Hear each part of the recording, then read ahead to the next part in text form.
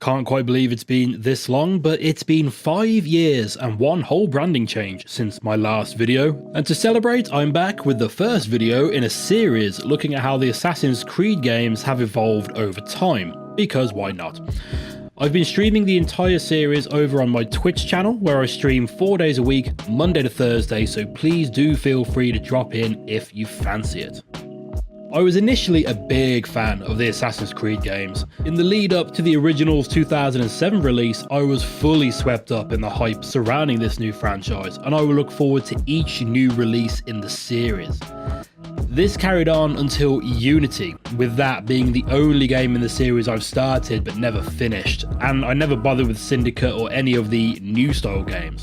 I realised recently that, other than Black Flag, I've never gone back to play any of the games in the series after the following game was released, meaning it's been around 14 years since I last played the first game. Throughout that time, I have some long-held opinions of these games that I tend to bring up whenever the series is discussed. Black Flag is my favourite, but it's a bad Assassin's Creed game. 3 is missable. Brotherhood is the best game that isn't Black Flag, and so on and so on. In an attempt to prove that I have always been right about everything, I decided to play through the entire series in release order and see how they stack up against the rest of the series, and how they might compare to other similar games that have been released since. I'll be keeping a running ranking of the games as we go through as well, so by the end of all this I will have my definitive ranking of the Assassin's Creed series. So we start with the series origins, not that one, Assassin's Creed, released in 2007 for PS3 and Xbox 360 and eventually ported to PC, and it will be the unmodded PC versions of these games that I will be playing, all of them purchased through Steam. This game marks the only one in the series I've played so far that didn't require a connection to Ubisoft Connect. There were some controller configuration issues at first, with the default layout being completely different to what it should be, but other than that I experienced no issues running this game at all. The narrative of these games can get pretty complicated to talk about, as there are arguably 3 separate stories all happening at the same time. What I had trouble with here was trying to remove what I already know about the story by having played future games from what is actually told to us here, and there does seem to be some inconsistencies between this game and others, though these can arguably be retconned and explained away. You play as Desmond Miles, an ex-assassin, current bartender, and essentially at this point just someone to ask questions on behalf of the player. Spoilers ahead for most of the series, by the way. In this game, we learn that the Assassins and the Templars have been fighting each other since the Third Crusade, and that the company holding Desmond, Abstergo, is a front company owned by the Templars. Abstergo have a machine called the Animus that lets people experience the memories of their ancestors, with Desmond being listed as the 17th subject to be subjugated to this procedure. They want him to relive the memories of his ancestor Altair to learn more about an ancient artifact called a Piece of Eden, specifically the Apple of Eden. This game establishes that this is a relic from a civilization that existed prior to humanity, and that all major breakthroughs across human history were uncovered from this mysterious race by the Templars. Throughout various pieces of dialogue, it's suggested that this Assassin and Templar war is actually more like a futile rebellion, as the Assassins are claimed to all be wiped out by the game's end. Threat's been neutralized. Looks like the cavalry won't be coming. What Lucy here is trying to say is that there aren't any assassins left to come for you.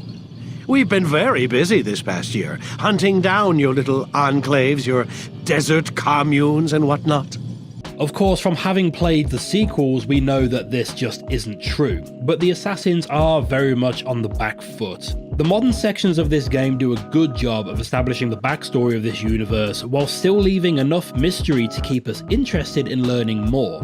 Or it did for me, anyway.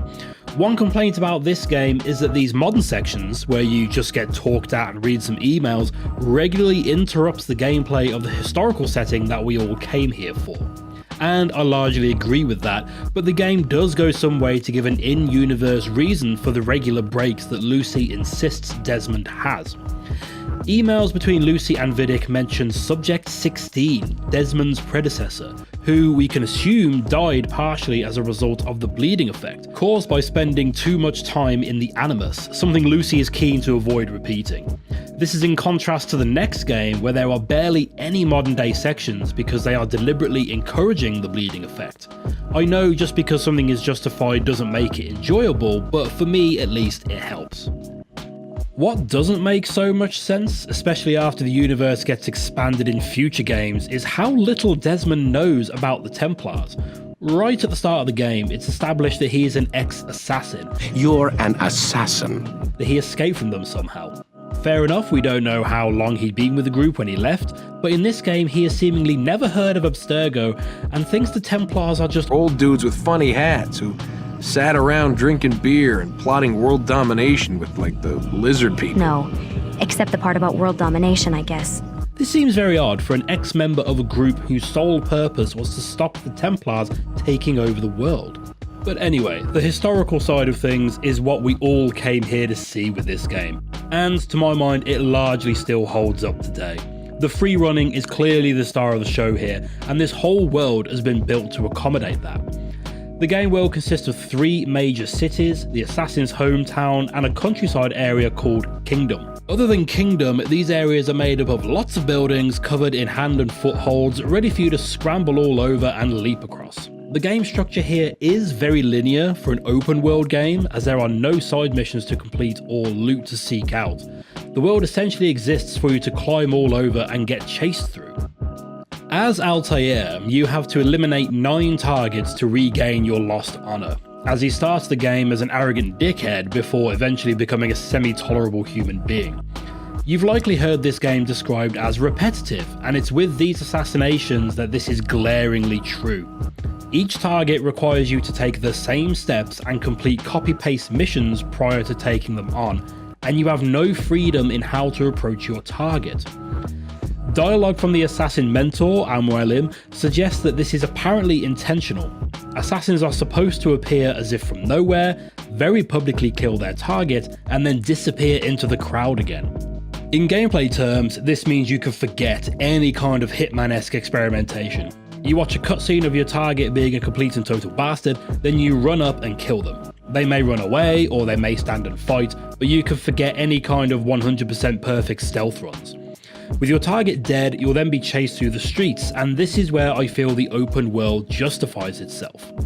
The game has obviously been designed with free running at its core, and these elements hold up just as well as the future games in the series.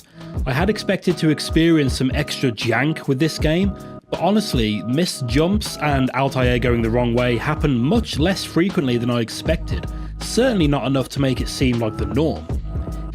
If anything, this game having less traversal features than its successors actually provides less opportunity for jank, as there's less objects for the game to get confused by.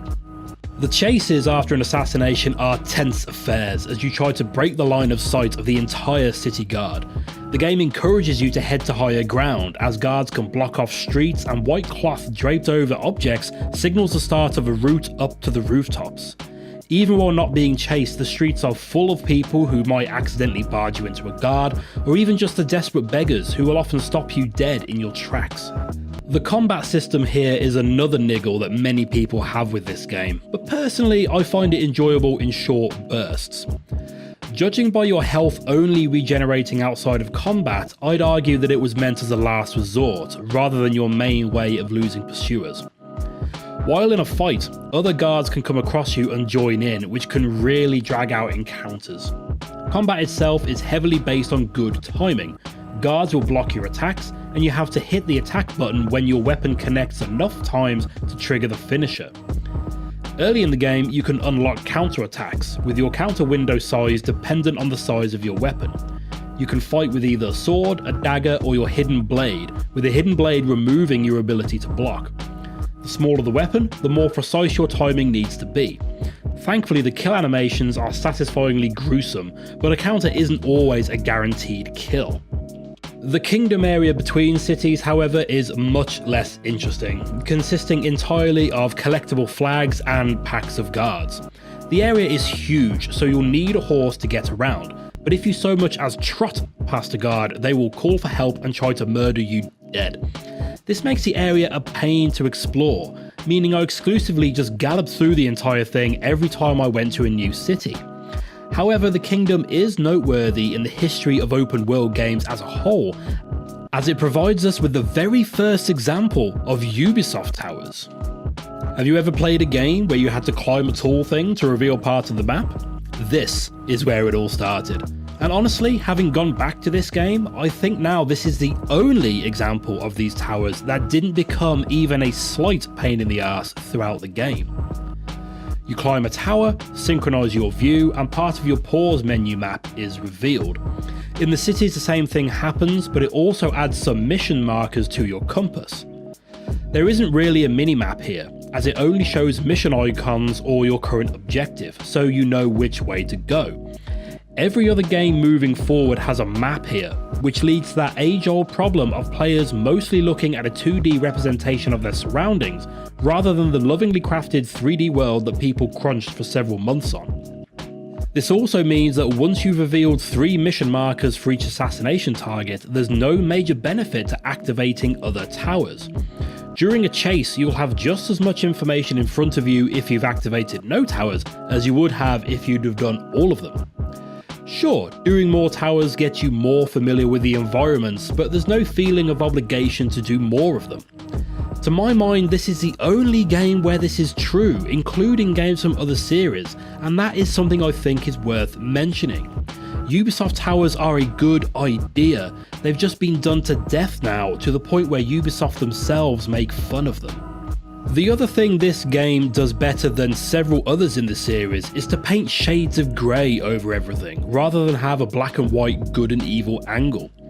This angle seemingly gets forgotten about for the Ezio trilogy, and from what I've played of Unity, I think it gets forgotten about again, but the Assassins and Templars are stated as both being after the same objective, peace and stability in the world. They're just going about it in different ways. While Altair stabs his way through his hit list, he is initially told each of them are complete bastards that need to die, and he often sees this for himself. Once he's stabbed them in the throat with an extended blade, however, they all get quite chatty and explain the reasoning for their actions. No one in life thinks themselves as doing evil. Good and evil are just different perceptions. What one person sees as exploitation, another could see as providing purpose and opportunity. Slave labour can build great things that benefit society, and medical experimentation can lead to discoveries that save countless lives.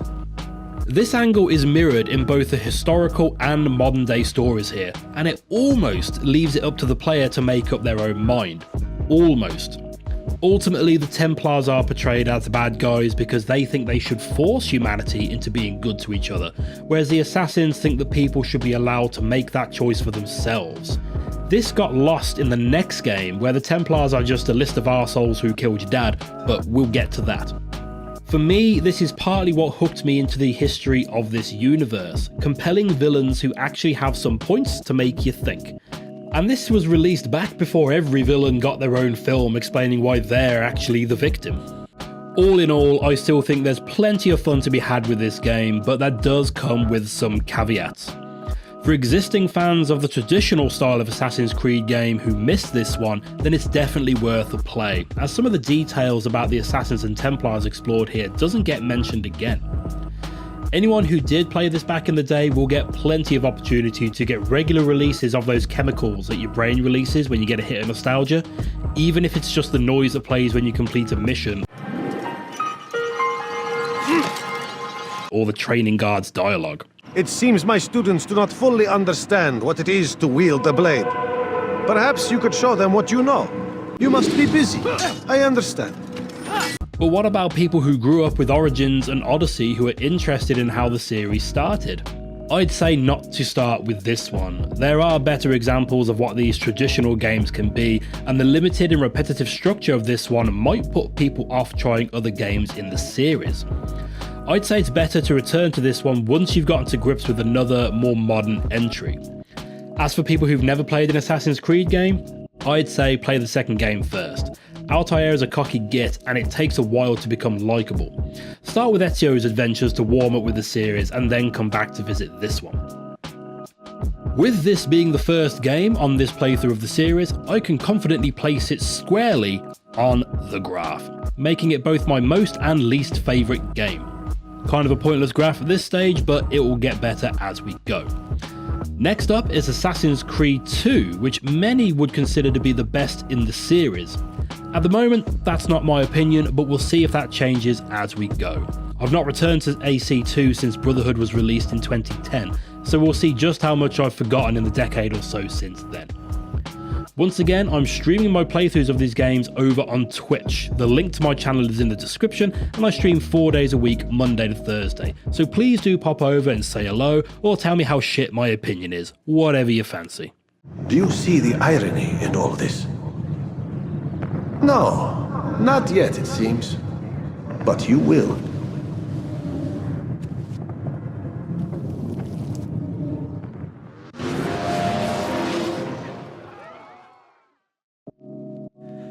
Assassin's Creed 2 is the second game in the Assassin's Creed series.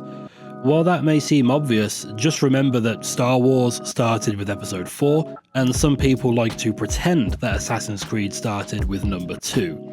It didn't, and you shouldn't think that.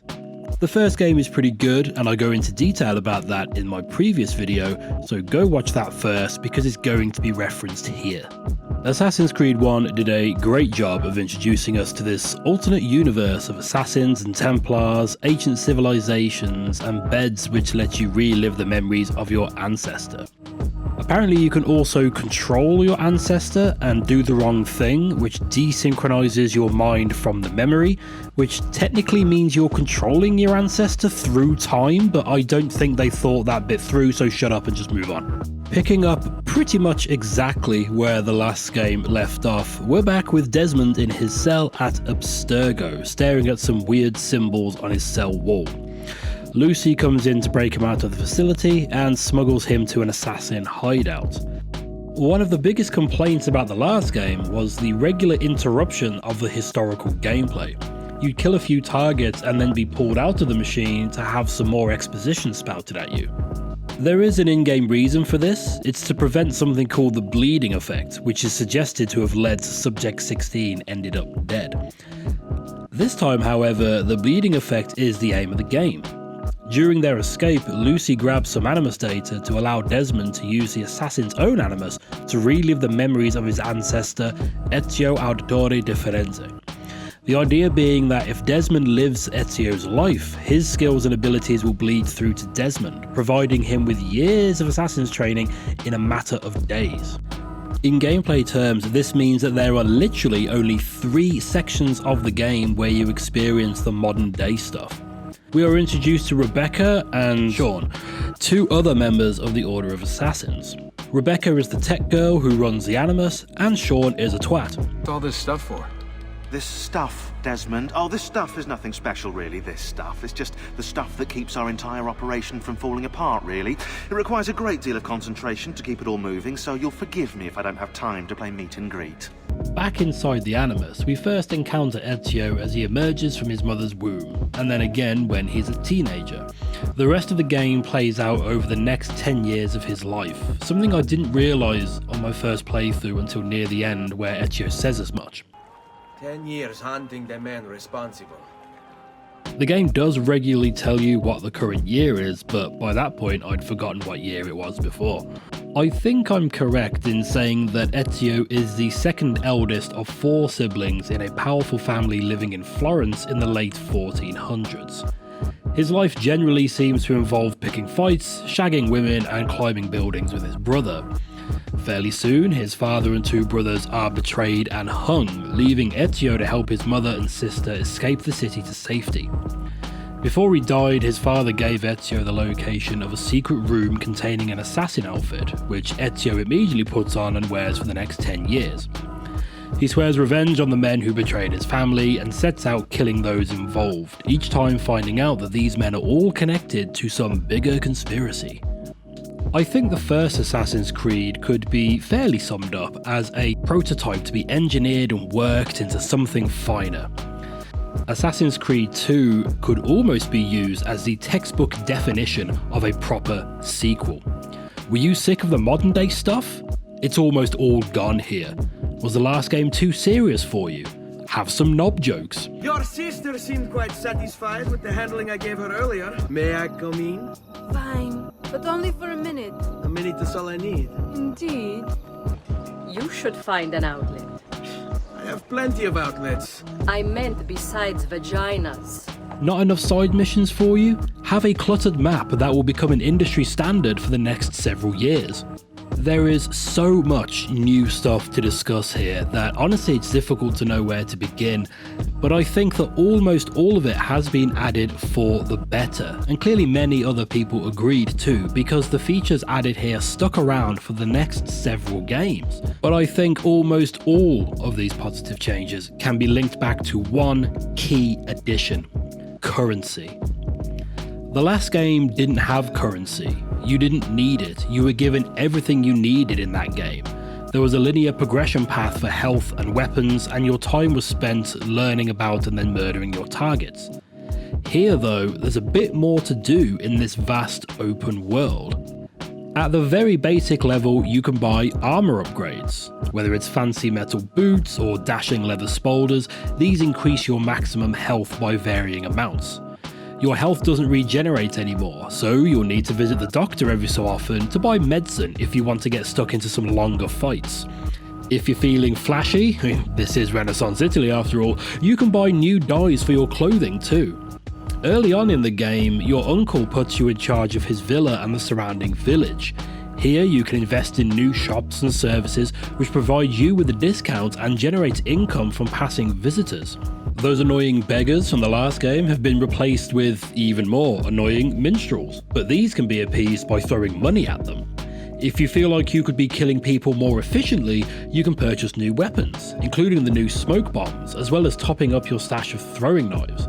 Oh, and you'll need to treat yourself to some new pouches if you want to increase your carry capacity. Do you remember Subject 16 being mentioned at all in the last game?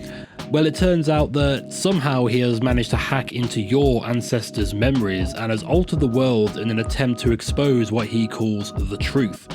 In gameplay, this means searching specific buildings with your eagle vision to find a glowing glyph, and these are the same glyphs you saw scrawled on your cell wall at the end of the last game.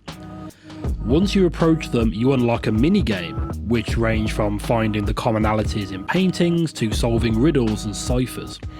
Completing these unlocks part of a video called The Truth, which turns out to seemingly be one of his memories, and appears to be a man and a woman stealing an apple of Eden during the time of the first civilization.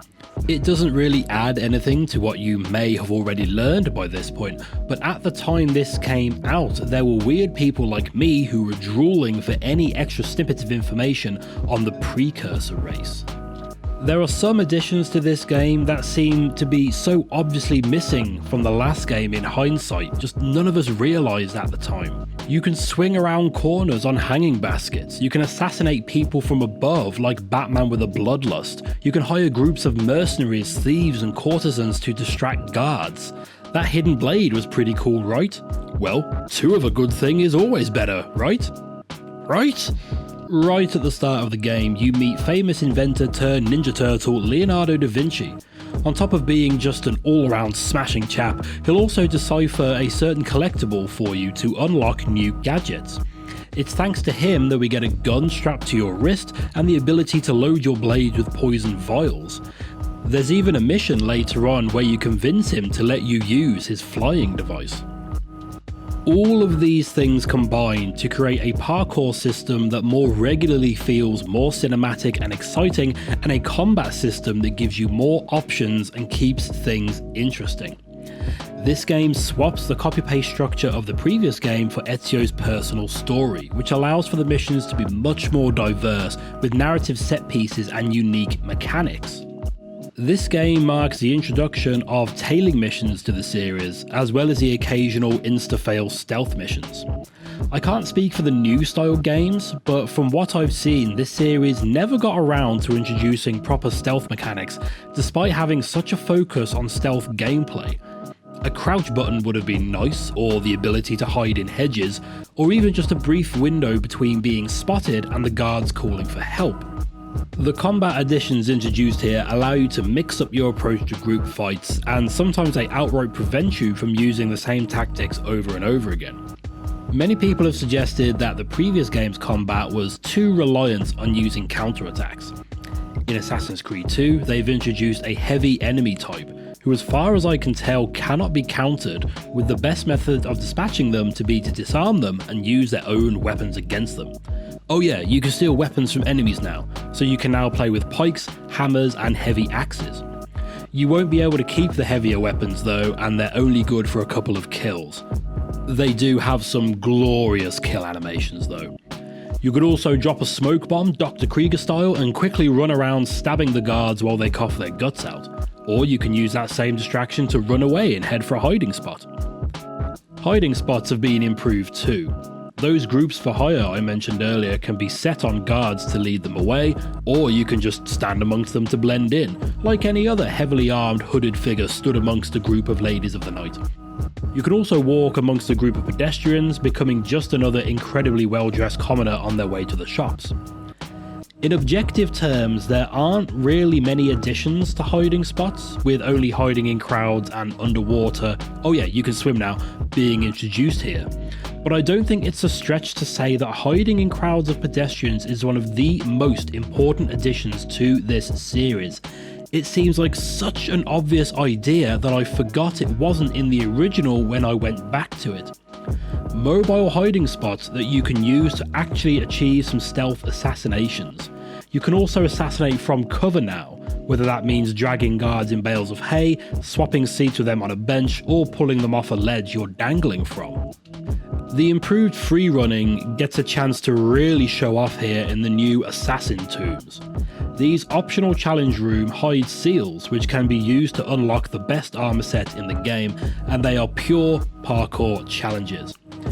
If I were feeling more generous, I'd call them puzzles, but the camera shows you the exact route you need to take, but you may still be under a time limit to reach your objective. This game also introduces scripted chases, in that you chase a target through a predetermined route as doors shut in front of you and walls collapse to block your way. Again, not really a challenge as such, but it can make you feel like a parkouring Terminator when you get in a good flow state with it. All of this comes together to make a far superior game in almost all metrics. I try to avoid objective arguments when it comes to discussing subjective things like video games, but in terms of mechanics and gameplay, I don't really think anyone could honestly argue that the former game is better than this. If you were talking about the story though, you might have something. I do prefer the story here, being a personal story we can get invested or at least interested in. The problem is that it's told badly, in my opinion. Most of the time I had no idea who I was trying to kill or why. The game's key events take place over 10 years, but you won't realise that unless you actively take notes of the years when they display them briefly once every so often, or until Ezio outright states this near the end of the game. When you do start taking notes, like I did for this playthrough, I found myself wondering what had happened in the 2 years we just skipped, because nothing in the game world changes during these time jumps. Once again, I feel I need to stress the point that most of the time I had no idea who I was killing or why, and that seems like just a fundamental failure of the storytelling. It starts off with you killing the chap directly responsible for betraying your family. Fine, I'm with you there. But then you go after his associates and kill all of them. You come to realise that one of those responsible, Rodrigo Borgia, is seemingly in a high-ranking position and has lots of underlings who are manipulating events across Italy. Ezio then goes off to kill them to try and get closer to Mr. Borgia himself. Ezio is given his father's assassin gear just before he dies, but he knows nothing about the Order or the Templars until his uncle Mario tells him shortly after. This seemingly isn't mentioned again until very, very late in the game, and I had to regularly question myself as to whether I know that these targets are Templars yet, as Ezio seemingly just starts joining rebellions to assassinate people he's just found out about. It turns out that all the friends you've made along the way, that being your uncle, a Florentine madam, a load of thieves and a mercenary, are all members of the Order of Assassins, and they've been guiding your way and training you in their methods over the last 10 years. This does seem like pretty standard fare on the surface, but give it a moment to think about this group of people manipulating a young man into keeping his anger burning for 10 years while he kills people you also need dead. In the original release, you only officially become an assassin immediately before the final mission, which seems insane, especially as you've been wearing their clobber, using their weapons and deciphering their codex pages for the last decade. Which brings me to an interesting design choice that could create an emotionally difficult grind for people looking to see this story through to the end. Scattered around the world are codex pages, gradually revealed on your map and located in little rooms always guarded by 4 guards. Their locations are revealed by using those good old Ubisoft towers, and you can collect them at any time. Whenever you get a chance, you can take them to Da Vinci to decipher them, and they can then be added to a board back at your villa. You also get a health increase for every 4 of these that you decipher. What the game doesn't tell you is that you need to have gathered all of these to unlock the final mission. You are told this immediately prior to the final mission, and you are then given a map which reveals all of their locations. But if you haven't been picking these up as you play through the rest of the game, you could have up to 16 identical scenarios to go and complete. Luckily, this game introduced a fast travel system to get around the various maps, but unfortunately, once you're in a city, you're on your own. Like the Combine, once you're in that place, you're reliant on local transportation, and in this instance, that's your feet. This ties into the DLC, which is included as if it was part of the base game in the Steam version I bought. 2 new memory sequences were sold separately after the game's release, Sequence 12 and 13. Apparently these were originally intended to be part of the main game, but were cut due to time constraints. You get to spend a bit more time in Forlì, which is a part of the game you would otherwise spend all of 15 minutes in. The other part of the DLC sees you return to Florence, which really would have been welcome in the main game, as the city feels like it's forgotten about around a third of the way into the game, with the bulk of the story taking place in Venice. This sequence sees you tracking down a monk who has stolen the Apple of Eden, and now has the city's populace under his control. Ezio is tasked with eliminating his 9 lieutenants across the city to break the people free from their control. With each lieutenant killed, we see the citizens being liberated and marching through the streets to rebel against this mad monk ruling over them. What I think we've got here is possibly the first example of liberating camps across a map, or at least a very early version of it. This will be greatly expanded upon in the next game, but by eliminating these targets you slowly loosen the bad guy's grip on the city, allowing you to bring him down in an uprising. Sounds like almost every open world game for the past decade, right? This DLC also, weirdly, adds a new traversal mechanic, the springboard. This is the second to last memory in the game, with the final one being very linear, and these boards only seem to be in one area of the map. I expected them to feature in Brotherhood, but unless I'm completely blind, this does not seem to be the case. Very weird. Finally, this game gives us some fairly straightforward information about the first civilization. At the end of the game, Ezio encounters a projection of a being named Minerva. She answers Ezio's question, but keeps looking directly at the camera to speak, basically telling Ezio to shut up because she's talking directly to Desmond, who she calls by name. She tells him that her race created humans as a workforce, but they eventually rose up and rebelled. During this uprising, a solar flare caused massive damage to the Earth, wiping out most of both races. Both humans and the precursor race worked together to rebuild society and to construct hidden temples that could protect them from a similar event. Minerva tasks Desmond with finding these temples, and hints that another cataclysmic solar flare is due soon. With this game being released in late 2010, I have a feeling that this was all hinting towards that prediction of the world ending in 2012, and I did really appreciate that little connection at the time. That element is kind of lost now, but it's still a good enough motivation for the modern day story, which is still keeping and even adding plenty of mystery about those who came before. As I record this, I can't remember how they managed to see into the future to know about Desmond and the Animus, but we'll explore that when we eventually get there. And that, at long last, is Assassin's Creed 2, arguably the most popular game in the franchise, and honestly, it's not difficult to see why. It really does seem like they looked at what people liked and disliked about the first game and made adjustments to suit. It's got better parkour, better combat, memorable characters and funny moments, plenty of things to keep you occupied, and some English twat who is seemingly channeling Simon Cowell for some reason. Personally, I think it's only the clarity of the story holding this game back. It would have been nice to know why I am helping these random people or why I'm suddenly after this particular gang of ne'er-do-wells, and I think Ezio should have been brought into the Assassin Order much earlier. I kind of get why they didn't do that, but in a game called Assassin's Creed, where we the players all know about the Assassins and the Templars, it seemed odd to have a character who is oblivious to most of that stuff right up until the end of the game. Which brings us to my lovely chart ranking the series. So far, we only have one game to compare this to, and there are no prizes for correctly guessing that I will be putting this game higher up than the first.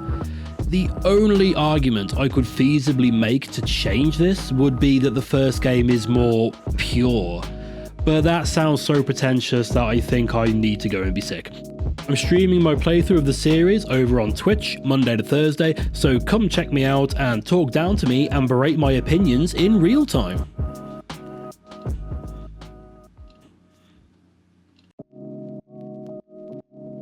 Despite giving up on the series after failing to finish Unity, I've had some long-standing opinions of the various installments of the Assassin's Creed series. In an effort to prove that I am infallible and never wrong, I've decided to play through the entire series, including the games I never got around to, and see if those facts hold true, and to rank those games in my personal preference. Which brings us on to Assassin's Creed Brotherhood. I mentioned in the first video that I technically consider Brotherhood to be my favourite game of the series. Brotherhood is the best game that isn't Black Flag, and so on and so on, despite not having gone back to it since the release of Revelations in 2011. I remember it being the one where you recruit assassins, that it's set entirely in Rome, and where Ezio has a beard. All of these things are true, but there is quite a bit else here that I had forgotten about. This game starts about 30 seconds before the last game finished.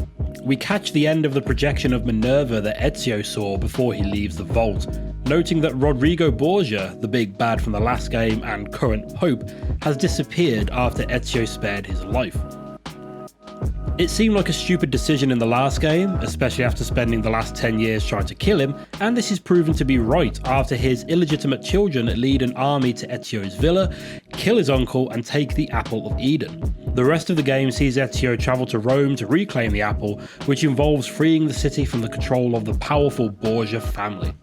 This game could easily and dismissively be described as Assassin's Creed 2.5, and honestly that's not a bad assessment, but it's not a particularly good one either. While this has several hallmarks of expansion packs from the late 90s, early 2000s, dismissing it as a half entry doesn't do this game enough justice.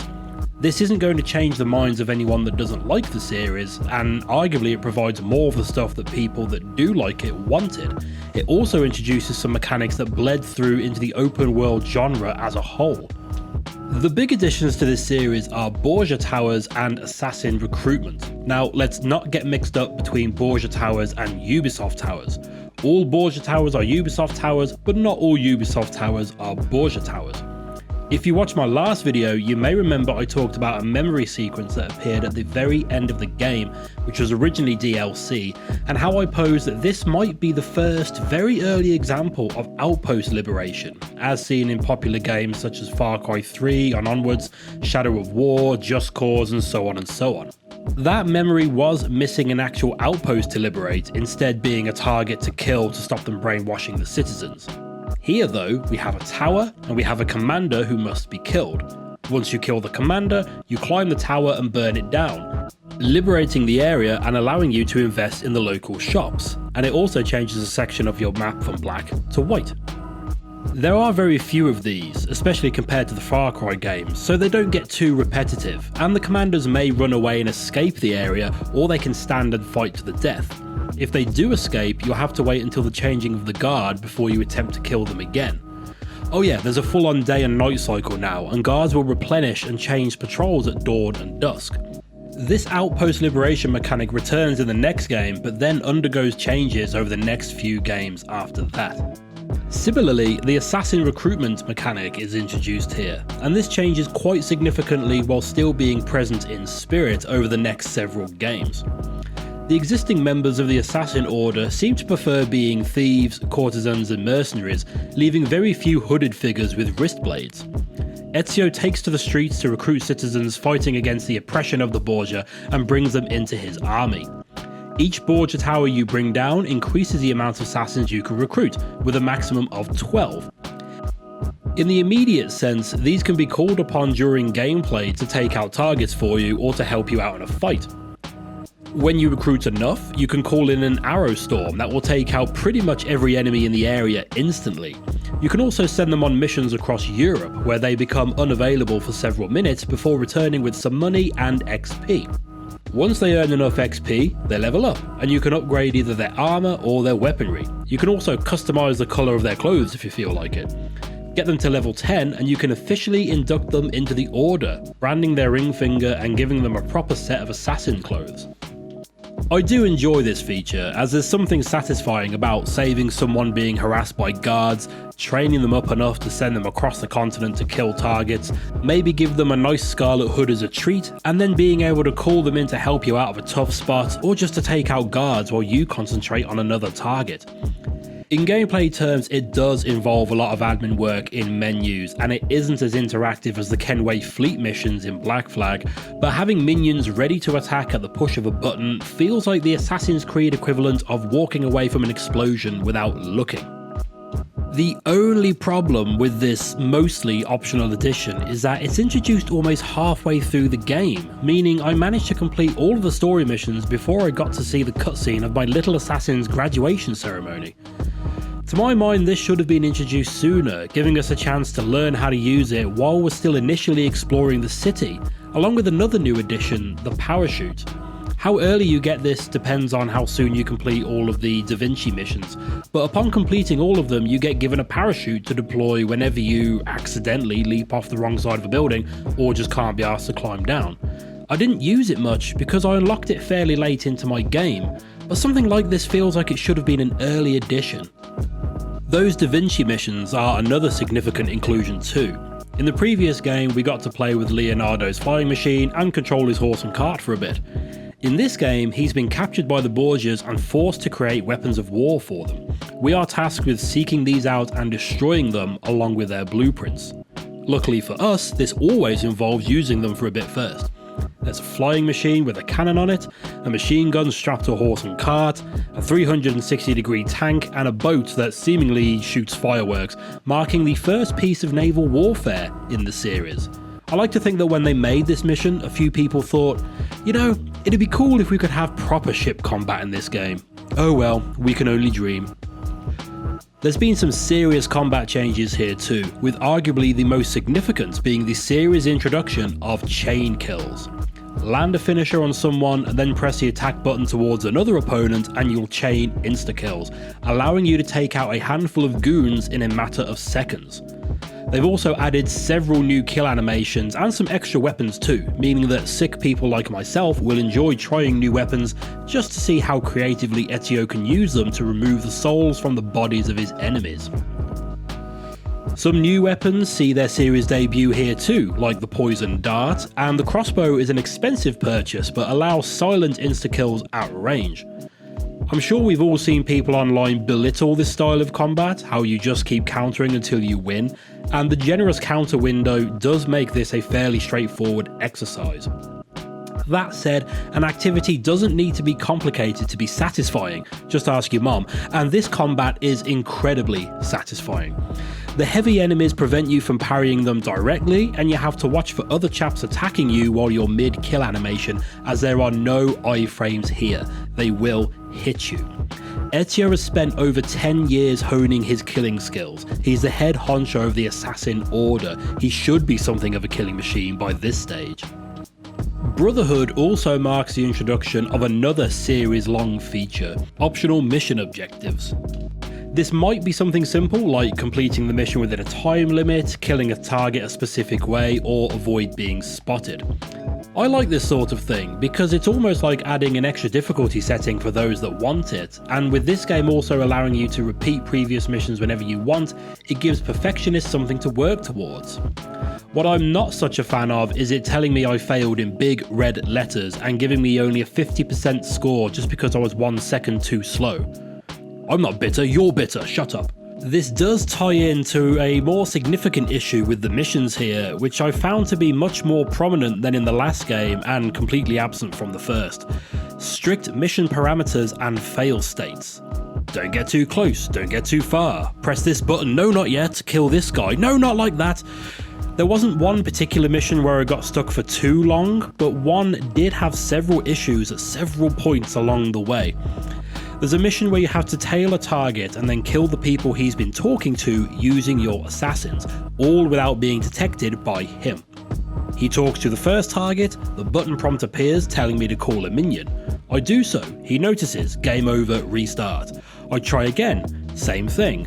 I let him walk away for a while, the kill goes fine, but then he's too far away and I lose him. Later on in the same mission, I accidentally get into a fight, but the mission hasn't failed because the target didn't notice. I stay behind a wall where I can see him. This is not the correct place to hide. I need to climb a bigger wall and stand on top of it for it to count. This sort of thing isn't exclusive to this series, with probably Red Dead 2 being the most notable culprit of this kind of thing, but this is a reminder that this sort of thing has been going on for a long time in games, and it limits creativity and is generally a pain in the arse sometimes. Again, no, you're bitter. There's also a shit ton of icons on the map. I mean, look at this nonsense. The town renovation side hustle from the last game has been expanded to encompass all of Rome and its countryside. All of these icons are on the map at all times, whether you've purchased them or not, along with a huge amount of side missions on offer. There's the Leonardo missions we already covered, there are assassin contracts, Templar agents, courtesan missions, Copernicus missions and Christina missions, which see Ezio reminiscing about his old girlfriend and seem to end rather abruptly. Fast travel has also, I guess, improved since the last game. In Assassin's Creed 2, you could travel from one map to another to a limited amount of locations, but once in a city you had to get around on foot or gondola. Here in Rome, there are tunnel access points scattered all across the map. However, you need to renovate them before you can use them, and each new renovation costs more than the last one. That in itself isn't so bad, as you quite often have to reach a fast travel point before you can actually use it. However, here you have to get to a tunnel entrance in order to fast travel, and you select your destination by choosing it from a list.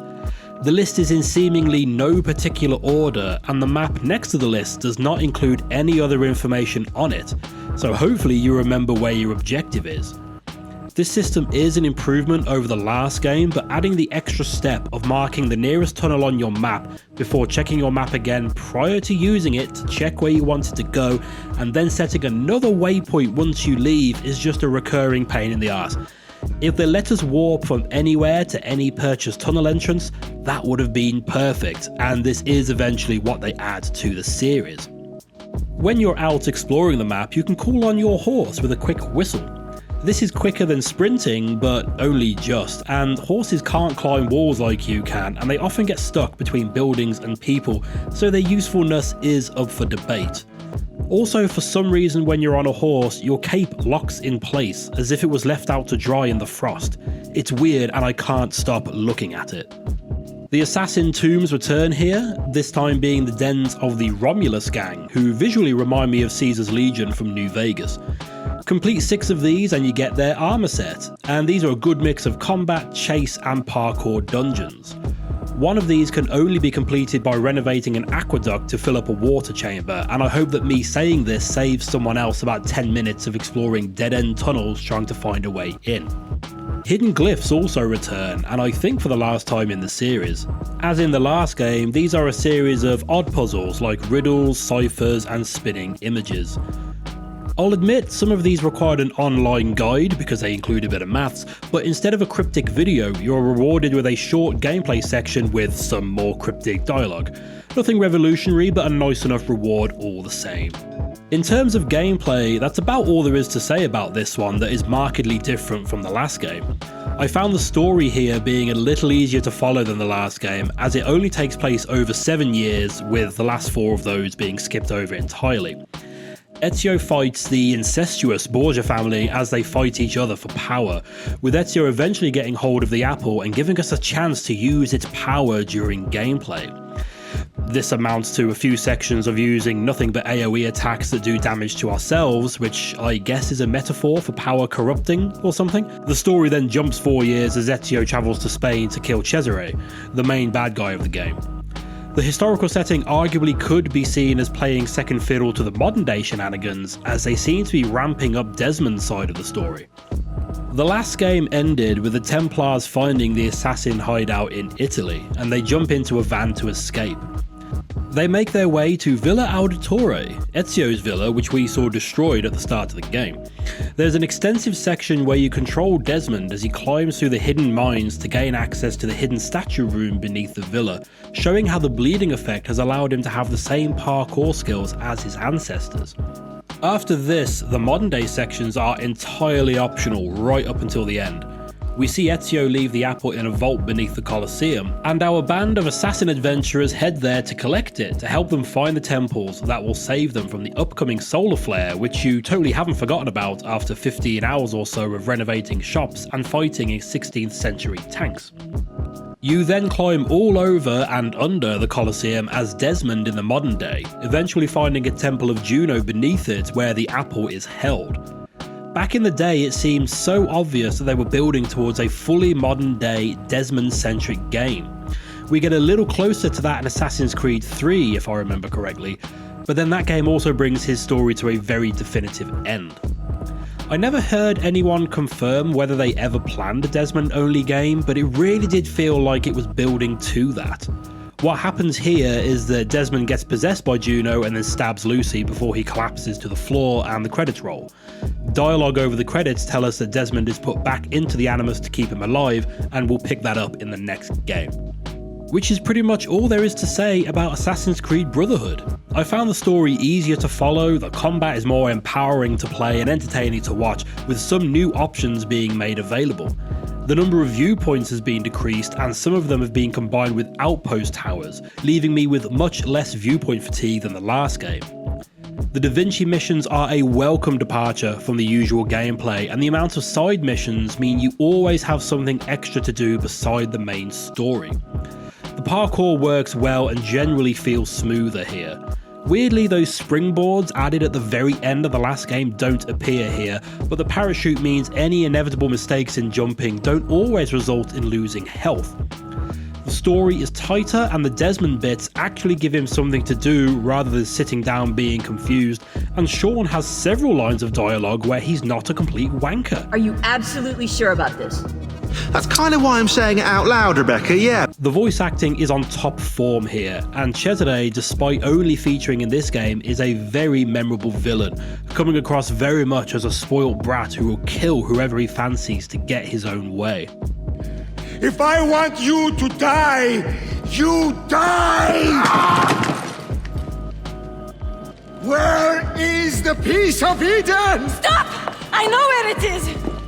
And you did not tell me he had taken it? Cesare, it's me, your queen. You are my sister, nothing more. The flaws I described throughout this video are all valid, but they make up very much the minority of my experience with the game. The fast travel is annoying, but it's tolerable. The cluttered map can be filtered, and the extra side missions mean that you can continue building your assassin squad long after the credits roll. I will point out that there is a mission where you basically storm the Borgia home base, and once you start this mission you are locked in a series of missions that you cannot leave to go and explore the map and do other things. You are stuck doing these until the credits roll. After the credits you can go back and explore and do other things, but this caught me off guard and was kind of annoying as I had a list of other things I wanted to do other than complete the game.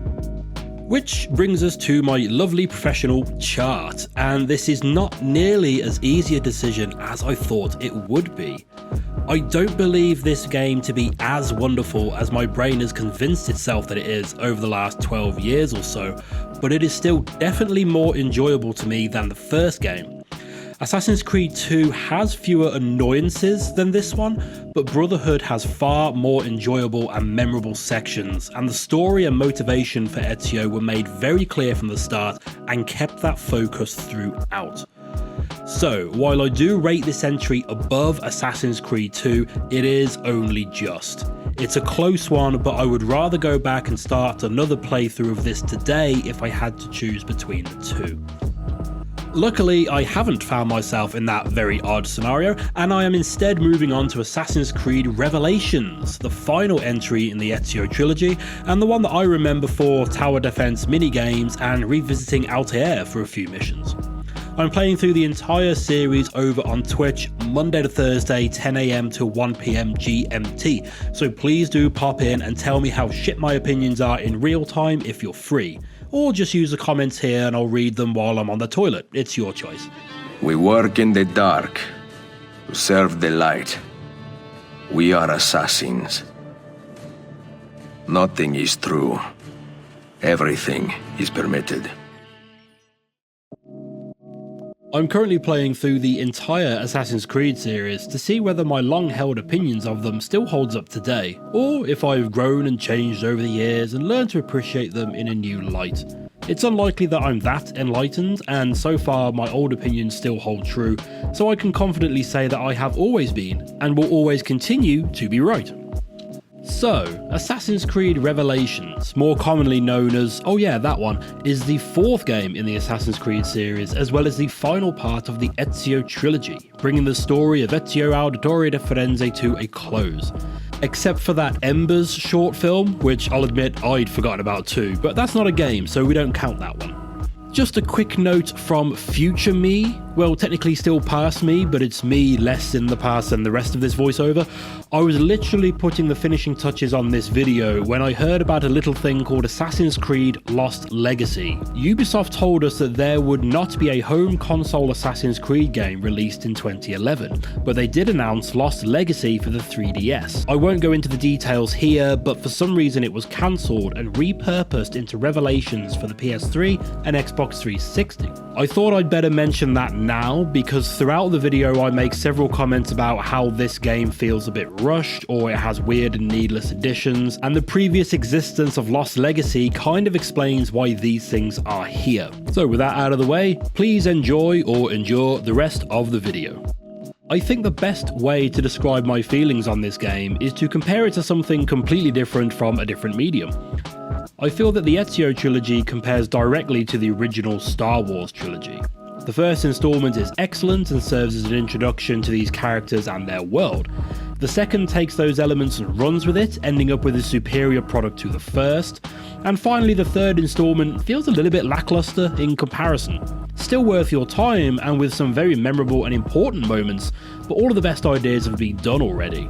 Parts of this game feel like they didn't really have any idea what to do with Ezio. They knew they needed a third game and were running out of ideas.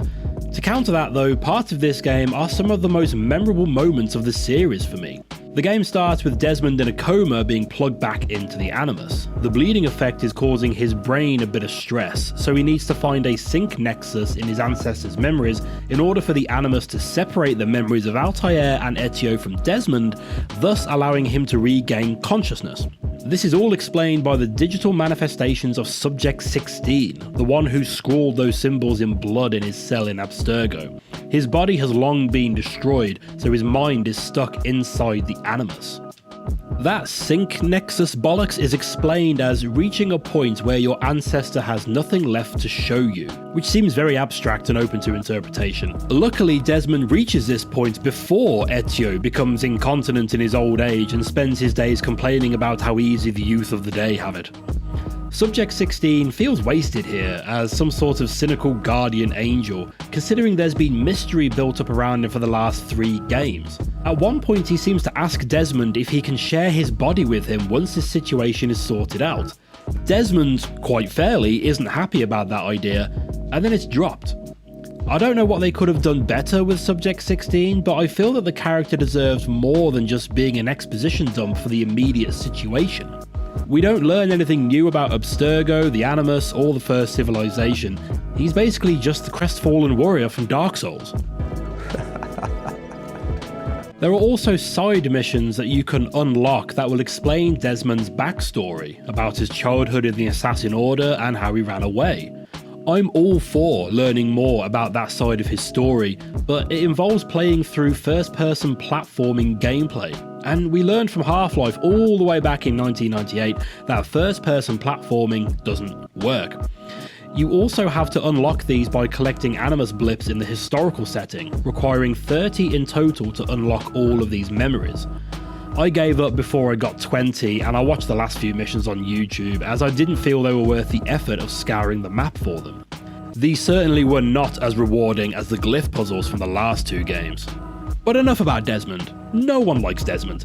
We join Ezio in a pre-rendered cutscene that I'm fairly sure was also the pre-release trailer for the game, as he fights through Templar troops to reach the castle at Masyaf, which you may remember from the first game. Ezio has come to Masyaf in search of Altair's hidden library, and he sees the ghost of his ancestor as he fights through the Templar guards. Though it's never made clear whether Ezio knows that he's related to Altair, not that I think it would change much, but just something I found myself wondering. Ezio finds the door to the library locked, requiring 5 keys, and he is told that the Templar captain he's just escaped from has a book containing clues to their whereabouts, and that the Templars have already found one of them. Ezio acquires this book, which leads him to Constantinople. He joins up with the local assassin franchise to help find the keys and the Templars, and offers to help them out with their problems while he's there. That said, they never really seem like they've been waiting for a video game protagonist to turn up and solve all their problems. They acknowledge that Templar agents have been increasing in the city in recent years, and they think the upcoming change of Sultan will be used by them to gain power, but the assassins are plentiful and seem like they're getting on okay. There really weren't many stakes from this side of the story, and any hardships they do suffer wouldn't have happened if Ezio wasn't poking around for those keys.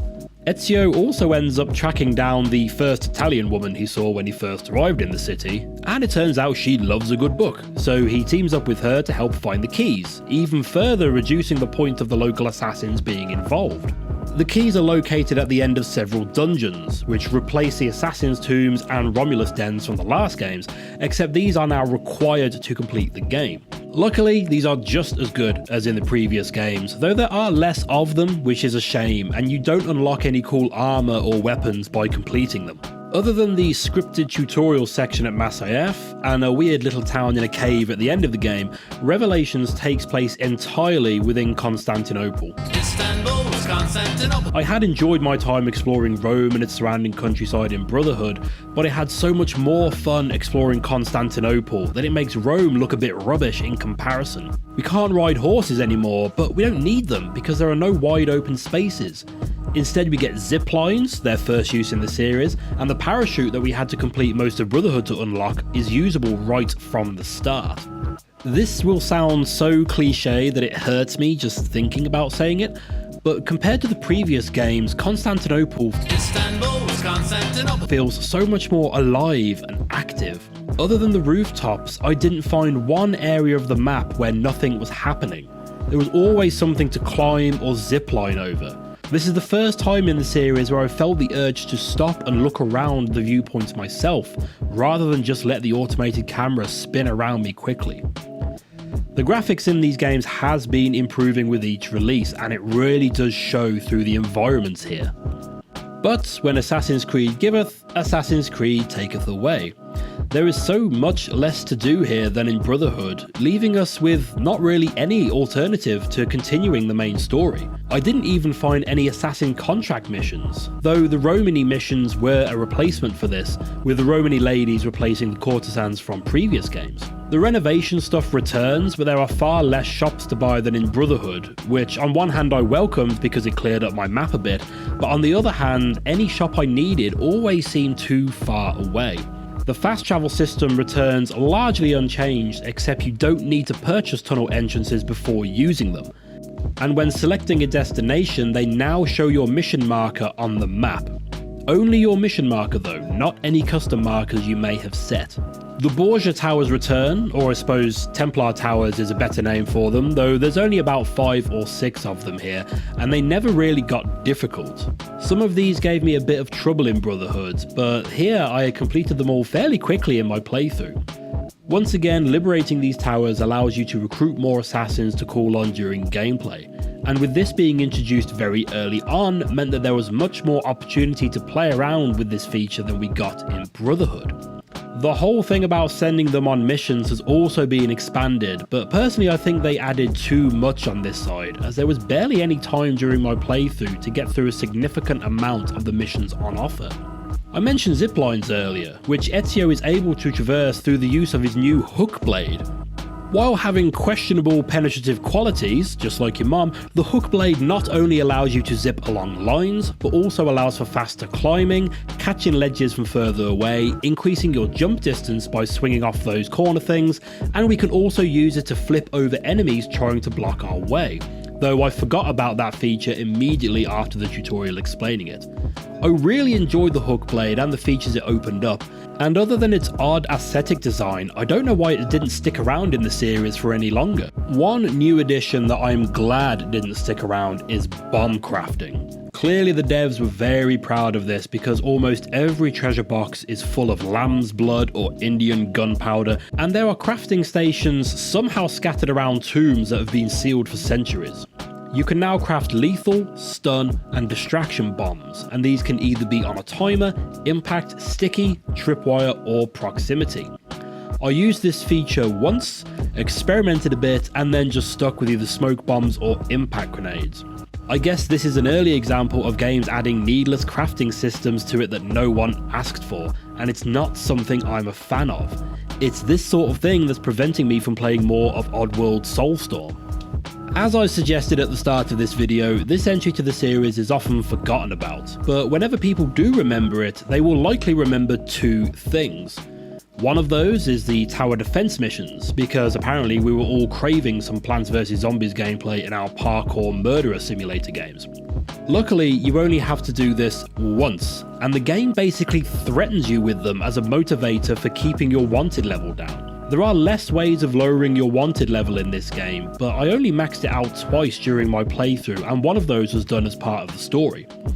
So yes, this weird addition is odd and pretty dull to play, but you only have to do it once, and it doesn't take that much effort to avoid entirely after that. The other new addition is relating to those keys that Ezio is looking for. These keys look more like limited edition vinyl prints, and they contain the memories of our boy Altair, resulting in scenes that obviously inspired the film Inception, where we play as Desmond experiencing the memories of his ancestor Ezio as he experiences the memories of his ancestor Altair. These memories show us more of Altair's life, starting from before the events of the first game right up until his death at the age of 92. Which is amazing for someone living in 12th century Syria, especially considering the current day average lifespan in Merthyr Tydfil is about 60. We see that Altair has become arguably the most significant assassin in its history, and through these memories we get to see his lifelong journey to rebuild the Order and to make it what it is now. They also gave him a region-appropriate accent too, which is more fitting than his American accent from the original game. I very much enjoyed these sections, and I consider the final cutscene involving these to be one of the most memorable moments of the entire series. Due to the lack of side content on offer here, I found myself rolling credits on this game much quicker than the last 2. It's longer than the first game, sure, but there are no hidden armor sets to unlock, no side stories to progress through, and no Da Vinci to give us new inventions. Due to most treasure boxes containing crafting equipment rather than money, I never found myself flush with cash like in Brotherhood, which meant I didn't get many opportunities to upgrade my armor or weapons. The crossbow returns with a restrictively high paywall, and as much as I enjoy this weapon, I do think this is the last time we see it in the series. There's nothing to really work towards in this game, other than leveling up assassins, though I never felt like I needed to. I never managed to purchase one complete set of new armor, and I think I treated myself to a new sword and dagger once. That said, I never felt like I needed it. I never felt that I was at a disadvantage. What we do get in spades here is first civilization based exposition, with a final cutscene that very clearly states what's going on with all of this solar flare nonsense. A third precursor chap speaks to us, whose name we aren't given, and he repeats the message that Minerva gave in Assassin's Creed 2, though with some more details and clarity. Their race is now extinct, but they created humanity as a workforce. Humans rebelled and went to war, but the precursors knew that the solar flare was coming.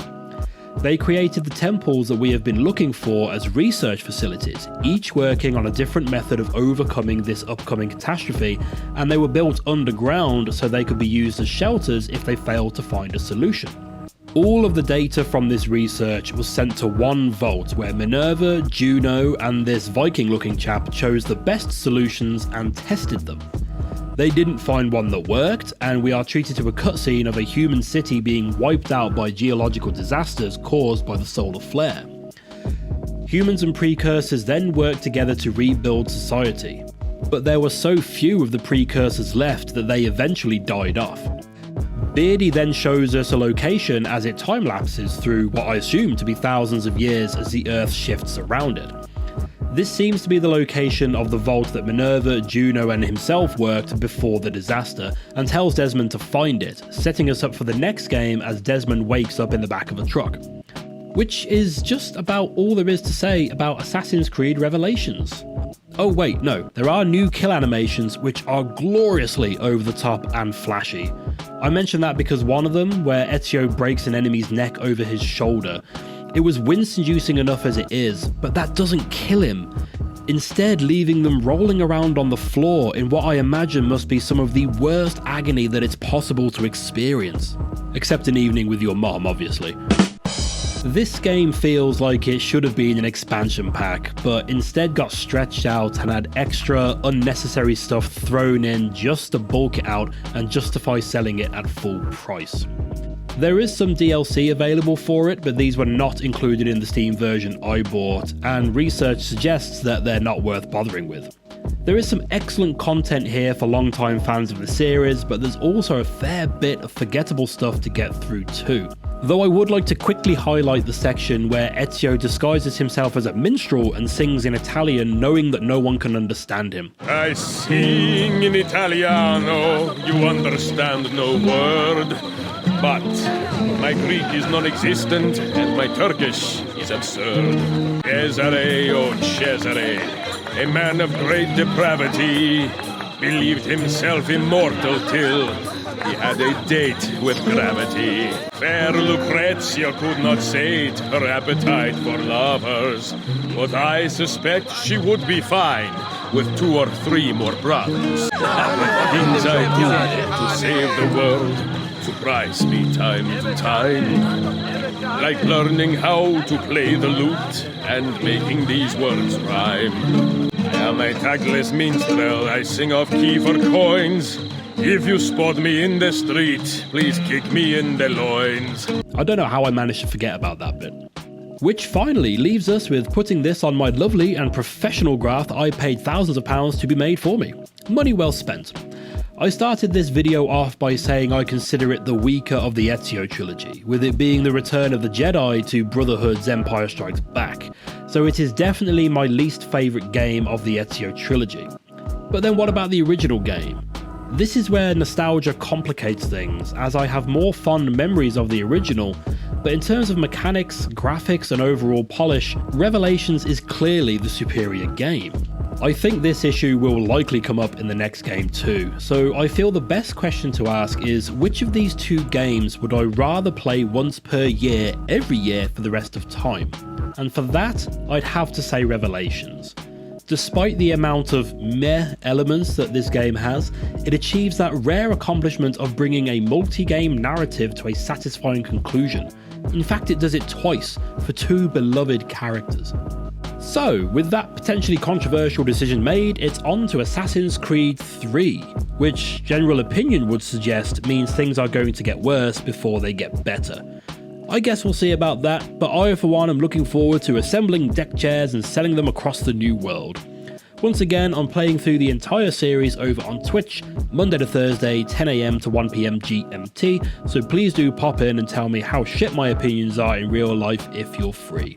Or just use the comments here and I'll read through them while I'm watching something tedious on television. Ezio. Only our methods differ. Do you not see that? Peace, stability, a world where men live without fear. People desire the truth, yes. But even when they have it, they refuse to look.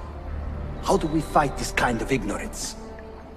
Liberty can be messy, Ahmed, but it is priceless. Of course. And when things fall apart, and the lights of civilization dim, Ezio Auditore can stand above the darkness and say proudly, I stayed true to my creed. I will open that library. And I will find the Grand Temple. And with the power that is hidden there, I will destroy the superstitions that keep men divided. Not in this life, Ahmed. Hey guys, look! It's Connor Assassin's Creed, everyone's favourite Assassin's Creed protagonist. Let's watch him Forrest Gump his way through the American Revolution. Look, there he is, watching documents being signed. I've taken it upon myself to prove that I am always right by playing through the entire Assassin's Creed series again and seeing how I feel about them however many years it's been since I last played them. Other than Black Flag, I've never gone back to one of these games after the release of the next entry, so I'm sure there's plenty I've forgotten about over the years. I'm streaming my playthroughs of the games over on Twitch, so please do come on over and let me know how right I am and how knowledgeable my insights are in real time. We now reach Assassin's Creed 3, which is the 5th entry in the Assassin's Creed series, or technically the 6th if you count that PSP game everyone's forgotten about. This is commonly seen as the first major low point of the series. The series had been improving with each release up until Brotherhood, with Revelations generally being received with a, yeah, okay, but what else have you got? With Assassin's Creed 3 being the response to that, it was starting to look like the series was running out of steam. Speaking of which, the original version of Assassin's Creed 3 is not currently available for purchase on Steam, so I had to treat myself to the remaster in a sale. Happily, this also includes some extras like DLC, some bonus costumes, and an HD remaster of Liberation, which I've never played before, so I'm going to be covering that all by itself in the next video. My understanding is that this remaster is more than just a touching up of the graphics, that some quality of life changes have been made too in terms of gameplay mechanics. Unfortunately, my PS3 is currently only usable to collect dust, so I cannot directly compare the differences between these versions, which does make it a bit unfair to discuss this game in terms of the evolution of the series and its mechanics. Still, if someone was looking to buy this today, this is the version that they would likely go for, so arguably it's all still valid. I won't be going too much into the story details here, as there is quite a bit to get through, and I will admit to not fully understanding the significance of various story beats, as the typical British education does not include instances of colonies getting upset at the Empire.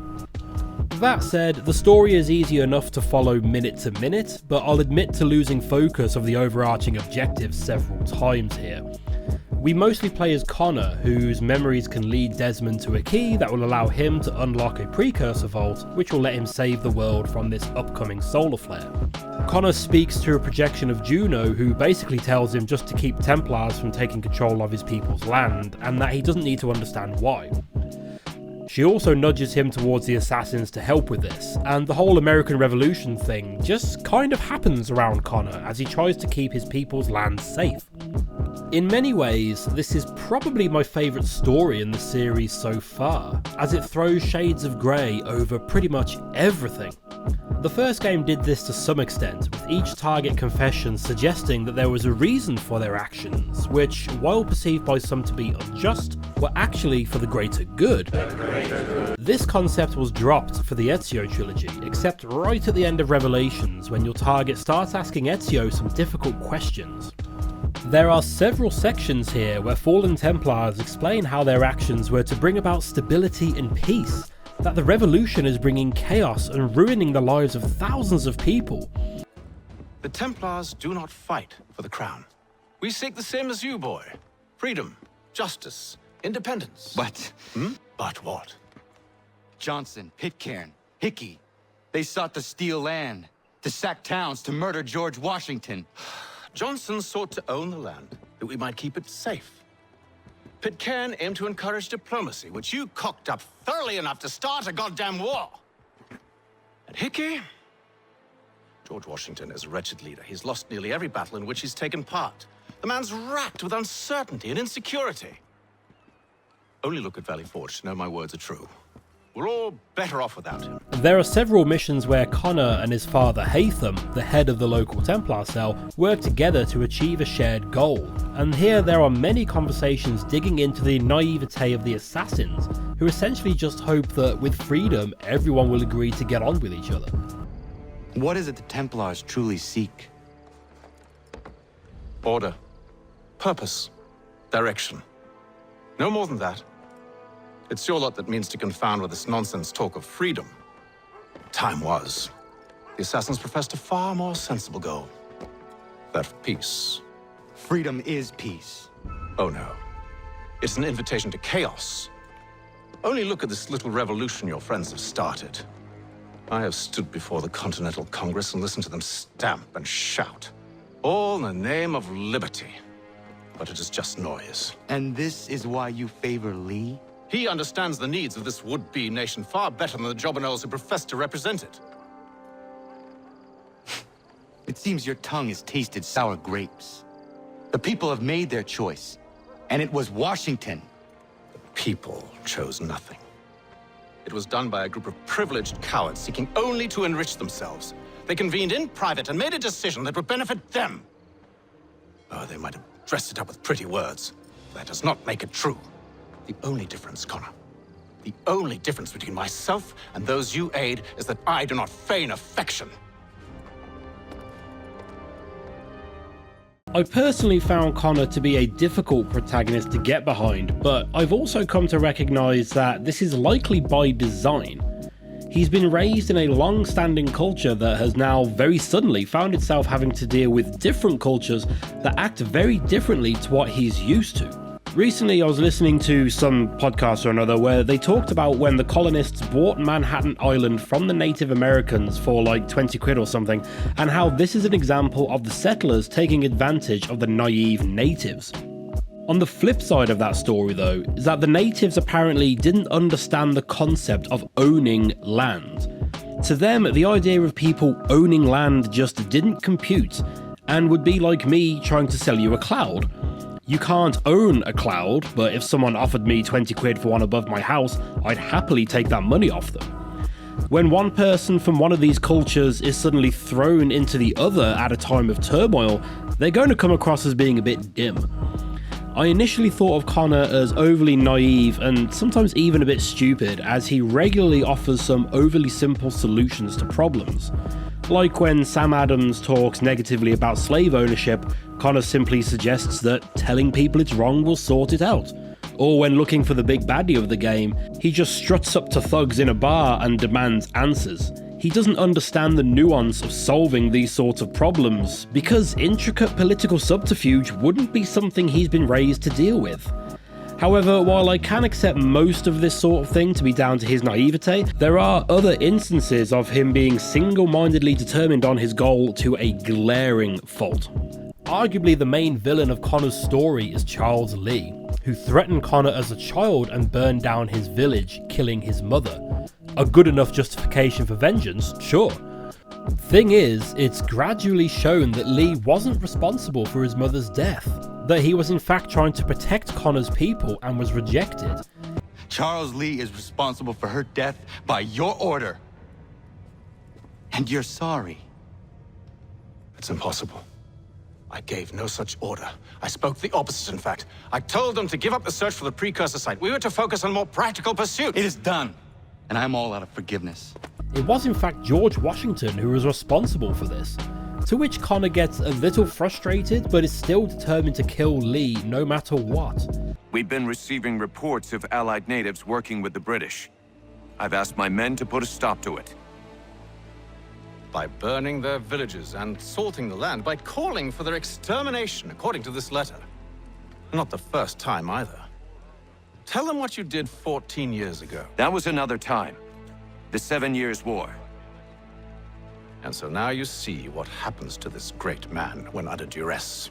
He makes excuses, displaces blame, does a great many things, in fact, except take responsibility. Enough! Who did what and why must wait. My people come first. My mother's blood may stain another's hands, but Charles Lee is no less a monster, and all he does by your command. A warning to you both. Choose to follow me or oppose me, and I will kill you. The whole situation with Connor and his Templar father is built up throughout the game, but the ultimate showdown comes quite suddenly and unexpectedly and feels pretty lackluster in execution. Many other people also want Lee dead, and we keep being told how much of a bastard he is. But from what every Templar we kill says, it sounds like we made things worse for everyone by getting in their way. The story is telling us that this is a complicated situation with many moving parts, but Connor seems determined to keep it as a good and evil situation and carries on regardless. The cutscene where Connor kills Lee is, to my mind, pretty brilliant. It just has the wrong characters in it. It strikes me as if, despite everything, they both respect each other and decide that this conflict has gone on long enough, which is counter to them fucking hating each other for the entirety of the game.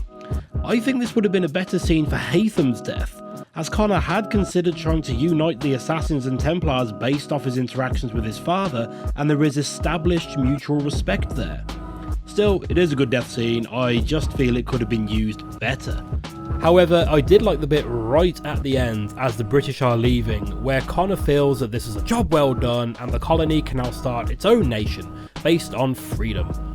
He then turns to see black people on a pedestal being sold as slaves, and then returns to his people's camp to find it empty, save for some Yorkshireman who tells him that the new government has granted this land to someone else and kicked his people off. Juno has assured him that he has played his part well and fulfilled his destiny, but that he will never understand it or the significance of his actions. I now see Connor's as a tragic story, that despite inadvertently helping to establish a new country based on the concept of freedom and liberty, he has spent his whole life following the will of a glowing lady who lives in a glass ball. This game also marks the end of Desmond's saga, and unfortunately that also felt a bit underwhelming to me. We do get some modern day missions though, which isn't quite the full Desmond-centric game that everyone was expecting to get eventually, but what is here is pretty enjoyable.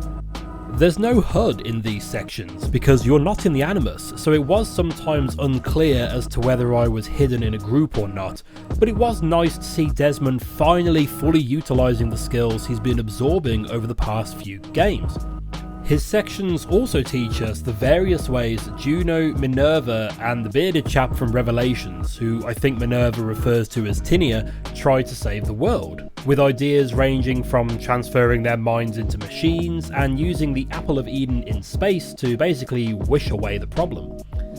At the end of the game, it's revealed that the temple is actually a prison where Minerva and Tinia sealed Juno away as she wanted to conquer the world rather than save it. The wording seems confusing, but I think that Juno's interference in Brotherhood was found out by the other two, who then locked her up and left messages that we found in Assassin's Creed 2 and Revelations to get us back on track. They then journeyed to the temple we are in to look forward in time to see if their actions had worked, and instead found Juno talking to us. Minerva tells us that the endless conflict between the Templars and Assassins has wasted time that could have been used to finish their work and save the Earth, and that now the Earth could only be wiped clean and left to start again. Juno shows Desmond a vision of what life would be like if this happened, with Desmond surviving and becoming a sort of Jesus figure whose words would be twisted long after his death and used to justify terrible acts. She instead offers to save the world from destruction in return for being freed and sacrificing Desmond in the process. Desmond agrees, the Earth is saved, and Juno is free to do whatever it is she wants to do. I remember her turning up in a computer in Black Flag, but other than that, I'm interested to see if this goes any further. Again, a bit of a lackluster ending, and it gave me the feeling that they were making this all up as they went along. It feels like they had run out of ideas to keep Desmond in the story and just wanted him out of the way. It's also mentioned here that Lucy was a Templar spy, which is apparently revealed in a piece of DLC for Revelations. This makes me think that they decided that killing Lucy would make a good cliffhanger, but they didn't really know what to do with it, so they threw out a bit of DLC to cover themselves and wiped their hands of the situation. Hi, sorry, future me interrupting here. Skip to the timecode on screen if you don't care about the DLC from Revelations, but since recording this video, the DLC for Revelations came on sale for about £2, so I decided to give it a go. It's about an hour of those bloody first-person platforming sections that gradually reveal more about Subject 16 and by extension Lucy, revealing how she was always a triple agent for the Templars and she took Desmond to the Assassins to make him feel safe and relaxed and therefore more susceptible to the Animus process. It's also revealed that she killed Subject 16 because he found out that she was actually working for the Templars. And you also see the reveal that the Templars want the Apple of Eden to strap it to a satellite to control the world. I still don't think this adds much to the character of Subject 16, and it all feels like a cop-out just to explain Lucy's death. But it is important lore, and it's a shame that it was stuffed into some really boring DLC. And they didn't even get Kristen Bell in to do the voice, further backing up my opinion that this was just thought up last minute to explain away a cliffhanger. Anyway, on with the video. One of the biggest things to be discussed with this game is how long it takes to really get started. After going back and looking through my footage, it took me just over 7 hours until I hit the final tutorial mission, which teaches you about assassin recruits, which that in itself is so drastically reduced from previous games that I don't think I ever used that feature. The first 3 hours have you play as Big Papa Hatham, Connor's father and head Templar. These missions teach you fundamental things like climbing, stealth, combat, and about the wide availability of guns. Hey, it's America, there's guns everywhere. The fact that he is a Templar is revealed in a twist, and we then switch to Connor for another 5 hours of tutorials covering other systems and mechanics like hunting, climbing trees, shopping, crafting, and sailing a ship. I feel safe in saying that this is the slowest game in the series in opening up and letting you play around at will, and it really does dampen any enthusiasm to go back for another playthrough. There are plenty of new mechanics to talk about here though. The one I remember being most excited about before release was being able to climb trees. That seems incredibly quaint now, and maybe I was easily impressed back then, but after 4 games of climbing around cities and trees only being something to get my horse stuck on, having new things to climb was something to look forward to. Plus, it meant I can play Predator and hang corpses from branches. You can hunt animals either with a bow and arrow or a snare and use their resources for crafting. And we're not talking about crafting more bloody smoke bombs like in Revelations, we're talking about crafting supplies to send out in caravans to make money. A system I tried to engage with, but ultimately gave up on after not seeing notable returns from my investment. I really tried to get into this activity, but the interface is just awful. It took me a while to figure out how I was supposed to make it all go together, and it's just boring to engage with. Plus, you're talking about making a profit of £100 or £200, which just isn't worth the time spent trying to figure all of this out. You essentially fall into possession of a large bit of land, and you gradually meet people who you convince to move to your neck of the woods to ply their wares, whether that be a hunter, a couple of lumberjacks, a miner, pub owners, and so on and so on. You can do extra missions for these people which allows them to produce better materials, which can then be sold through caravans. While I did enjoy completing these missions and building up my little community, I never felt like I really needed any more money. The weapons you get at the start of the game can last you right up until the end, and other weapons were given as rewards for completing missions, so I never felt underpowered enough to want to spend money on new gear. What money I did make, I spent on upgrading my ship, but even that side of things is mostly optional. Now, I know talking about ships in Assassin's Creed gets people excited, so we'll get into that now, but there's not much to say here. Altair couldn't swim, Ezio could use gondolas and a weird firework shooty thing, and now Ezio has a full-on ship to command. These are pretty basic affairs, being missions that you select from a menu and you are then teleported out into open sea. You have your cannons on either side and swivels that can take out smaller boats and target exposed weak spots on bigger ships. And that's about it, there's not much else to them. These missions just require you to either kill some ships or to protect another ship, which involves killing other ships. Arguably, I've just summed up ship-to-ship combat in a very dismissive way, but because these are so separate from the base game, these missions have little to no impact on the rest of the goings on. They are good fun though, despite being stripped back when compared to Black Flag, and I did willingly go back and complete several of these during my playthrough. I'd love to know if they made these missions for this game and then decided to make a whole game based around it, or whether they were mostly done with Black Flag and decided to stick a little taster into this game. Please do drop a comment if you have an answer to this, or if there's a video discussing this somewhere. Mechanically, on-foot combat is largely unchanged here compared to previous games, but you do have a wider range of weapons on you at once. The hidden blades can be removed from their mounts and used as proper little daggers, and you get a huge war club which has unblockable attacks, and a pistol which usually one-shots enemies but takes a while to reload. You can also take human shields for when soldiers decide that shooting the nutter with an axe is a safer bet than getting up close. The new animations are what really stand out here, and they are glorious to behold. Double assassinations can be done while running, Connor can counter 2 enemies at once, different actions blend beautifully together, creating visually exciting and engaging combat scenarios. That said, some encounters can exponentially grow in size if you're not careful or if you get unlucky.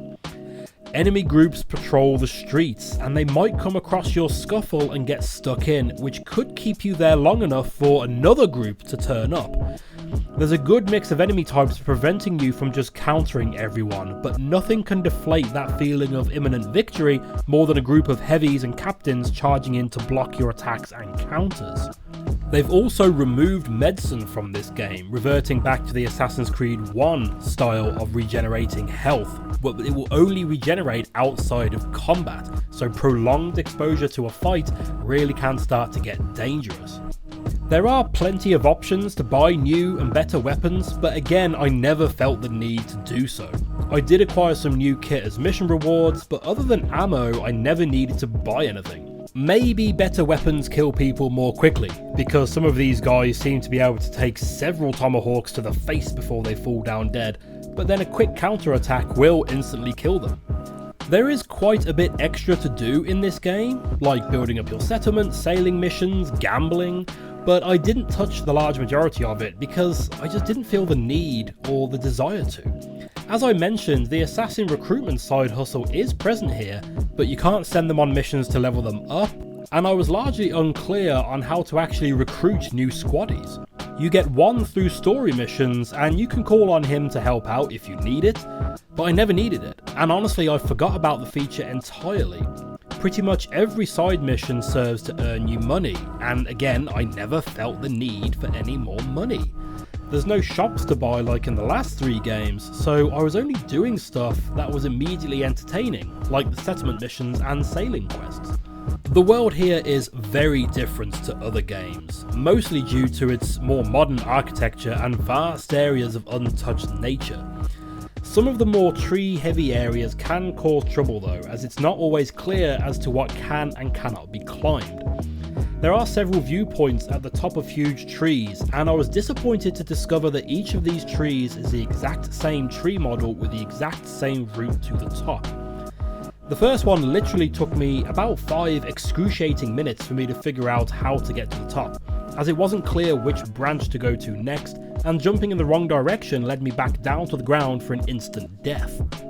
The countryside also isn't much fun to navigate either, with the fastest route being via roads on your horse. This brings up a similar problem as the first game, where enemies will try to kill you for riding your horse too close to them. There is a fast travel system here, but it is only to certain fast travel points, and you often still have to walk like a scrub for quite a distance to start your mission.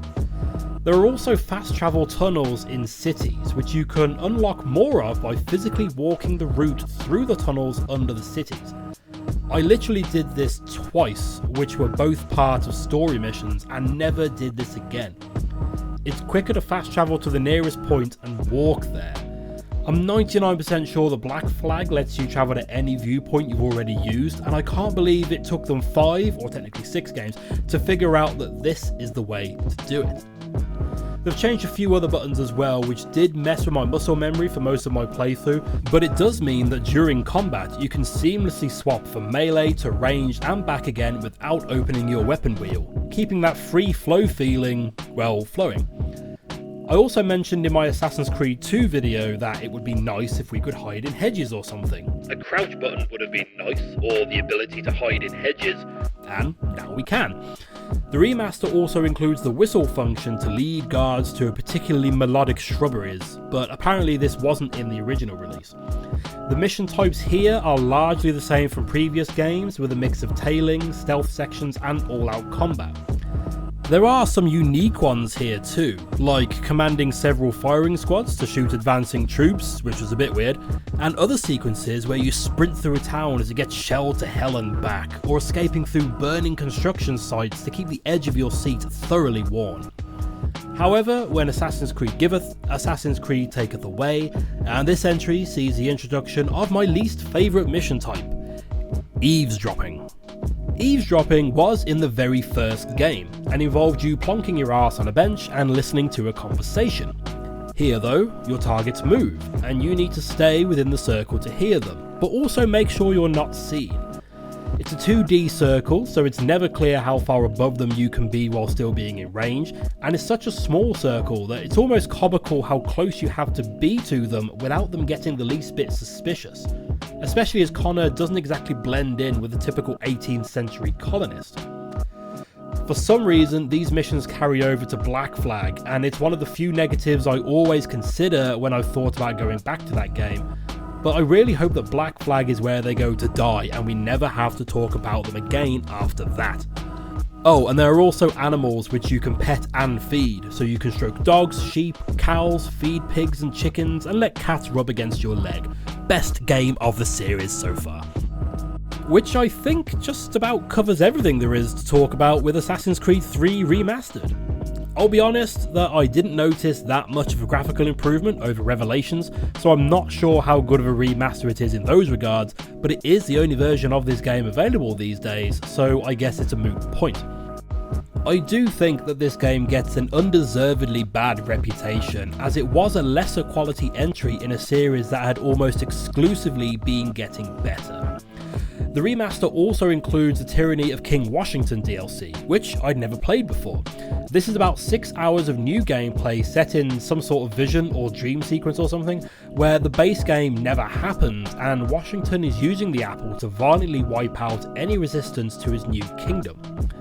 With it basically being a dream, I didn't care much when returning characters died, but you do unlock magic powers that allow you to take on the form of a wolf for stealth, a bird for traversal, and a bear for smashing shit.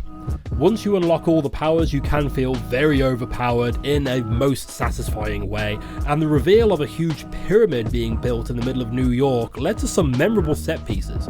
I wish I'd have played it back in the day, and it is definitely worth finishing off your playthrough with. So, with all of that said, it's time to figure out where I would rank this in the series so far. In my first video, I mused as to whether this game would be so commonly ranked low if it was the first entry, or at least if it came out before Assassin's Creed 2.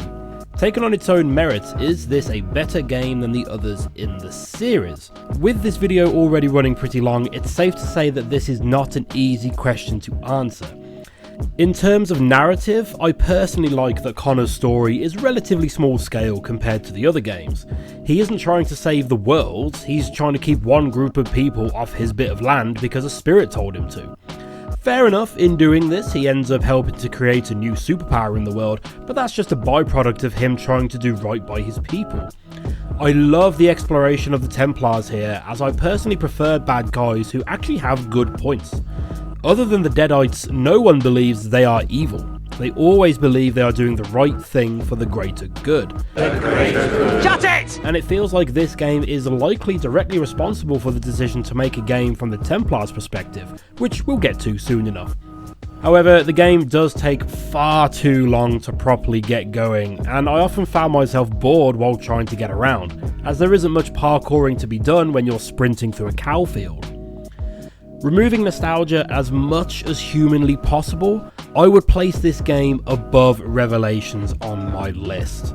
This is a very tough choice, and I almost wanted to put it below Revelations but still above the first game, but the things I loved about Revelations require me to actively avoid lots of stuff that I really didn't like. There are things I don't like here, but they are pretty easy to ignore, and the bits I do like were so good that they each got their own games based almost entirely around them. And that, again, just about wraps up my thoughts on Assassin's Creed 3. As I mentioned, this remaster also includes a remaster of Liberation, which was originally released for PS Vita and is the first entry we're getting to that I have never played, so that will be the subject of the next video. Once again, I'm streaming my playthrough of the entire Assassin's Creed series over on Twitch, so please do drop on by and tell me how this is actually the best game and I just didn't enjoy it so much because I'm British. Or you can just tell me that in the comments and I'll read it while zoning out from another boring cutscene, whichever you prefer. How could this have happened? We're on our own now. No more merry English parts and labour, which means we gotta go at it ourselves. Gotta pay for it too. Selling land is quick and easy, not quite so nasty as taxes. And since some say they're what started the old war, ain't no rush to bring 'em back. Clever men, these new leaders of ours. They know not to push it just yet. Too soon for taxes. Too British.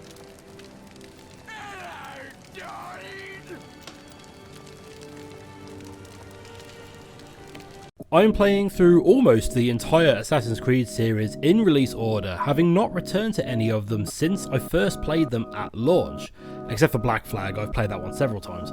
I'm looking to see if time spent away from these titles has changed my long-held opinions on them, and add each entry to my running graph as we go through, creating my own personal ranking of the series. Today we come to Assassin's Creed Liberation, which is the first entry in the series that I have never played. Originally released on the same day as Assassin's Creed 3 for the PS Vita, a console I've never even touched, I dismissed this as an unimportant entry similar to Bloodlines, which is still only available on PSP, and those things aren't even available anymore. Were it not for the fact that this comes bundled as part of the Assassin's Creed 3 remaster, I probably would have skipped this one and gone straight to Black Flag. I am so glad that I didn't do that, because, spoilers, I think this is one of the better entries in the series that I have played so far. This adds some new features and mechanics that, to my knowledge, are unique to this entry, and to my mind pulls off some systems better than Assassin's Creed 3 did. Honestly, if you're already sick of my voice, and I get that, I do, try living with it, please make the only takeaway from this video that this game is worth your time. This is a game of several firsts for the series, with some things even sticking around for another game or two. This is the first female protagonist of the series, something we wouldn't see again until Syndicate, and the first black protagonist, of which I think there's only 2 so far, and this is the first game where Desmond Miles is nowhere to be seen. Again, this was released on the same day as Assassin's Creed 3, so many people playing this at the time may not have realised that Desmond bites the dust in that game. The modern day stuff here is incredibly light touch and doesn't really affect anything. The same could be said about the precursor race stuff that just seems to have been included to tick a box. You take on the role of a computer game enthusiast, okay, try to keep up with me here, who has just bought a new Abstergo games console. It seems like this console contains the memories and experiences of only one person, this being Avelin de Grandpré, which I'm probably mispronouncing, and is a French Haitian lady living in New Orleans during the French Louisiana era and later the Spanish occupation of the region. Like with Assassin's Creed 3, this is a period of history I know bugger all about, but the historical backdrop isn't really the focus here. This is a smaller scale story about Avelin and her adventures. Avelin is a member of the Assassin's Brotherhood right from the start, as well as being a lady of status thanks to her French business-owning father. Avelin spends her days primarily doing what she can to free slaves, something that her stepmother helps her with, but she also fulfills her assassin duties whenever Templars pop up, and she also has an active role in running her father's business. Her mother disappeared when she was a little one, so she's also keeping an eye out for her too. With the main focus of the story being about freeing slaves, there is a lot less to keep track of and the story is generally easier to follow along. There's the typical conspiracy stuff going on too, and towards the end the jumps between scenes did get a little bit jarring to the point where I struggled to fully understand what was happening. The story felt quite rushed to me and I ended up finishing the game much sooner than I expected to. I think that this is also the first and possibly only game in the series where we fight alongside another protagonist. A lot of this game happens at the same time as 3, and one mission sees Avelin help to smuggle military equipment to a group of patriots to help with the revolution. Avelin travels to New York to meet up with Connor, and they work together to help track an elusive target for Avelin. There is a bit of a twist in the story at the end, which I'll admit I didn't see coming, but only because it was being signposted to be something else, and I didn't quite get what the big conspiracy was supposed to be. Once again, it's precursor tech that the Templars are after, though when we see it at the end it answers no questions, adds no mystery, and is generally a bit of a letdown. Eve will lead us. Eve will lead us. The story is fine overall, and while it scales pretty far back on the Templars aren't all that bad angle from Assassin's Creed 3, it doesn't go too far to show the assassins as the ultimate force for good. To be fair, there's only 2 other assassins in the game. Avelin's mentor, Agate, who seems to think that she's not taking things seriously enough, and her mate Gerald, who seems to be there to help Avelin with admin and to have his name on property deeds, because it was easier for white men to get stuff done in those days. Still is now, for being honest. The story did make me think about the Assassin Brotherhood and how useless they kind of are though. I got the slight impression during Assassin's Creed 3 that the Templars sometimes don't seem to see the assassins as their long-time mortal enemies. Instead, they see them as a bit of a pain in the arse that keeps on popping up every so often. Now, this game establishes a Louisiana-based assassin's cell. In Black Flag, we meet the West Indies cell, and in this game we directly interact with Connor, who is part of the American colony cell.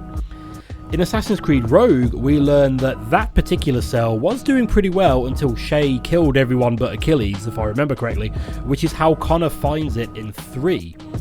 Why didn't Achilles ask for some help from the other cells? Not even in fighting the Templars, I mean just having people around in case something kicks off, or even just to help maintain the land. Anyway, the story isn't necessarily worth the price of admission, though I did enjoy it for what it is. Combat here is almost identical to Assassin's Creed 3, though you can't carry heavy weapons. Avelin does get a cutlass here which has its own animations, including a fancy flurry that reminded me of the bit in episode 3 where they just spin lightsabers at each other, or in Blade where they just spin kick the air at each other. Several other animations are shared with Connor, and the combat is just as smooth and cinematic here. This game also introduces berserk darts to the series, alongside poison. Until this point, poison had made people thrash around and damage nearby enemies, but now poison darts just kill people outright, and the berserk darts make them extra cranky and causes them to actively attack their buddies. Another new addition to this game is the persona system, which grants Avalyn different abilities in different situations. She can take on the guise of an assassin, a lady, or a slave, with each of these allowing different abilities and preventing others. The wanted system returns here, and the assassin's persona has a permanent level 1 notoriety out of 4. This means that guards will pay attention to her and come and investigate if she hangs around too long, which makes perfect sense seeing she has a small armory hanging from her belt. The payoff is that she can use her chain kill ability and can free run and climb anywhere. You can bribe eyewitnesses to reduce your wanted meter, but it will never go below level 1. The slave persona has more limited combat options but allows you to blend in with crowds and other slaves. This persona also sees notoriety increase more quickly than the other personas, with even just climbing on a box building up your meter. Avalyn can remove wanted posters as any persona to lower the notoriety accrued while portraying the slave. Finally, the lady is the hardest to build notoriety for, but is completely unable to climb, especially in those shoes. She can still fight, but again has limited options, though she is eventually given a dart gun disguised as a parasol.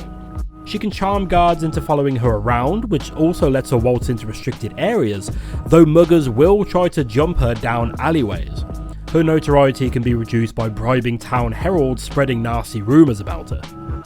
I really enjoyed this system, though to be honest I rarely used it outside of missions. However, one particular set of circumstances does highlight the strengths and weaknesses of this system. I had a side mission where I had to visit several camps in the swamp and avoid combat. Dressed as an assassin, I was set upon on sight.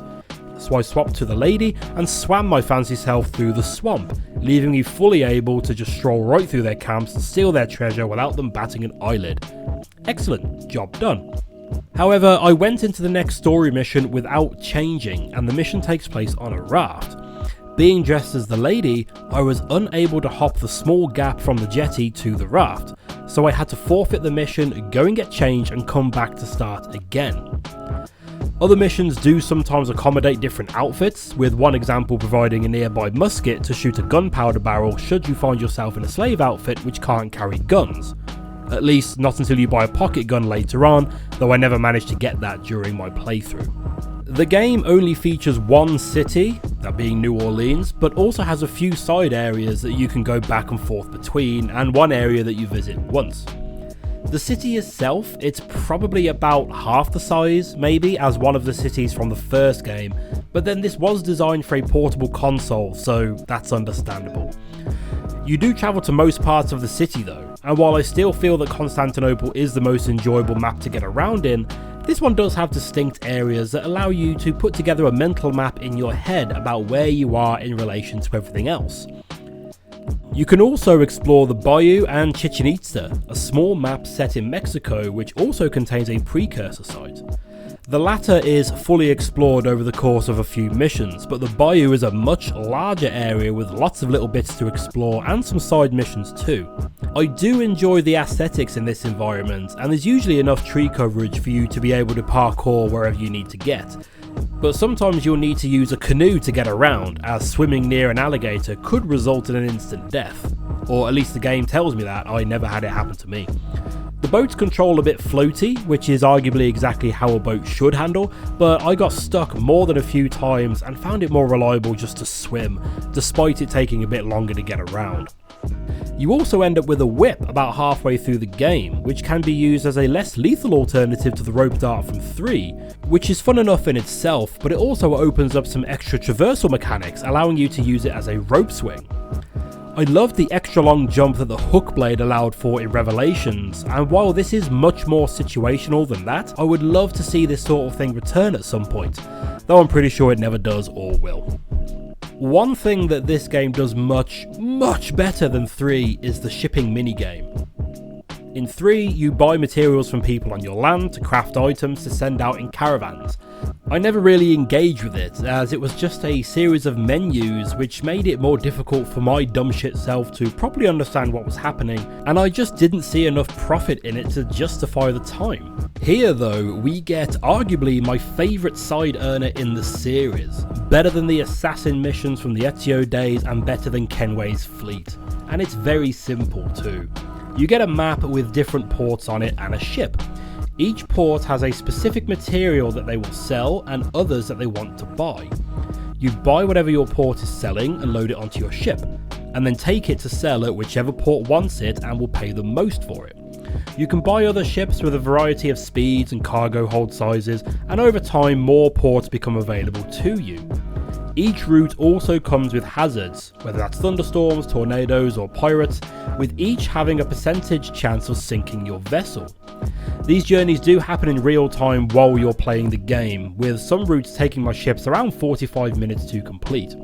You can make some serious profits from this, and planning routes from port to port to maximise profit kept me scarily entertained and wanting to engage more with it. Money has more of a use in this game, as shops and businesses can be bought like in the Ezio trilogy, but on a smaller scale. And those new fancy slave outfits don't come for free, you know. I wish the Kenway fleet stuff was more similar to this system, where you can buy goods to ship to other places and make your own trade routes. It's a weird thing to get enthusiastic about in a game about stabbing people as part of a millennia-long shadow conflict, but this was so much better than the system in 3, and for me more enjoyable than the system in 4. And really, that's about all there is to say about Liberation. But there was a lot more here than I thought there would be, and I am so glad that I didn't skip this game. The smaller scale story is a nice break from the world endings going on in the previous titles, though it does feel a bit rushed at times, especially towards the end, and the situation with Avelin's mother didn't feel resolved to me at all. What I did like was that some cutscenes would have screen distortion over them from time to time, and every so often after that you would find an NPC called Citizen E, who you would have to kill to unlock the real version of that interaction. This is an Abstergo console we're playing on after all, so some interactions have been changed to show the assassins in a negative light or to hide the existence of the Templars. I did like this angle, with it even offering the true ending of the game, but I realised that I think I may have missed some of these, after assuming that I would come across them as part of the story. This might go some way to explain why I didn't find the ending particularly satisfying, but it would be odd to include key plot points in optional cutscenes that people can miss. Still, there's always YouTube for that sort of thing. Which brings me to my chart, and I have to try and balance my opinions of this game with the fact that I had very low expectations for it, but ended up having a much better time than I anticipated. All things considered, I think the closest competition for this for me is Revelations, with both of these games introducing many new systems that were never seen again, both take about as long to complete, and both have their origins in handheld devices. If Revelations had a less interesting city to navigate, then this would be much easier. But with that and the Altair flashbacks being my favourite bits of Revelations, I don't think it's enough to rank it higher than Liberation. I willingly engage in the side activities in this game compared to avoiding almost all of them in Revelations. The hook gay gets a spiritual successor in the whip, and the combat is more satisfying here. It is a close one, and I have rewritten this verdict a couple of times, so I'm sure it'll cause some minor controversy, but if I'm being honest with myself, I'd sooner return to Liberation rather than Revelations.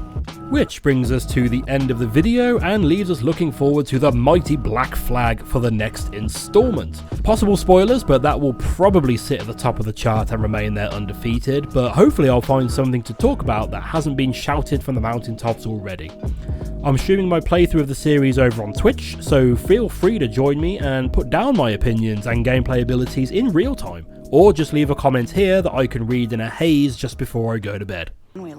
Hey them, Connor. Edward, the pirate. Yar, matey. Very exciting. Welcome aboard.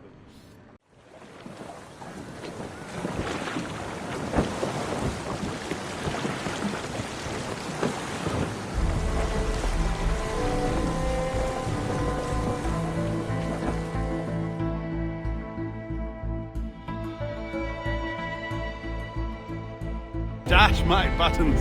Your life seems a grand one, if I may say. So full of adventure. How marvelous.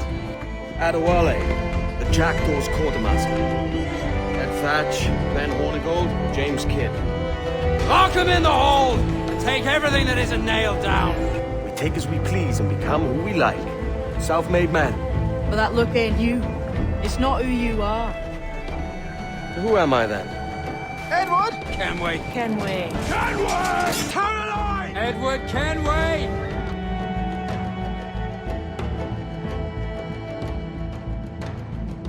Have you heard of a place called the Observatory?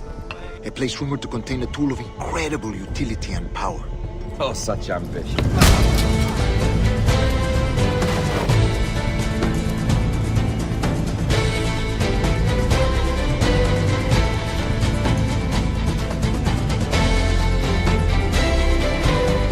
Is everything you do out of spite, Edward? It's not spite that's driving me, Mary! It's courage! Ah!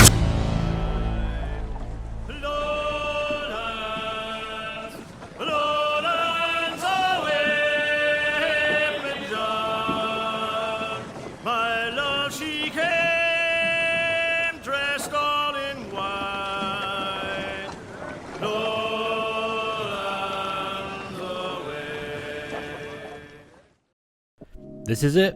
This is the best one. Spoilers, but this is going top of the list. I've not played any games past Unity yet, but I'm not sure there's anything that's going to beat this one, so thanks for watching. For those who don't know, I'm currently playing through the entire, almost, Assassin's Creed series in release order, mostly so that I can see the evolution of the series play out, and so that I can see if my opinions of these games that I've not played since release still holds true, and to finally put together my definitive order of preference for the series. That said, Black Flag is the only Assassin's Creed game I've ever returned to, so I already know I'm going to enjoy this one. With this game in particular, I think it's important to look back at the reception of the series up until this point. Development on Black Flag started early in 2011, around 1 year after development on Assassin's Creed 3 had begun. Connor's story was allegedly always intended to bring the original trilogy to a close, despite that trilogy being 5 games long, but that's a different matter. Black Flag then was their chance to make something different, to change what it meant to be an Assassin's Creed game while still feeling familiar to fans of the series. Apparently they approached this game with the intention of making a fun game first and then adding the Assassin's Creed elements to it later on. While I can't find any discussions on this particular matter, this does lead me to believe that the sailing missions from 3 were likely borrowed from the work being done on Black Flag, rather than Black Flag making a whole game out of an Assassin's Creed 3 side mission. I think that design approach is important to keep in mind with this game, and I believe it encapsulates my overall opinion on it. This was made as a fun game in its own right, and then had all of the Assassin's Creed bells and whistles shoved in afterwards. Likely because of this, we got very little world building regarding the Assassins and Templars, with that whole conflict pretty much returning to the good versus evil tropes of the Ezio trilogy, with just another ancient artifact being the MacGuffin of the narrative. However, that's not really the main story here. The main story is about a man named Edward. The name's Edward, in truth. The overall story of Edward Kenway is portrayed in a way that reveals more about his backstory as we go on. When we first meet Kenway, he has that roguish charm or bad boy energy that makes the girls swoon and makes the boys either want to be his mate or to kill him straight away. Fancy meeting a Welshman deep in Dago country. I'm English myself. I'm English myself. I'm English myself. I'm English myself. Shut your fucking gob or I'll fill it with shot. He's got the confidence and the drive to get what he wants, but he's also happy to help out a mate if they're in trouble, as long as it benefits him, of course. Through various circumstances, Edward stumbles his way into the midst of an assassin and Templar conflict, accidentally handing over the location of various assassin agents to the Templars and learning about something called the Observatory, a treasure that the Templars are after and Edward fancies for himself. This then kind of falls to the background a bit as Edward gets more involved in the troubles of Nassau, a pirate haven set up by all the famous pirates you may or may not have heard of, who Edward just so happens to be good friends with. Turns out the British don't really want people setting up their own nations, so Edward and chum set about trying to maintain their free land for free men. I do like this side of the story as it focuses on some of the best characters in the game, with this cutscene featuring Blackbeard and Bonnet being a standout favourite of mine. All a big show. Give your quarry something to fear. Some hellish thing from a fevered dream. And men will drop to their knees, pleading for their lord before all else. Oh, God. Looks fine. Of course it does. Hostages for Madsons! These were my only terms!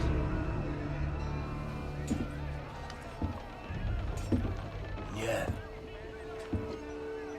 6 days of pure fucking silence. So I must conclude that you men are the pariahs of Charlestown, and I would profit better by using your organs for chum and your bones for char. You hear that, Mr. Rags? My young friend returns with offerings and so saves your scrawny neck. Will you not thank him?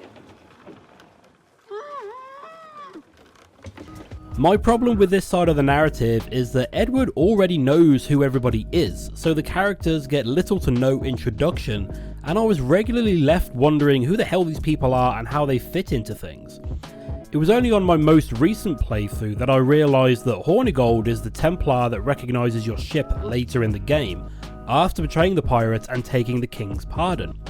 I also had to look up his name just now, as he and many other characters just blend together in a mass of generic pirate accents. There's also the assassin storyline running even further in the background, so much so that it gets an introduction near the start of the game and then doesn't really come up again until the end. Edward learns that one of his pirate buddies is an assassin, and he's told that a map he gave to the Templars has revealed the location of their operatives.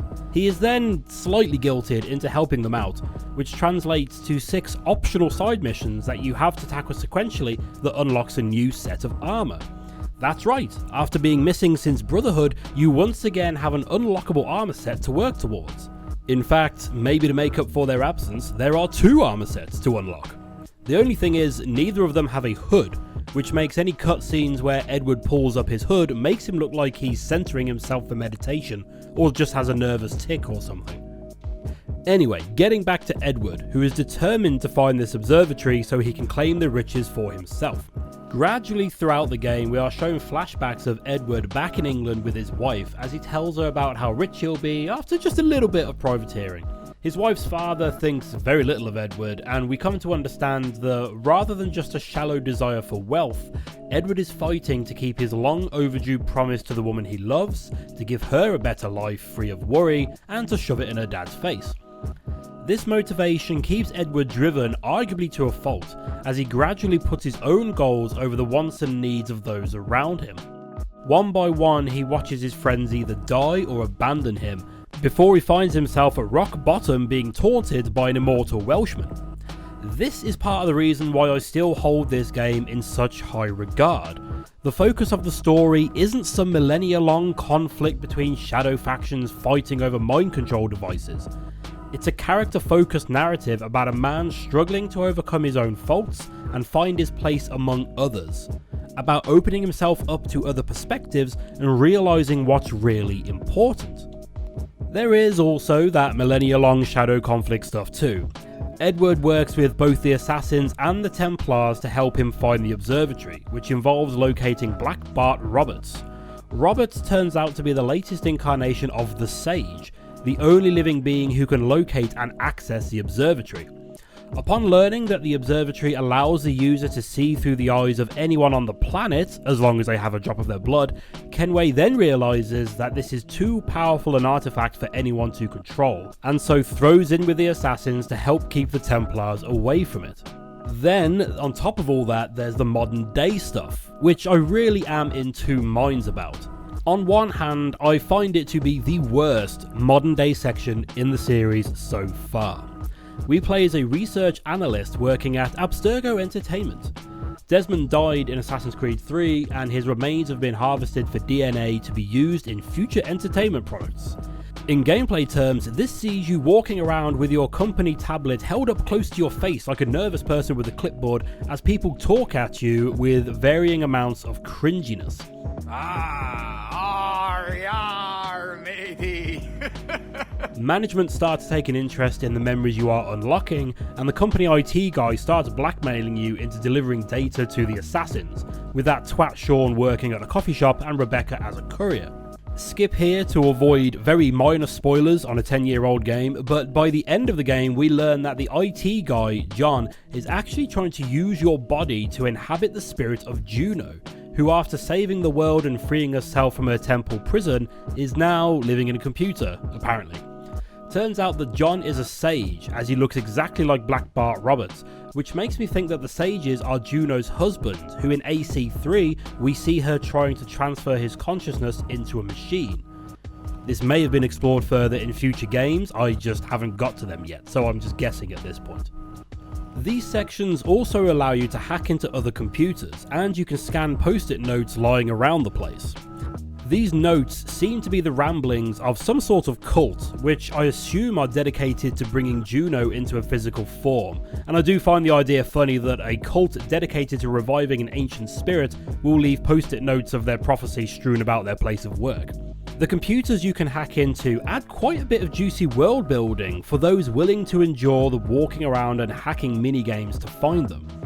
There's some overly meta stuff here, like emails between employees about potential future games, like Ancient Egypt, Revolutionary Paris or Victorian London, but there's also some bigger picture stuff, like recordings of the first Animus experiments, or recordings of interrogations with Joan of Arc. Apparently there's also a lot more of Edward's backstory hidden here, like how he sailed under Blackbeard for a few years, but I couldn't find that, and I couldn't be bothered to drag myself through these sections to find them. And that's the dichotomy of these sections. There's good stuff to find here, but it's an absolute boring slog to get to. Not to mention the bit where you wake up in your supervisor's office after nearly being killed by the IT guy and given a verbal pat on the back and being sent off to do more work. It's all a bit weird, and I just wanted to get back to being a pirate. This also seems to suggest that the bleeding effect isn't really a thing anymore.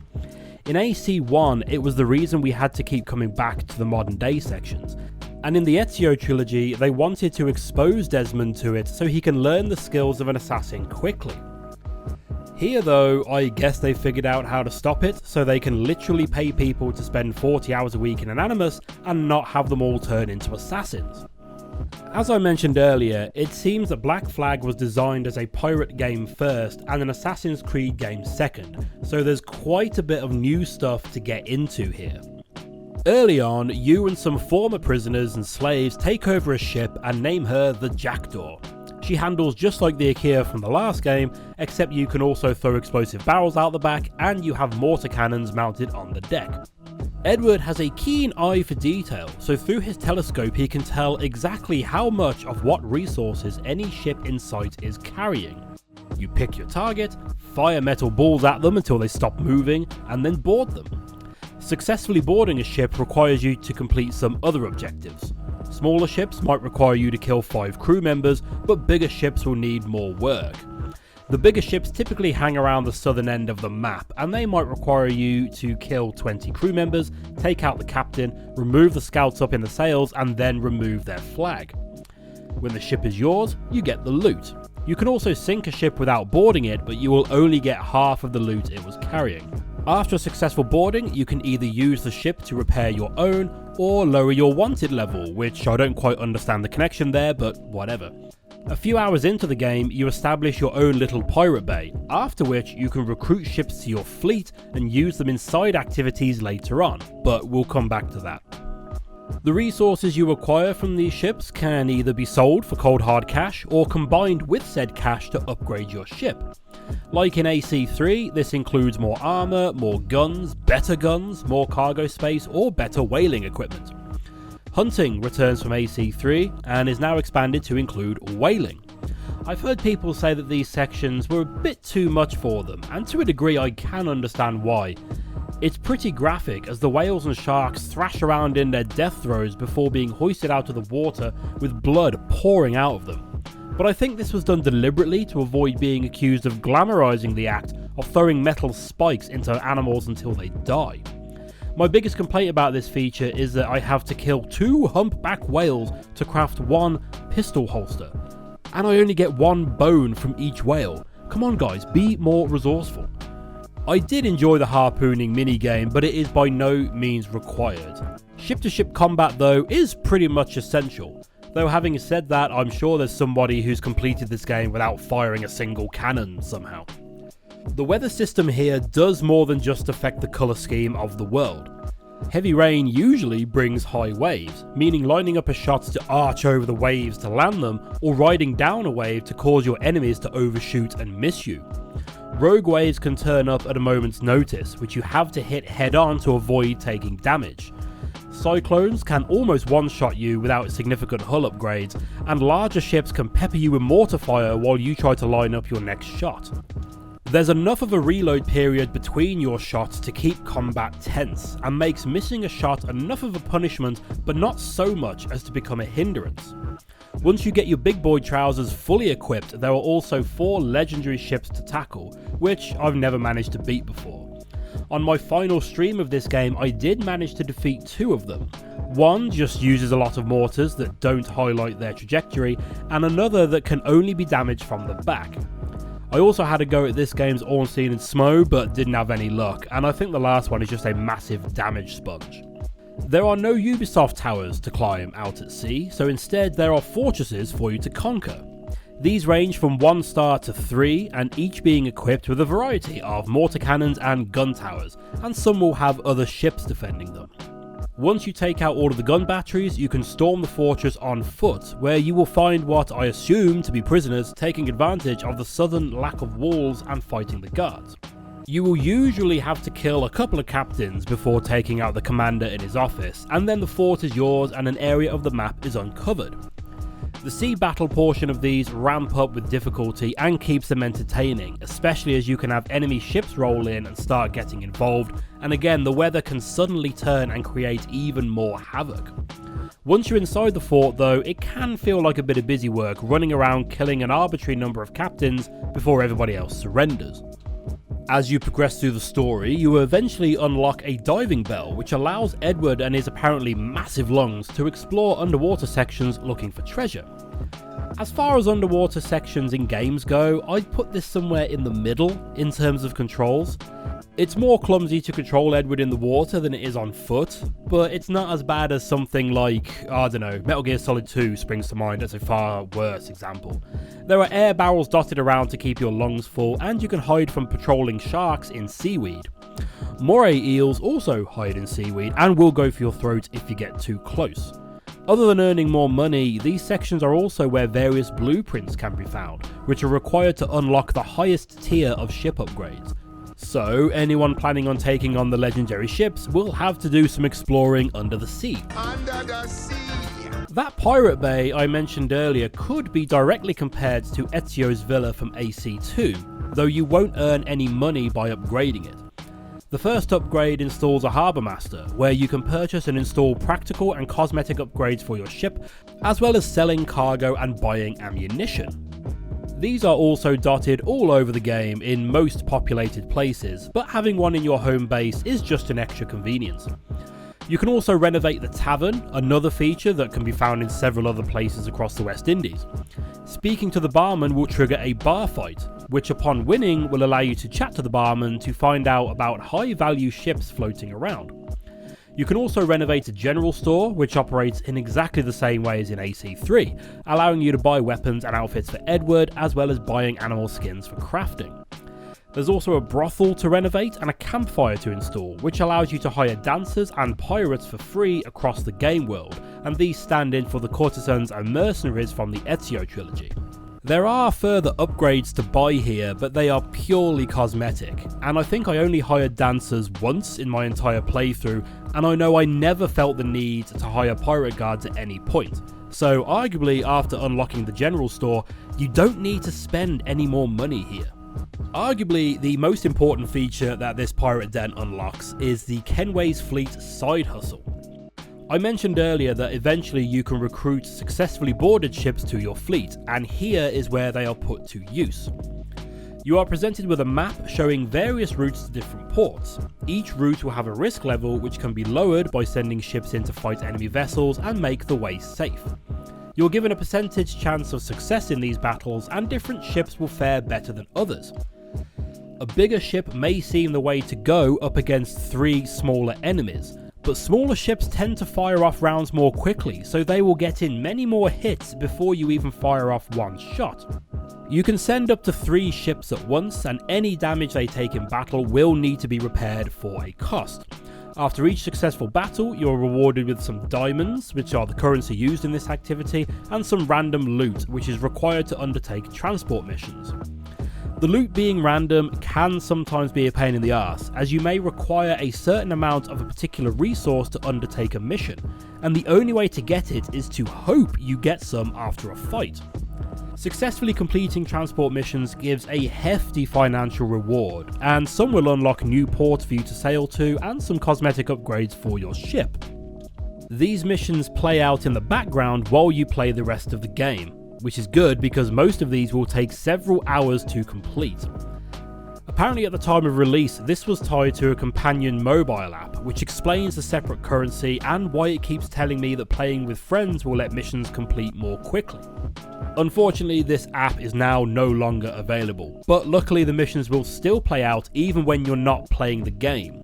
I used to think very highly of this side hustle, and it is still entertaining enough to play through and definitely worth the huge financial rewards for it. However, while currently playing through the entire series and having moved on to Rogue, other games have better versions of this, at least in my opinion, and I no longer think of this as the crowning achievement in Assassin's Creed side hustles. It would be nice to be able to skip the ship battles, but we'll have to wait until the next game for that little touch. Which I think just about covers everything that makes Assassin's Creed 4 Black Flag an excellent pirate game.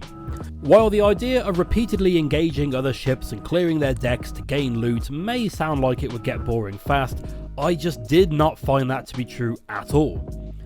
For me, the ship upgrades give me something to work towards and allowed me to take breaks from the story missions to just go and pirate around the place to get myself a sweet new set of cannons or stronger harpoons.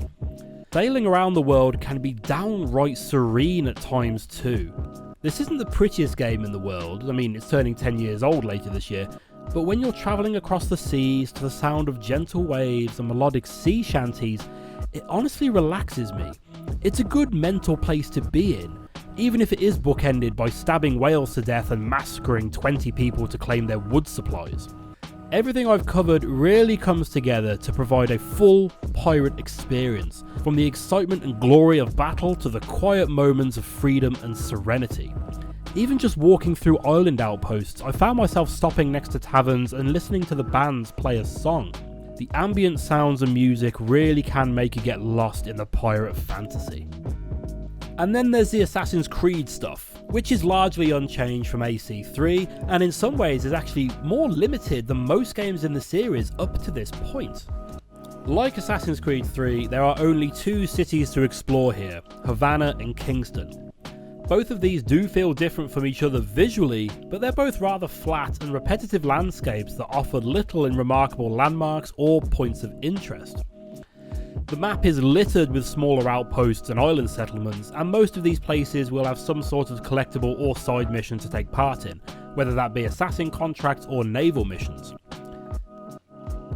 Free running is pretty much identical to AC3, with lifts, corner swings and tea-shop shenanigans all returning. You can also clamber all over the ships too, climbing over the sails and onto enemy vessels.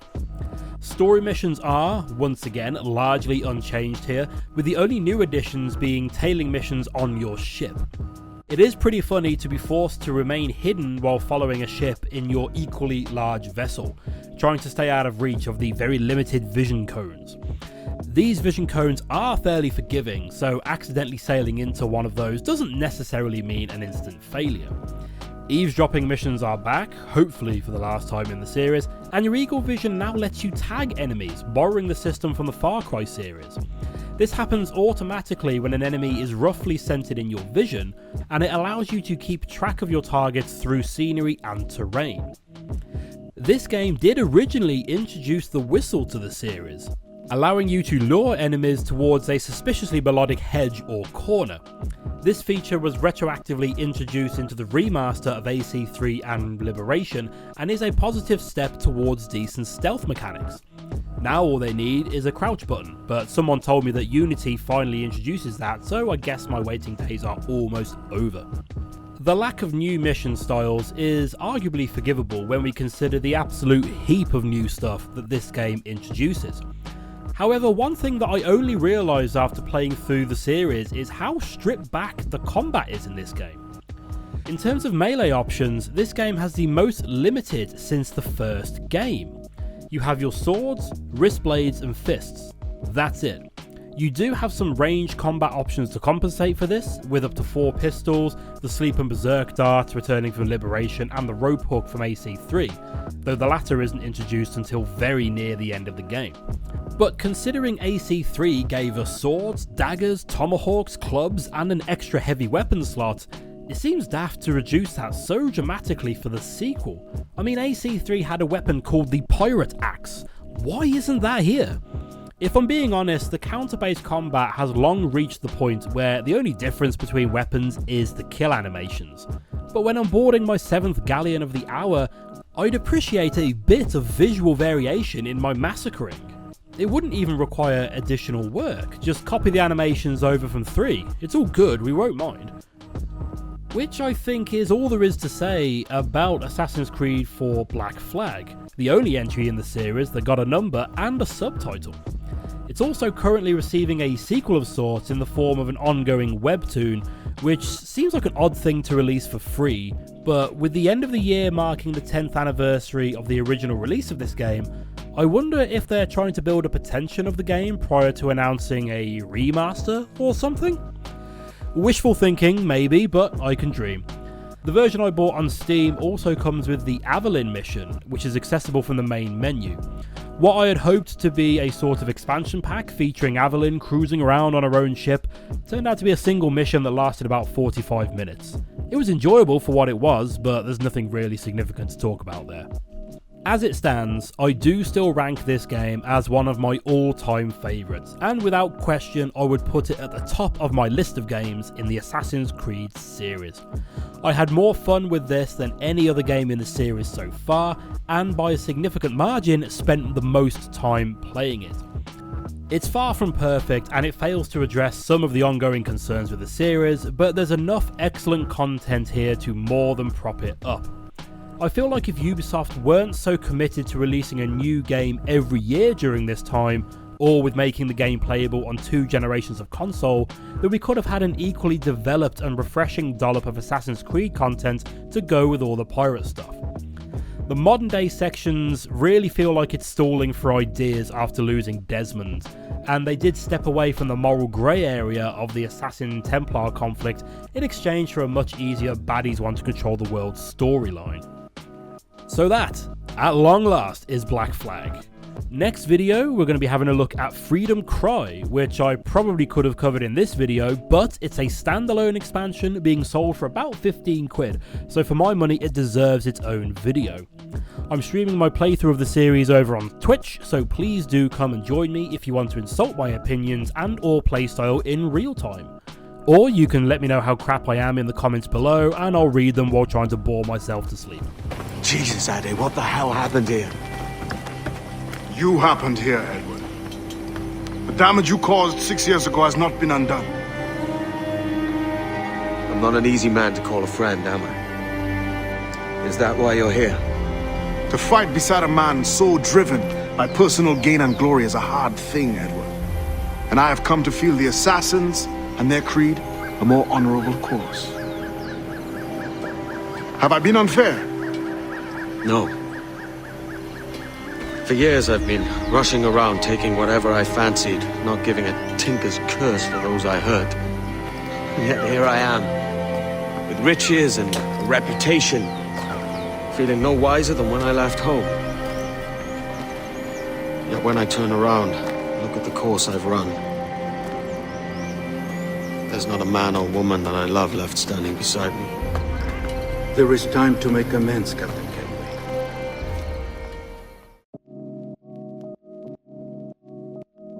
When I originally set out on this journey through the entire Assassin's Creed series, I wasn't sure that I was going to bother with Freedom Cry. I'd only recently heard of its existence, and I assumed it was another handheld game that had been quietly ported to PC at some point. However, after playing through and very much enjoying Liberation, another handheld game ported to other platforms, I decided to give Freedom Cry a go. Plus, you play as Adewale, who is easily one of the best characters from Black Flag.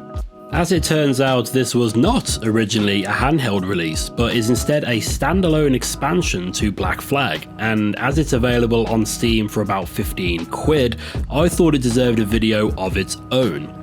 I would say that it might be worth waiting for a sale though, as I managed to get it for £3 in the big winter sale. Since learning of the existence of this game and the fact that it's a standalone expansion, I will admit to have been building up some excitement for playing it. I was expecting a smaller game, maybe 7 or 8 hours in length, similar to Liberation, focusing on Adewale's adventures that we see him talking about at the start of Rogue. Adewale, how go things in the West Indies?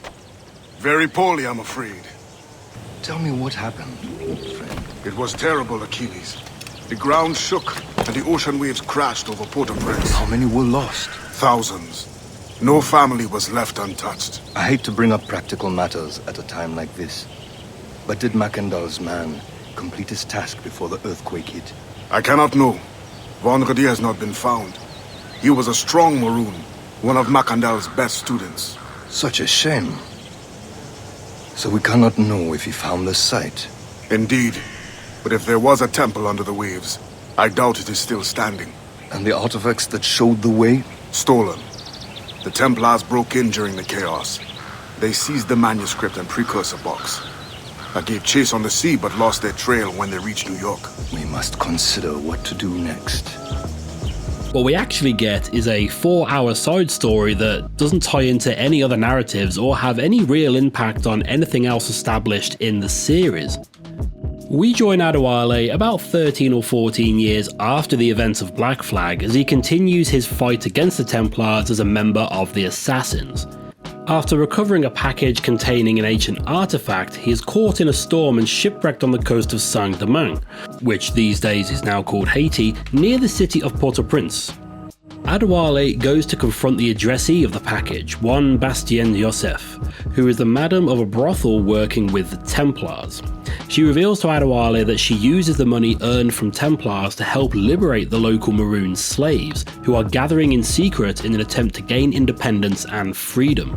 Adewale joins this cause and helps to liberate slaves across the region, which introduces the major new mechanics unique to this game. Around Port-au-Prince, you will find many slaves. Some are in cages, some are being sold at auction, some are being led around in convoys, and some are being beaten, and others might be injured or actively fleeing from their captives. Around Port-au-Prince and several other places across the world map are plantations, which each contain up to 100 slaves, and there are also slave ships sailing around the waters. When you free slaves, they are either liberated and escape, or they join the Maroon cause and help to fight back. Every time you liberate some, you are given a running total of the liberated and recruited Maroons, with rewards offered at various tiers. These rewards might be new weapons, or bigger ammo pouches, or more support when liberating plantations. I really liked the idea of this system, and I set myself up for some long-term goals regarding the rewards. However, I quickly learned that Port-au-Prince and the surrounding plantations makes up about 90% of the game world. Port-au-Prince itself is comparable in size to Massau from Black Flag, and the surrounding plantations joined to the town via jungle-themed corridors really made it feel to me that this game maybe was built to run on handheld devices. There is a Maroon hideout that is unlocked fairly early on, but there's nothing to do here other than use the shop or the Harbour Master. Other locations in the world have plantations, each with their own obligatory list of chests and animus fragments to collect. You can upgrade your ship, but this is much more limited than in Black Flag or Rogue, and I managed to complete the game without any trouble, having only upgraded my cannons on hull once each.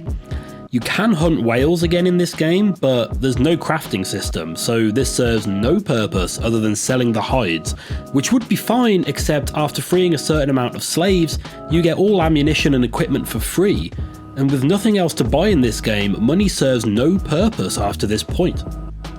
Both naval and hand-to-hand combat is completely unchanged from Black Flag.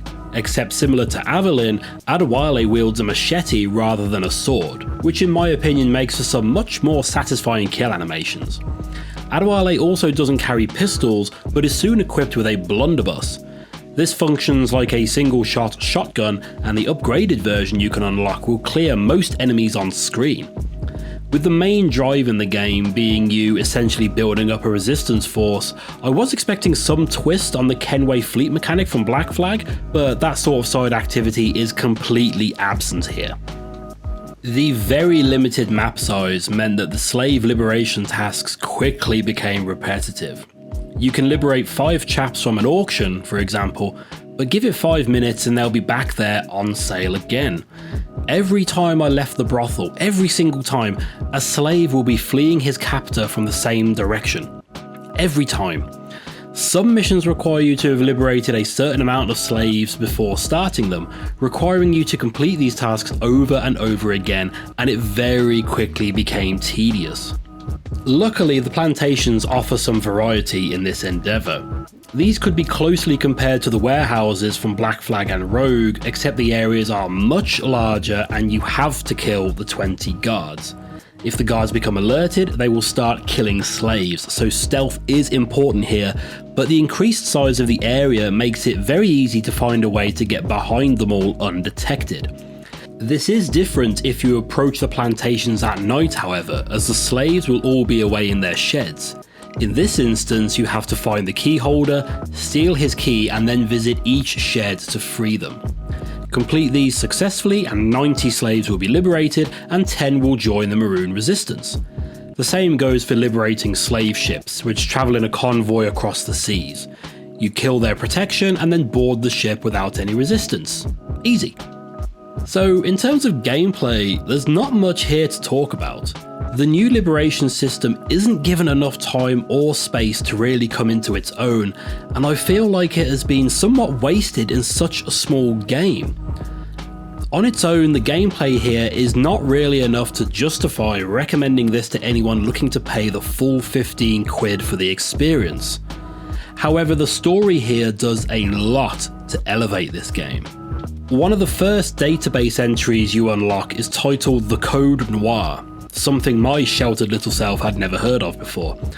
This was a real-world decree by King Louis XIV of France defining the conditions of slavery within the French Empire. In short, it required all slaves to be converted to Catholicism, all people of Jewish faith to be kicked out of their territory, and attempted to restrict the poor treatment of slaves. Notice I said restrict, not stop. Slave families had to be sold together, they had to be fed, watered, and provided adequate places to sleep, and it encouraged some of those Bible passages about beating them but not leaving any marks or whatever.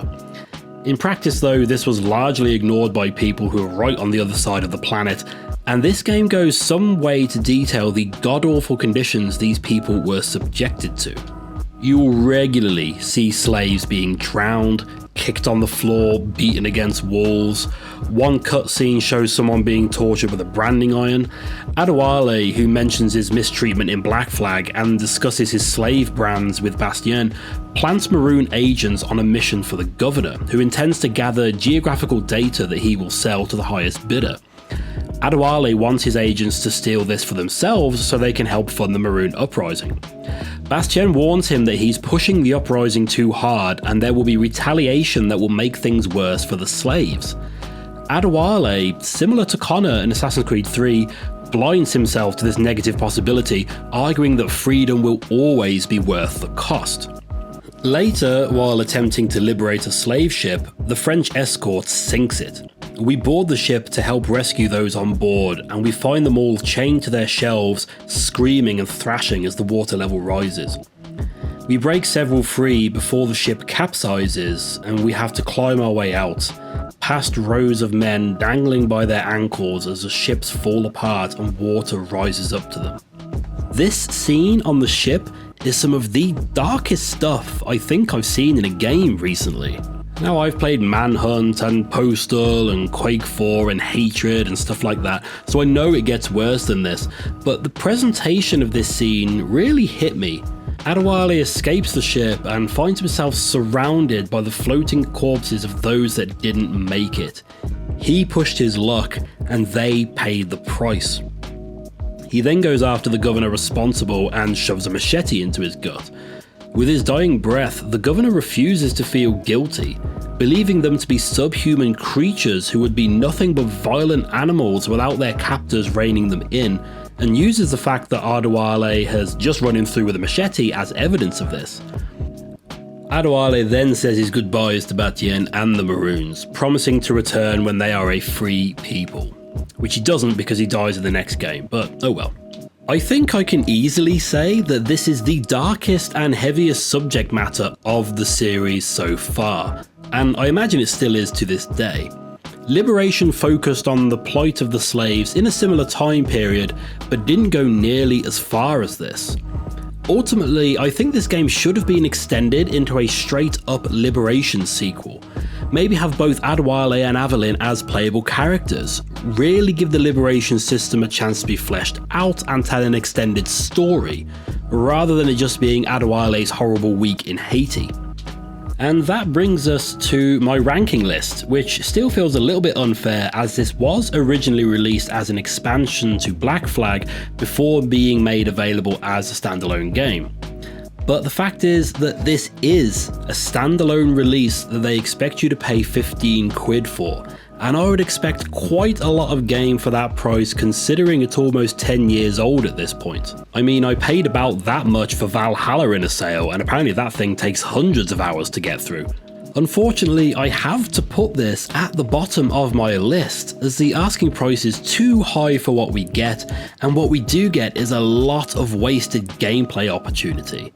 Though it is wrapped up in a very memorable and impactful narrative.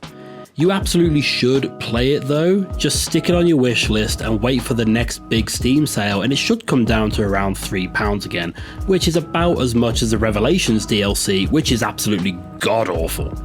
The next item on the docket is Assassin's Creed Rogue, the one that came out the same day as Unity, but exclusively for PS3 and Xbox 360, so everybody ignored it in favour of the next-gen game in the setting we've been asking for years.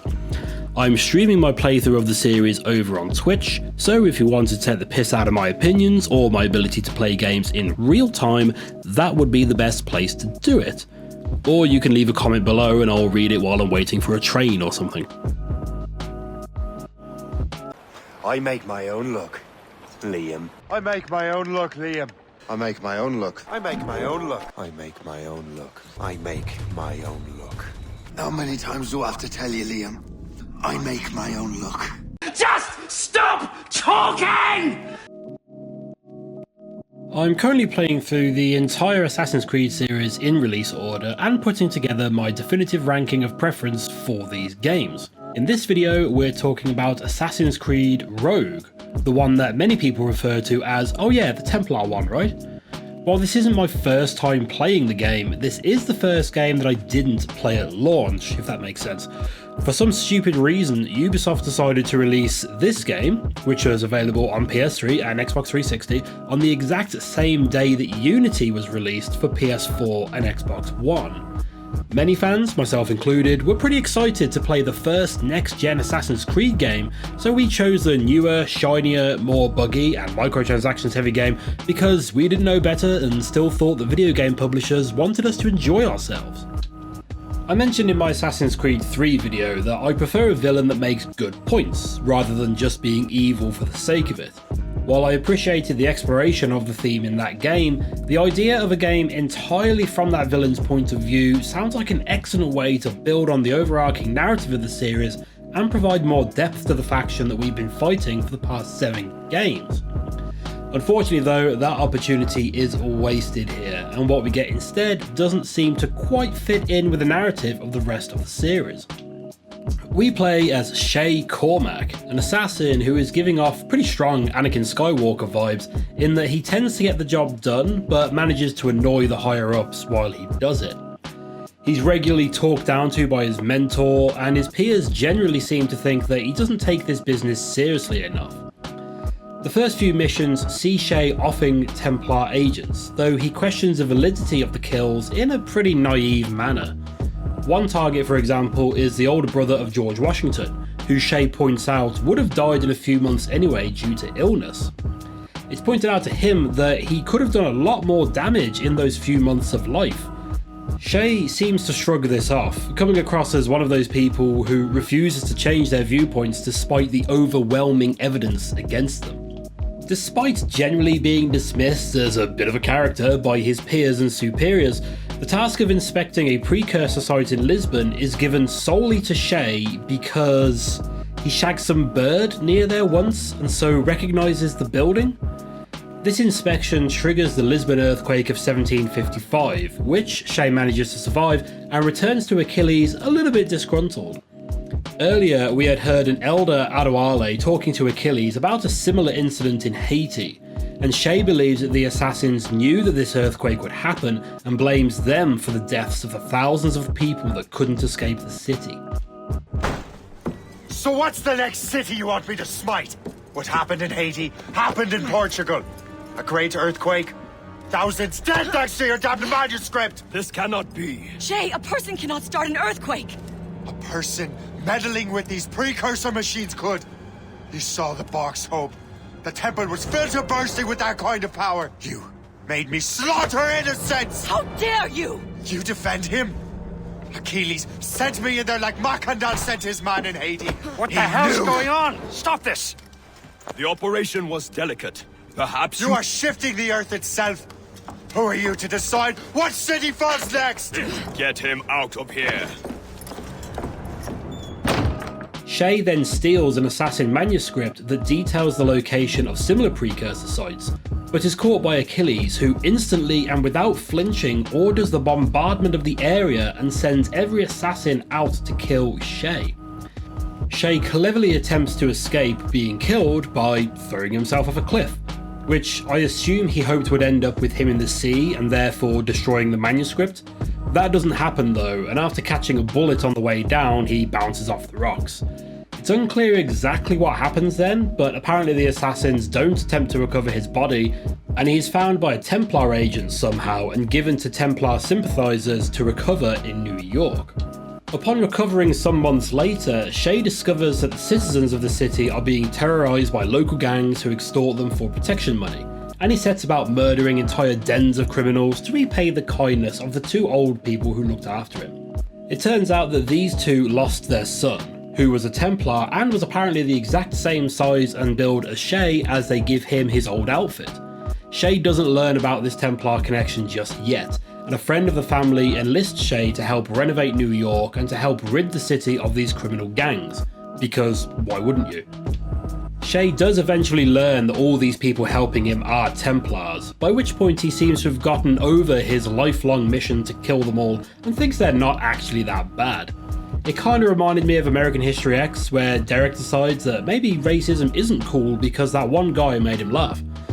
Anyway, Shay sees all the good that the Templars are doing and is eventually enlisted into their order, working with Big Papa Haytham to help stop the assassins from poking around more precursor sites and causing more earthquakes. The story here serves as the second act of what I would call the Colonial Trilogy, which starts with Black Flag and ends with AC3, which I guess would make Liberation and Freedom Cry spin-offs. This game answers some of the questions left by Black Flag and how its events and characters retroactively affected the setting we are met with at the start of AC3. I feel like this could also be true from a mechanical perspective, with this game acting as the middle ground between the sea-heavy shenanigans of Black Flag and the traditional land-based stabbings of Connor's story. This does feel very much like a proper sequel to Black Flag, but it also goes a significant way to cater to anyone who wanted more traditional Assassin's Creed content in their pirate game. The ship-based content has been tweaked and altered here, and in many ways I think that this game does have the superior ship combat of the two.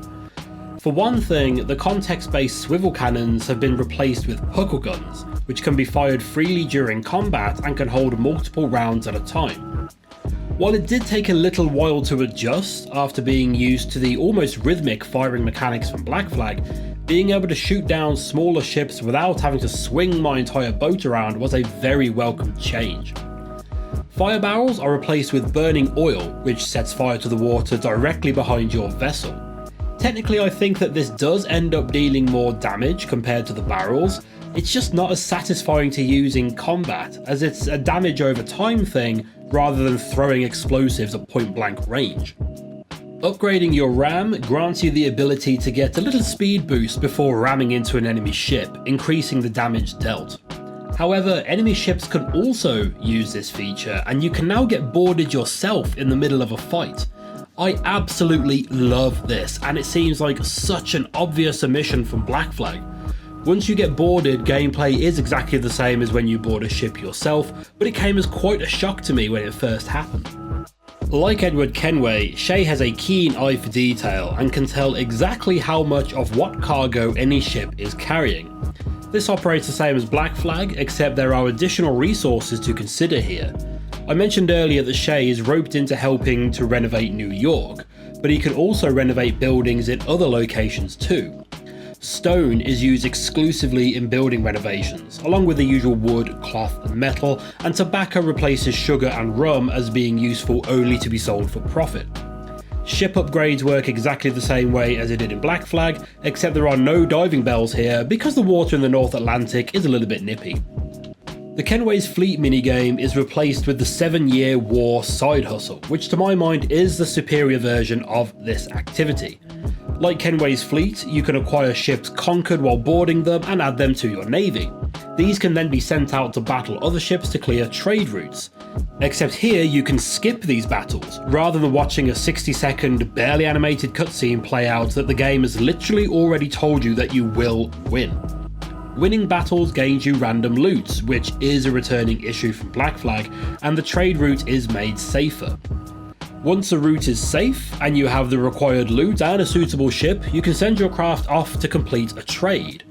The big change here is that this is done in a linear fashion, and the information on screen is displayed a little bit more clearly. Once you complete a trade route, you will unlock a new one, and you will often be rewarded with a new outfit or weapon or ship upgrade or something like that. You can repeat completed trade routes, but these will provide lesser rewards and they have a lengthy cooldown period. There are 33 of these missions to get through, and I completed nowhere near that many before finishing the game, but trade routes take around 20 minutes to complete rather than the several hours these would take in Black Flag. It also uses the same currency as the rest of the game, as this was never linked to a now unavailable mobile app. You can earn plenty of money from this activity, which helped me to buy all the skins I needed for crafting, rather than slumping around the snow waiting for wolves to respawn. Part of being a sequel often involves adding more of the things that people love, so now we have 2 water-based maps to sail around in. River Valley is a series of rivers, if you hadn't guessed from the name, and features plenty of small outposts and villages to explore and renovate. Ship combat here comes with the added danger of bashing into cliffs, so you do have to be much more wary of your surroundings.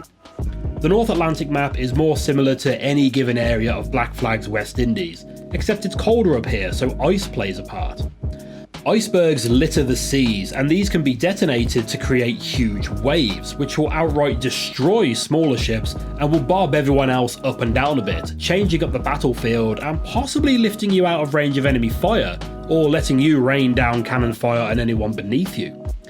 There are also ice sheets to navigate that require a specific RAM upgrade to access, but this is given to you very early on, and I think there's only 2 of these areas in the game, so it isn't really a consideration and seems like an arbitrary inclusion here.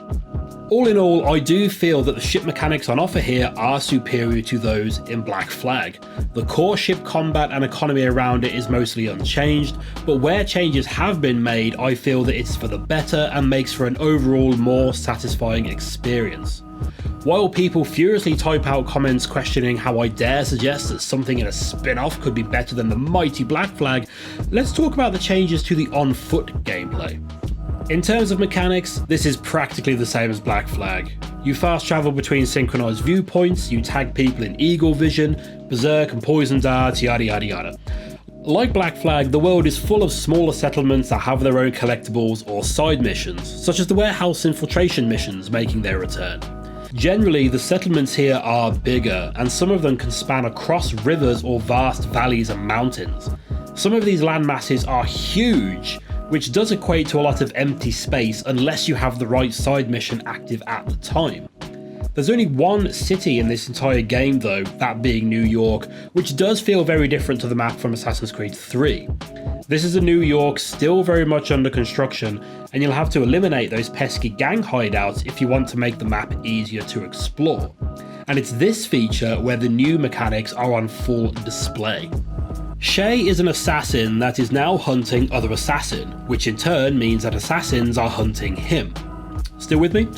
While exploring New York and other settlements too, the edges of the screen will sometimes become foggy and you'll start to hear ethereal whispers. Pop your eagle vision on and you'll see a compass pointing you in the general direction of the nearest assassin. It will never tell you exactly where they are, and you won't be able to tag them unless you see them yourself, but you have to keep an eye out for all the typical hiding spots that we've been using over the last 8 or so games. Check the bales of hay, the hedges, up in trees or bushes or peering over rooftops. If you accidentally get too close to these chaps, they'll pounce, which you can counter if you're quick enough, but if not, then it's an instant kill. You'll usually have to take out one of these assassins as part of clearing out a gang den. Like with boarding ships, there can be a variety of tasks to complete to remove the scum and villainy from the area. You might have to sabotage their poison barrels, kill certain officers, or remove their gang flag, or maybe all of these things before taking the den for yourself and increasing that sweet regular income money. I did mostly enjoy these missions, but it was often the task of finding the assassin agent that proved most troublesome. If you can sneak up behind them, then there's no problem, but they have a far better line of sight than typical enemies, and if they spot you, they will run. You will then have to lose any attention you gain by chasing them and wait for them to respawn and try again. A minor inconvenience to be sure, but a semi-regular one. The other notable difference in on-foot sections is the sheer amount of collectibles on offer here. There are 3 sets of collectibles that unlock armor sets, and 2 which are tied to completing side missions. You have the native set for completing native pillar puzzles, the Viking set for collecting sword pieces, and the Crusader set for solving treasure maps. Then there's another set for completing the legendary ship battles, something I can never really hope to achieve, and a final set for completing assassin interception missions, which I'll come back to in a bit. Needless to say, there is plenty to keep you occupied here, but I found that with so much to do, I barely got around to actually completing any of them before beating the story missions. Those assassin interceptions are another side mission exclusive to this game. You first have to carefully approach a carrier pigeon before it flies away, which will give you the location of an assassination target. You then have a limited amount of time to run around and find the 5 or so assassins bearing down on the target and take them out first. I think these would have benefited from an increased time limit, as I often found myself having to run around flicking eagle vision on and off to find them all in time. In terms of weapons, the blow dart has been replaced with an air rifle, which from a purely aesthetic perspective I think is a much better fit hanging off Shay's back. This allows for the returning poison and berserk darts, but can also be fitted with firecrackers to be used to distract guards. Later on, this gets upgraded to fire grenades that have similar effects but in a wider area. Nothing groundbreaking really, but having a grenade launcher can feel rather satisfying when you just can't be bothered to get into another sword fight. I think that just about covers all the new mechanics introduced here, and personally I think this makes for a much more balanced experience than Black Flag. There are plenty of reasons for you to leave your ship and explore dry lands, and the existing mechanics carried over from the last game have been improved on here. If it were purely down to gameplay, I would say that this is a better game than Black Flag, the game currently occupying my #1 spot for the series. But there's more to a game than how it plays, and it's the story being told here where I feel this game suffers somewhat. First of all, I need to address Shay's self-declared catchphrase. I make my own luck. I know I'm not the first person to talk about this, but whenever anyone mentions luck or being fortunate, Shay always tells them I make my own luck. Almost like he's taking personal offense to it or something. Work, Jack. With a little luck, the army will crush those damn brigands. I make my own luck. Imagine if you mentioned to your mate, oh, with a bit of luck we won't hit much traffic, and they replied with, I make my own luck. That wouldn't make any sense. It would seem oddly confrontational, and it's the same thing here. Sometimes it makes a little bit of sense, but half the time people are just staying optimistic. But Shay has to get his little catchphrase in, and it just makes him sound insecure. But anyway, annoying personal gripes aside, I just don't feel that the narrative here sits well with the rest of the series. I'm sure someone could dismiss all of this by claiming that this game is Templar propaganda, or we only see the person's interpretation of events, or whatever else. But as far as I know, that's not stated as a thing that happens with an animus. In fact, these things are used to determine factual data, so I don't think the interpretation argument holds any water. I think the issue here is that they wanted to make a Templar-based game, but didn't want to create an entire new set of gameplay mechanics to do it. This had to play like an Assassin's Creed game, so the story was always going to feature an assassin that turned Templar. That's fine, I have no issue with that. I just don't feel like they really justified the reason for Shay's defection. His manager is a bit of a twat to him, sure, I'll give him that, we've all been there. But Shay acts as if the assassins knew that he would trigger a massive earthquake and sent him there specifically to do that. If you listen to some dialogue, we hear that Achilles loses both his wife and son in quick succession, and Shay has seen him struggling with this loss. Despite Achilles' personal turmoil and the fact that they are dealing with artifacts older than most people can even comprehend, Shay is certain that this was a deliberate act and that the assassins are setting these things off deliberately. This isn't helped by the fact that Achilles, or any other assassin for that matter, does nothing to try and calm Shay down, and instead instantly resorts to launching cannons at him and sending death squads out to stop him. I think they handle Shay warming up to the Templars quite well, as he sees them renovating cities and clearing criminal gangs. But the assassins are suddenly setting up said illegal gangs and plotting schemes to unleash poison in cities. It just seems like such a turn that suddenly the assassins are doing all the dodgy evil stuff and the Templars are the shining good guys. Sure, Haytham kills informants after extracting information from them, but that's about as evil as they get. Shay spends the majority of this game killing all of his friends and former colleagues to then appeal to Haytham to spare Achilles, which could have been seen as Shay staying rational and looking at the bigger picture for once, if not for the fact that Achilles is in the next game in the timeline, so the writers just needed any old reason for him to not die. I just think that this is a wasted opportunity to explore the other side of the conflict in a more personal matter. We could have seen why people are drawn to the Templars over the Assassins despite their similar goals, but instead we have the baddies and the goodies swap sides for a bit. It's like in villain movies where there has to be someone worse than the villain, making the original villain the good guy for a bit. We don't want that. We don't always have to play the morally right person. Let us be the baddies. Or at least keep the nuance and don't make the other guys the baddies in comparison. Then there's the modern day stuff, which I personally think is the worst example of this so far. In practice it's very similar to Black Flag in that you are someone else, I think, working for Abstergo, playing through someone's memories on a desktop-based animus, though this time not from Desmond's bloodline. You occasionally have to get up from your desk to hack computers and get talked at by people before getting back to the actual game. This time, however, we have to deal with the annoying trait of characters who always talk down to us, referring to us as numbskull throughout these sections and generally acting like we don't know our ass from our elbows.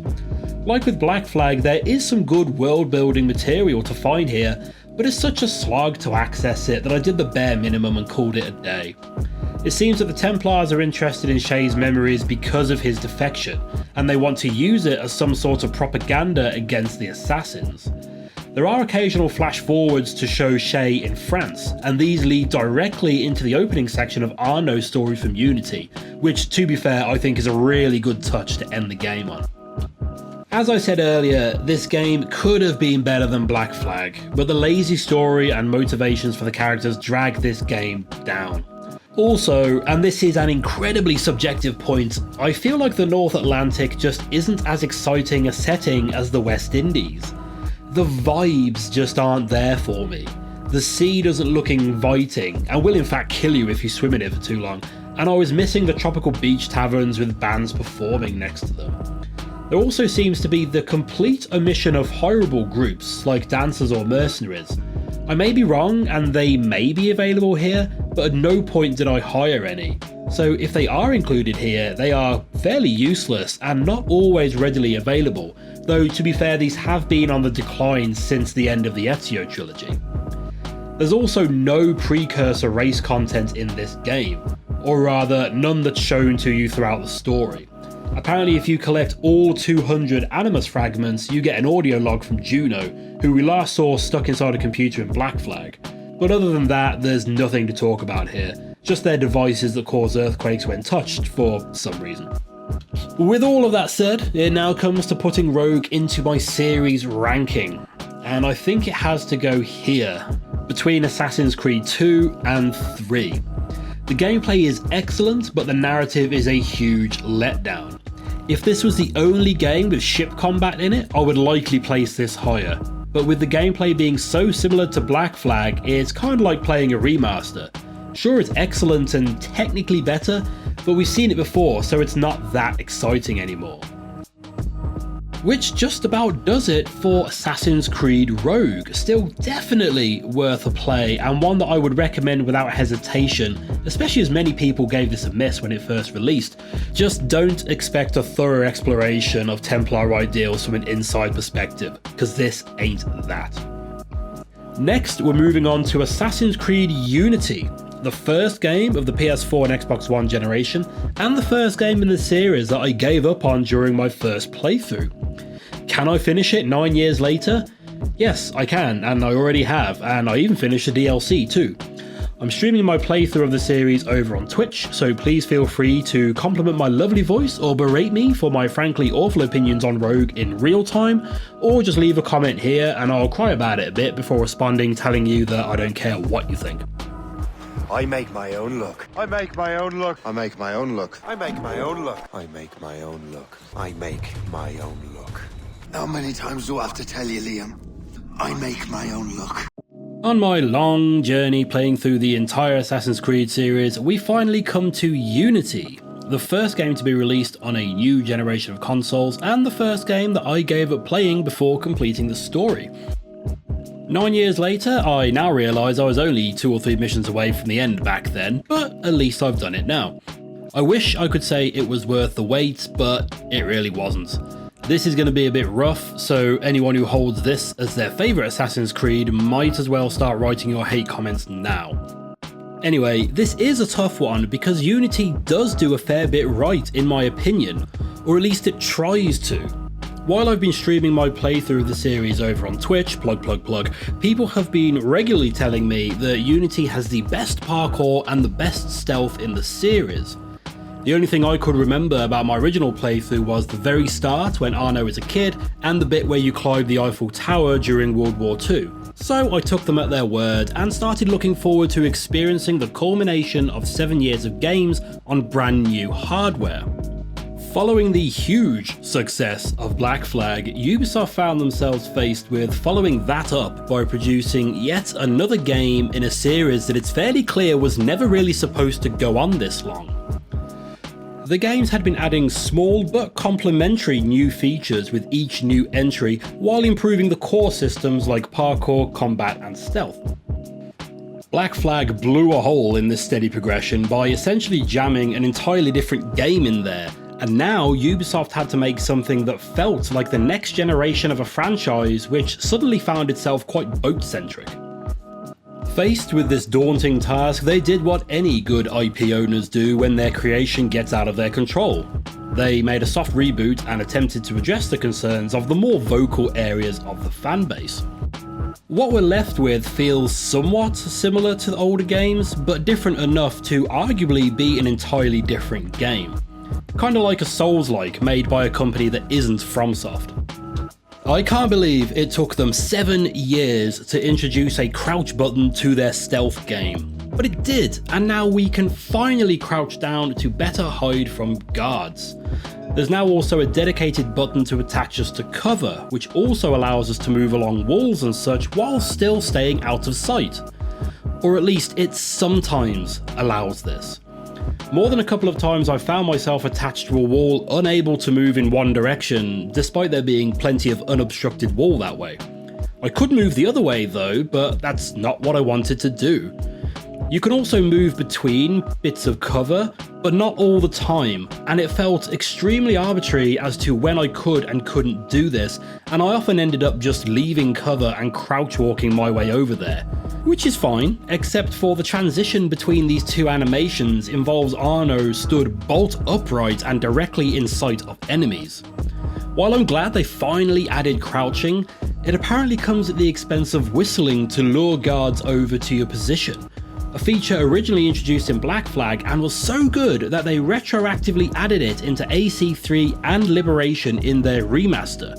Once again, Assassin's Creed giveth and Assassin's Creed taketh away. Freerunning has had some changes made to it and now has 2 extra buttons to consider, one to climb up and another to climb down, potentially eliminating the chances of running up walls when you actually want to drop down to street level. This also eliminates a situation from previous games when your only real option to get down to the street in a hurry is to either leap off and hope you can tank the fall damage, or find a flock of birds that indicate a bale of hay. Here though, you can scramble down building sides fairly quickly and fluidly, getting you back down to street level without losing any health and still keeping some momentum too, all while looking pretty darn dapper while you're at it. One of the many new features in Assassin's Creed 3 was building interiors that we could pass through with our parkour powers. These were incredibly limited and essentially just mini cutscenes showing Connor slide under a table and through a window or whatever it was. It's something I barely found myself doing, and I can't even recall whether it was included in any of the games after that. Here though, we get so many open windows we can burst through and run out the other side, but we are in control the entire time. Hell, you could even decide to stop and run down the stairs and into the street rather than just leaping out the other side. This is great, and it feels great, as long as there isn't too much furniture in the way.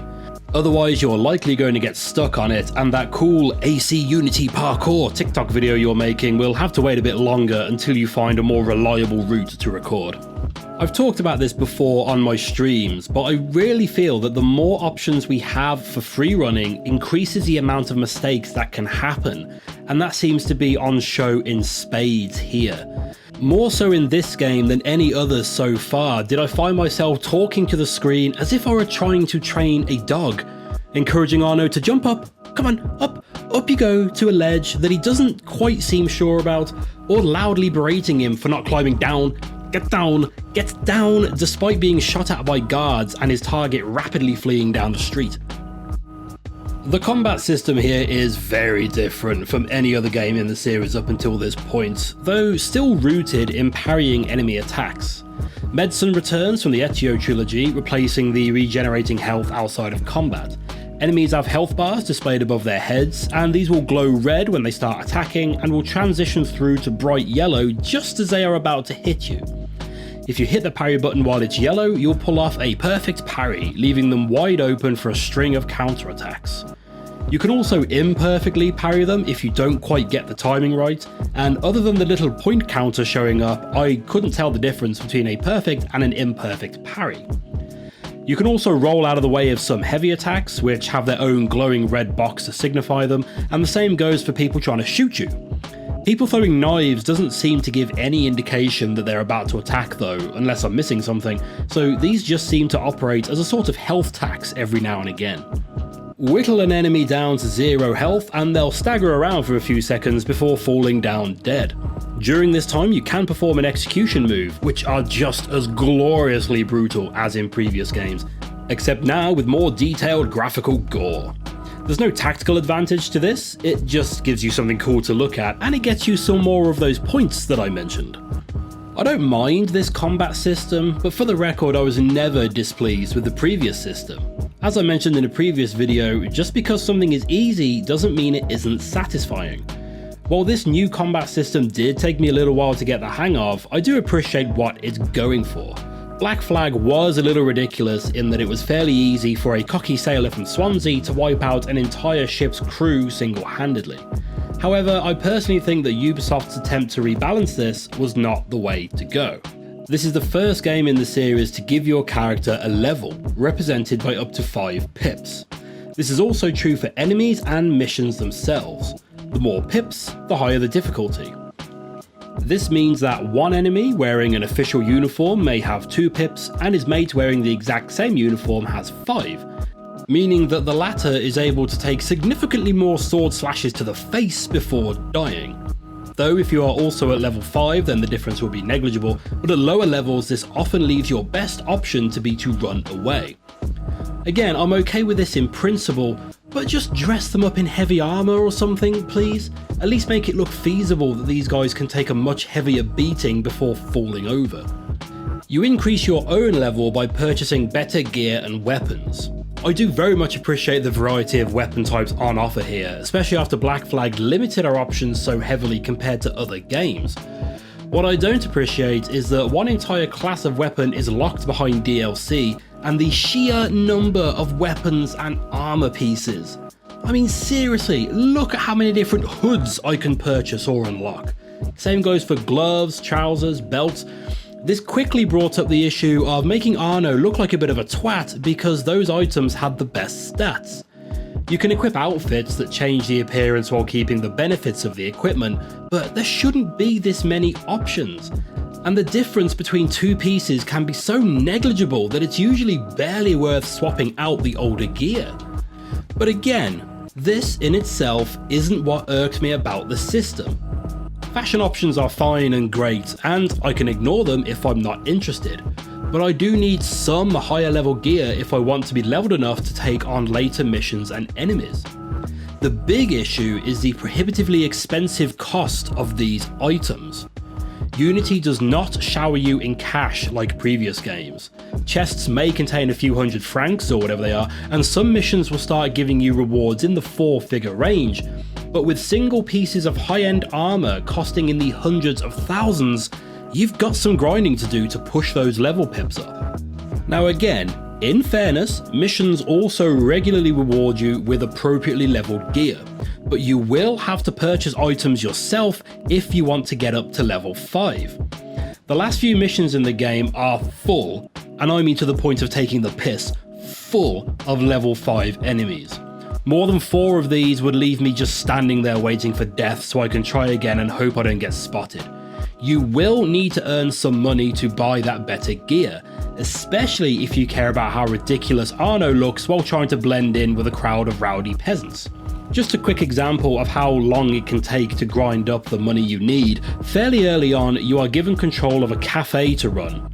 Much like Ezio's villa, you can upgrade this in stages to increase your regular income from it. Each upgrade increases in cost, with the final one costing 15,000 livre. Your regular income from all of this heavy investment? 380 livre every half an hour or so. But don't worry, you don't have to just use livre to buy gear. Remember those points I mentioned earlier? You get those whenever you perform what they call assassin moves, like executions, stealth kills, air assassinations, stuff like that. These points can be used to upgrade equipment, which usually just makes them 25% better. One could argue that 25% increased mediocrity is still mediocre, but that might be all you can afford at this point. Of course, there's always Helix points, but these could honestly fuck off and die along with every other paid for in-game currency on the planet. You get a few through early mission rewards, usually enough to buy you 1 or 2 things, then that's it, they stop coming. My understanding is that Helix points stick around for the rest of the series, but I'm hoping I can ignore them as easily as I did here. I do remember when I played on PS4 at launch that certain chests would require me to sign up to a mobile app or something like that, which has thankfully been removed here, and I was hoping that the Helix points had too. You can of course avoid them completely, but during the last couple of missions I was left wondering whether I would be having more fun if I had the better equipment that was locked behind a high cost that was put in place purely to make the microtransactions more attractive. Shadow of War had a microtransaction system that required the endgame to be rebalanced when they removed it, but I don't think a simple rebalancing of the gear system would fix my problems with Unity. When the parkour and combat work, they work well and they look superb. I mean, I regularly see parkour runs pop up on YouTube shorts and they really do look amazing. Thing is, they just as frequently don't work and you get stuck on a ledge and shot. During combat, the camera will regularly position itself where you can't see the parry indicators or the gunshot warnings, so you're just left guessing as to when that bullet is going to be flying at you. And I personally did not find the stealth satisfying at all. Crouch is nice, and pinning yourself to a corner to take out patrolling guards is as fun as it is anywhere else, but moving between cover just did not work reliably enough for me to consider using it. It's these features, these core features of the game, feel that they could have done with another year or so in the oven. And they had the perfect excuse to do that. Rogue came out on the exact same day as this, and that's almost as big of a game as Black Flag. They could have pushed that out cross-generation, just like with Black Flag, and leave Unity to be fine-tuned and perfected before pushing it out the door. But instead, they released them both simultaneously, leading to disappointing sales for Rogue because it was on, quote, old consoles, and led to a famously buggy game that just wasn't ready to be released. All of those terrifying skinless faces that everyone remembers are gone now, and the issues that remain are the things that could have been ironed out if they'd just been given the time to do so. Another new addition to the series is a skill tree, with skill points being given out as mission rewards. As a quick side note, these are listed in a way that suggests you earned, for example, 2 out of 2 points, with the implication being that I could have only earned 1. After not completing any optional objectives, I was still always awarded with the full amount of points. What do I have to do to earn less than the maximum? Is it even possible? Anyway, skill points are another feature that I don't have an issue with in theory, but there are some very questionable applications here. First off, it's important to note that I did not earn enough points during my playthrough to unlock every skill. This is important because I have to spend one of those points on the ability to sit on a bench. All of that armor gear I talked about earlier also allows you to increase your carry capacity of medicine or ammo or whatever, something I admittedly didn't realise until the second to last mission. However, armor doesn't increase your health, it only increases your resistance to damage, which kind of makes sense, but this means that your health is increased by you buying skills. There's also skills for doing more damage with different weapon types, which again I feel should come from the items themselves, but at least the lockpicking skills made a bit of sense to me. There were a few co-op focused skills too, but obviously I didn't bother with any of those because I have no friends and will die alone. Unity carries over the usual assortment of range weapons too, with berserk darts and different types of bombs and such, and these all work fine, but I do feel like the range of the guns and darts was a little bit too short, but maybe that's just me. Eagle Vision has also been tweaked to be a much more localized event and only works for a few seconds before it needs to cool down again, and tagging enemies has been removed for some daft reason. Arno also can't whistle here, which I know I've already mentioned, but Jesus Christ, that's such a stupid thing not to include. It's almost as bad as saying they couldn't include female co-op characters because that would mean creating new sets of animations. Which is funny because I'm pretty sure Cassandra and Alexios have the exact same animations for everything they do. In terms of gameplay, I think this just about covers all of my issues with the game. The parkour can look incredible, but isn't reliable. The new stealth mechanics are so iffy I eventually gave up on them entirely, and the combat generally works well until the enemy levels and the camera start playing against you. There's plenty of things to not like here, and I haven't even got to the story yet. I think it's fair to say that it's painfully obvious that Ubisoft had zero plans with how to keep the modern day story going after Desmond saved the world. And while Black Flag teased a new story thread involving Juno, Rogue very much felt like stalling for time. With Unity, they go back to the liberation approach, which is to have us take on the role of a video game player playing an Abstergo console. We were supposed to be playing a game about some 14th century French Templar, but our game is quickly hijacked by the assassins who want to show us just how bad the Templars really are and convince us to join their fight against them. They do this by making us play through a story about a man who spends most of his time helping Templars and having very little to do with the assassins themselves. Also, there's a revolution going on, but we don't talk about that. After a quick tour of medieval France, which is oddly populated with people whose accents range from all across the British Isles. Who goes there? A friend of the temple. Flaurak. The Council's message was absolute. You're not welcome here. I must speak with the Grand Master. He's in session. They all are. Another day, perhaps. I'm French! Why do you think I have this outrageous accent, you silly king? We're dropped into the shoes of Arno Dorian just as his dad is killed by Shay Cormac from Rogue. Turns out Papa Dorian is an assassin, but obviously Arno doesn't know this yet, and he's taken in by the father of a girl he just met and raised as a worker in his big house. Arno and the girl, Elise, spend their lives in a secret relationship with each other, as a lady of status cannot be seen cavorting with the help, you know. At a big party, Arno witnesses her dad being killed, which he is then framed for and thrown in prison. While in there, Arno ends up accidentally revealing that he has eagle vision, which another prisoner recognises and starts training Arno how to fight. Turns out this chap's an assassin too, and when the Bastille gets stormed, as it's prone to do, they make their escape, and he urges Arno to join his Brotherhood. At this point, Paris is now in full revolution mode, and the assassins are keen to keep an eye on what the Templars are up to.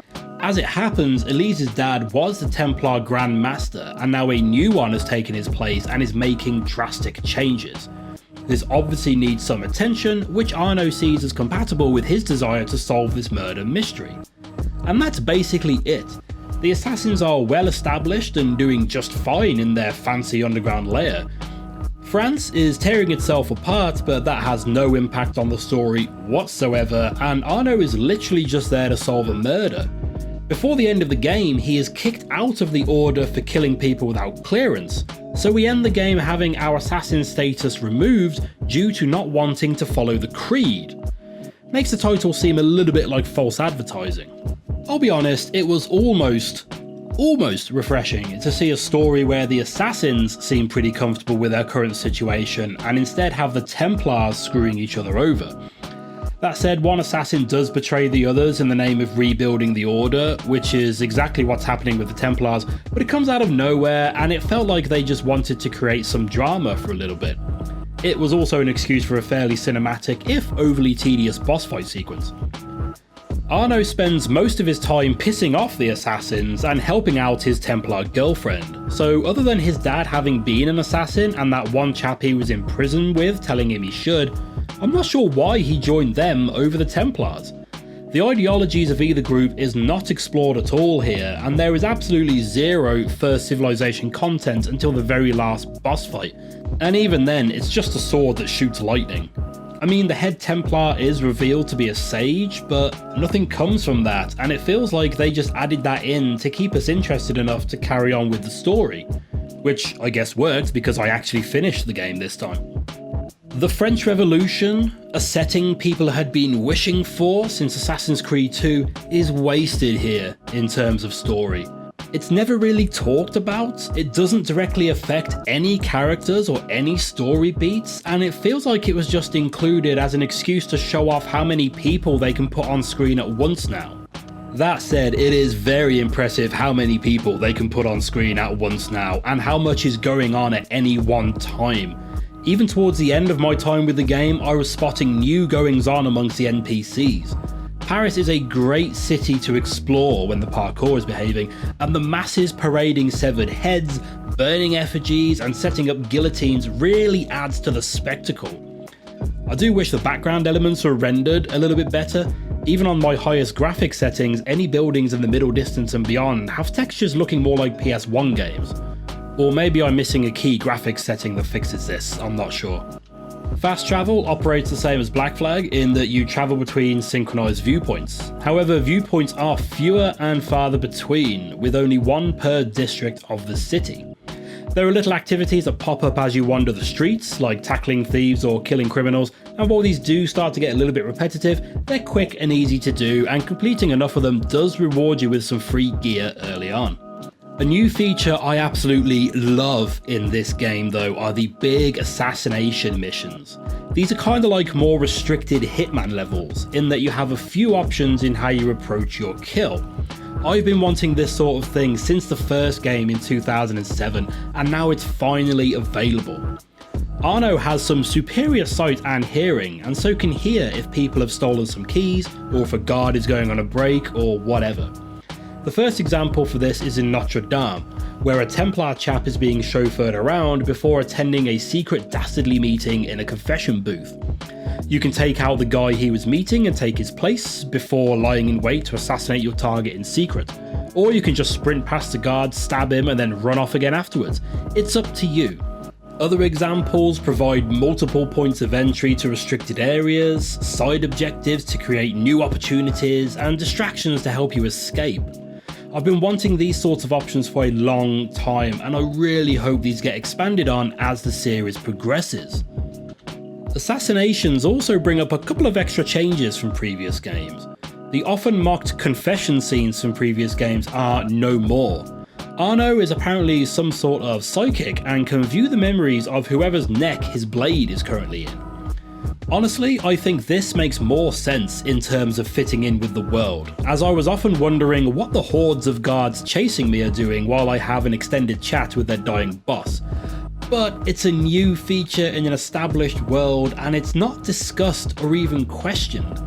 Arno provides the information he learns through these visions as evidence to others, and no one questions how he could know this stuff. It just seems a bit odd. Also, the hidden blade is now a contextual action rather than a weapon you can equip, and you can only properly assassinate a target with it. This can be a problem if you are in open combat with your target and their guards, as you may press the button intending to finish him off, but that other guard is also close to you, so Arno may instead swing his sword at him. It's an odd decision here which seems needless, frankly. Plus, I quite enjoy fighting people using the hidden blade. There's usually some cool animations for it. With Black Flag being the success that it was, and with this being the first next-gen Assassin's Creed game, Ubisoft clearly felt that they had to make some significant changes to the core systems to give it the impact they wanted. New hardware gives them the opportunity to address some of the long-running complaints about the series, with arguably the combat and the free running being the most common nitpicks from vocal players, and they also looked to expand the gameplay with slightly open-ended missions. Again, I feel the reason it failed to really hit these goals is that it was rushed out of the door to keep up with the yearly release cycle. Given another year, we could have ended up with a much tighter and more satisfying game. I am fully supportive of what they were going for in this game, and those highlights regularly shine through, but it just as regularly doesn't work, and the game is shown for the rushed product that it is, and had an undeniably drastic effect on the future of the series. Which brings me to my running ranking of the series. I was hoping that this game might hit differently 9 years later, but it just doesn't, and if anything its flaws are more obvious having played through the previous games again. This one has to go at the bottom of my list, because I have no desire to play through this game again at all. While I did have fun at times, the mechanical failings and the difficulty spikes that result from the unbalanced leveling system would have made me give up again if not for the fact that I'm making these videos. I genuinely hoped that I could see what other people had been telling me about this game, but I just can't, and this is the first game I can honestly say I have zero intention of ever coming back to. Except now there's apparently this mod that fixes these issues, so maybe I will at some point. So on that low sorry note, it's now time to look forward to Syndicate, the last of the classic Assassin's Creed games and the first mainline game in the series that I have never played. Once again, I'm streaming my playthrough over on Twitch, and I look forward to all the Unity fans giving me shit for not liking their game. I took a fair bit of abuse while I was playing through the game, so I'm ready to stay polite and friendly while being berated and insulted, so pop on over and give me what you've got. Or you can let me know in the comments, whatever you prefer. Diving into the river. Oh, that was different. They beat me at whist. I can see it now. We'll call ourselves the Rooks.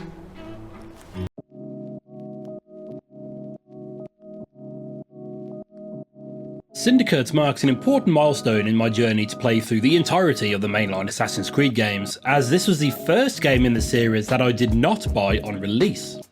I had given up partway through Unity and felt no enthusiasm for the series anymore.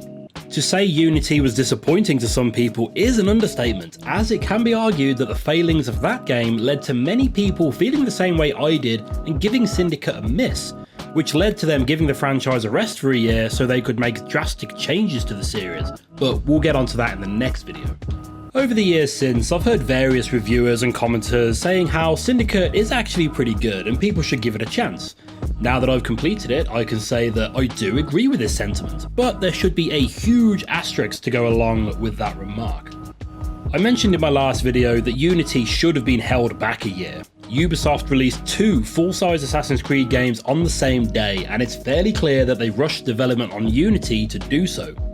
Syndicate is what Unity would have been had they given it another year in the oven. The parkour, combat and stealth is tighter here, not tight, just tighter, and they have reverted many of the negative changes that Unity introduced while keeping the better parts of it. Sounds like it should be an awesome game then, yeah? They even course corrected after the gender-based controversy caused by Unity's multiplayer mode. In Syndicate, we play as both Evie and Jacob Fry, 2 lovable scamps who tire of wasting away their lives murdering Templars in smelly old Crawley when they could be murdering even more Templars in glamorous London town. After a brief introductory mission where their characters are firmly established and shall not change for the duration of the game, they scarper off to London against the orders of their mentor to help fight the big bad Templar called Starrick, who we know is bad because of his big twirly moustache and his penchant for putting children to work in dangerous conditions. He also seems to be solely responsible for all the bad things you've ever heard about the Victorian era. Upon meeting Henry Green, seemingly the only assassin in London, he tells the siblings all about the evil Starrick and how he controls pretty much the entire city by way of controlling the local gangs. Jacob, the lovable scamp, decides to start his own gang called the Rooks, which he took so little time to think of that I imagine he must have been drawing logos for his own gang on his books during assassin school. With this new gang, Evie and Jacob can systematically liberate the boroughs of London from Starrick's control and establish their own power base to take on the Templars. If I were feeling generous, I'd suggest that this is a callback to the criminal gangs we saw in Assassin's Creed Rogue, but Peaky Blinders was big news around the time this game was being made, so I imagine that was a bigger influence on this aspect. Fairly soon, they learn about a piece of Eden that the Templars are looking for. It turns out that our old friend Edward Kenway, the bloke from that one game we all love, discovered the Shroud of Eden, which can offer its wearer powers of restoration and healing. Also, it apparently allows the control of floating balls that project deadly laser walls for some reason. Evie and Henry set about trying to track down the Shroud, while Jacob murders his way through the various industry heads of London, almost destabilising the entire economy in the process. After several hours of stabbing gangsters and liberating child workers, Jacob and Evie do battle with a Shroud-equipped Starrick, and through the power of cooperation manage to defeat him, locking the Shroud back inside its precursor tomb, the location of which is what the modern-day story is focused on learning. Similar to Unity, it feels like Ubisoft was stalling for time on the modern-day story here, though some sort of narrative is at least offered in this game. Through a series of pre-rendered cutscenes, we see Sean and Rebecca evading the 2 Templars from Rogue and their boss as they search for the Shroud. They need us, who I assume to be the same computer game playing nerd from the last game, to carry on working through memories to help locate it. To be honest, this is probably the best way of handling the modern day stuff at this point, through skippable cutscenes. It has absolutely zero effect on the historical gameplay, and while it does continue the narrative established in previous games, people who give absolutely zero shits about it can give it a miss entirely. I thought it was weird having pre-rendered cutscenes when historically the series has used in-game animations, and the weird clone reveal at the end of the game came completely out of nowhere and seems like an idea the writers came up with just as they were leaving for lunch break. We do get some precursor content here though, and what I believe to be the first use of the word Isu in the series, but I'll come back to that later. In terms of story, there's not really much to get stuck into here. There are no real surprises or twists, other than with one character that happens about 30 minutes after meeting them and is as obvious as a fire dancer at a funeral. This is back to basics good versus evil storytelling. We get introduced to the two playable characters and their boss / awkwardly forced love interest. They get pointed at the bad guy and off they go, never meeting or really interacting with each other until the big fight at the end. The narrative is split between many memory sequences, with each sequence containing its own little story based around another underling of Starrick. We get a short cutscene explaining what they're doing, like producing and distributing poison, and we're given an outline of what Jacob and Evie need to accomplish separately to bring an end to these activities and kill the person running it. This made it feel like episodic entries in a TV program, and provides very little time for us to get invested in any of these subplots, as the mini-bosses are being killed shortly after they're introduced, so I didn't really feel anything when I finally landed the killing blow. We, the players, check in with Starrick at the end of each sequence, watching as he transforms from thinking nothing of the Fry twins to acting all crazy-like and shooting his servants in anger. Almost like Azula from The Last Airbender, losing their minds as they suddenly find themselves on their own thanks to their own negligence. Given the context of the narrative, that we are witnessing genetic memories of the Fry twins, I do wonder how we are able to bear witness to private Templar meetings. Now that I think about it, how can we witness the genetic memories of two siblings? I guess we aren't supposed to think about it too much because the only explanation I can think of is illegal in most countries and would result in webbed toes. I am personally not much of a fan of the Fry twins, at least not as a pair. Jacob to me feels like he was designed by a committee of wankers who think that being a twat is charming. He's also seemingly irresistible to older women, with the Prime Minister's wife having to carry around a wet floor sign whenever she meets him. Evie is much less grating, and to my mind would have been fine being the sole protagonist. When they're together, they have this really annoying energy about them. They fall out at the end due to their different approaches to situations, and I felt no sympathy for Jacob as we've seen how short-sighted he is and how much damage he can cause. I think we're supposed to feel despair when they agree to work one last job together and then part ways. But honestly, that seems like the best solution, and I was glad they finally figured that out. They then changed their minds after that last job though. The lovable scamps. They also spend very little time together on screen. There are plenty of cutscenes featuring the both of them at the start of the game, and then they never really interact until they fall out right at the end, making this argument feel a bit sudden. You can swap which sibling you're controlling at any point in the open world, and certain missions require specific characters, so they don't spend much time together, they just talk about each other. Or rather, Evie bemoans Jacob's actions while he tries to swoon the G-MILFs of the capital. The story and characters did very little for me here. Evie and Henry end up in a relationship because they spent 3 or 4 cutscenes together, and I think Alexander Graham Bell quite fancies Jacob, but nothing comes of that. On that note, the out-of-nowhere introduction to historical figures is just as out of the blue and unsubtle as I had heard about this game. Within 5 minutes of arriving in London, you literally bump into Charles Dickens, who, without any form of conversation, invites you to drop by his house at some point to hunt supernatural beasts. We also meet Charles Darwin, who comes off as some sort of violent anarchist, Florence Nightingale shows up for one mission, and Queen Vicky makes an appearance at the end and almost exclusively talks about cake. Karl Marx makes an appearance in some side missions, and there are other characters introduced in a manner that suggests they too might be real famous people, but it let my mother down to admit I didn't know who they were. Sorry, Mum. Instead, it's the gameplay what kept me entertained throughout my time with Syndicate, and as I mentioned earlier, this is what Unity could have been if it had been given more time. In fact, there were many things this game does that made me dislike Unity even more, because this is how it could have been. That said, this is by no means perfect, and I once again found myself shouting at the Fry twins the same way I shout at the cat when she tries to steal fish off our dinner plates. The up and down parkour controls are tighter than Unity, but they did still result in said pet-like shouting. Sometimes I wasn't sure whether I needed to hold the button to go up or down. For instance, a waist-high railing surely needs me to go up, but because it's on top of a wall, I actually need to hold down, otherwise I just stand there looking at it while my target runs away. The combat system is very similar to Unity, but again it's tighter, more consistent, with more clear visual indicators, and the camera didn't once swing into a wall and block half of my view.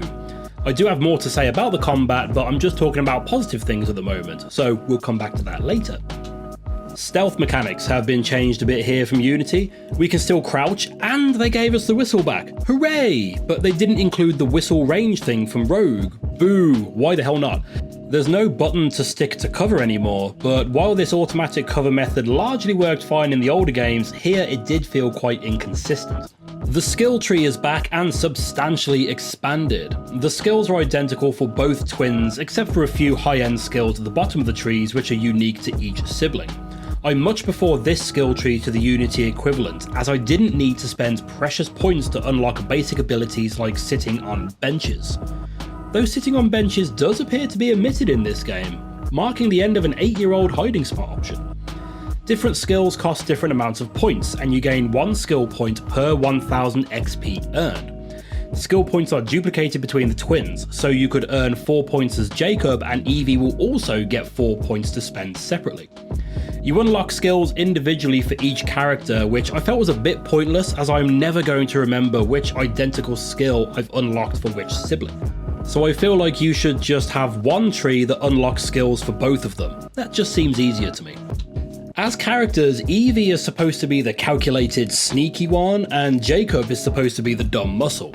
In practice, they both control in exactly the same way, and neither of them have any advantages over the other in any given situation. I mean, at the top level, Evie can turn invisible when she stands still, but other than a smattering of top level skill unlocks, there's no real advantage to playing as one over the other. You now level up by spending a certain amount of skill points, rather than in Unity where your equipment denoted your level, with outfits now providing extra health, reducing damage, or increasing carry capacities. You will need to upgrade your weapons as you progress because of those negative changes to combat that I promised I'd talk about. See, you didn't have to wait long for the negative stuff. After my first session with this game, I had to check whether the gameplay was tied to the frame rate, as I thought maybe by playing it at 60 FPS I was seeing the combat at double speed. It turns out this is not an original thought, and people were asking this question 8 years ago.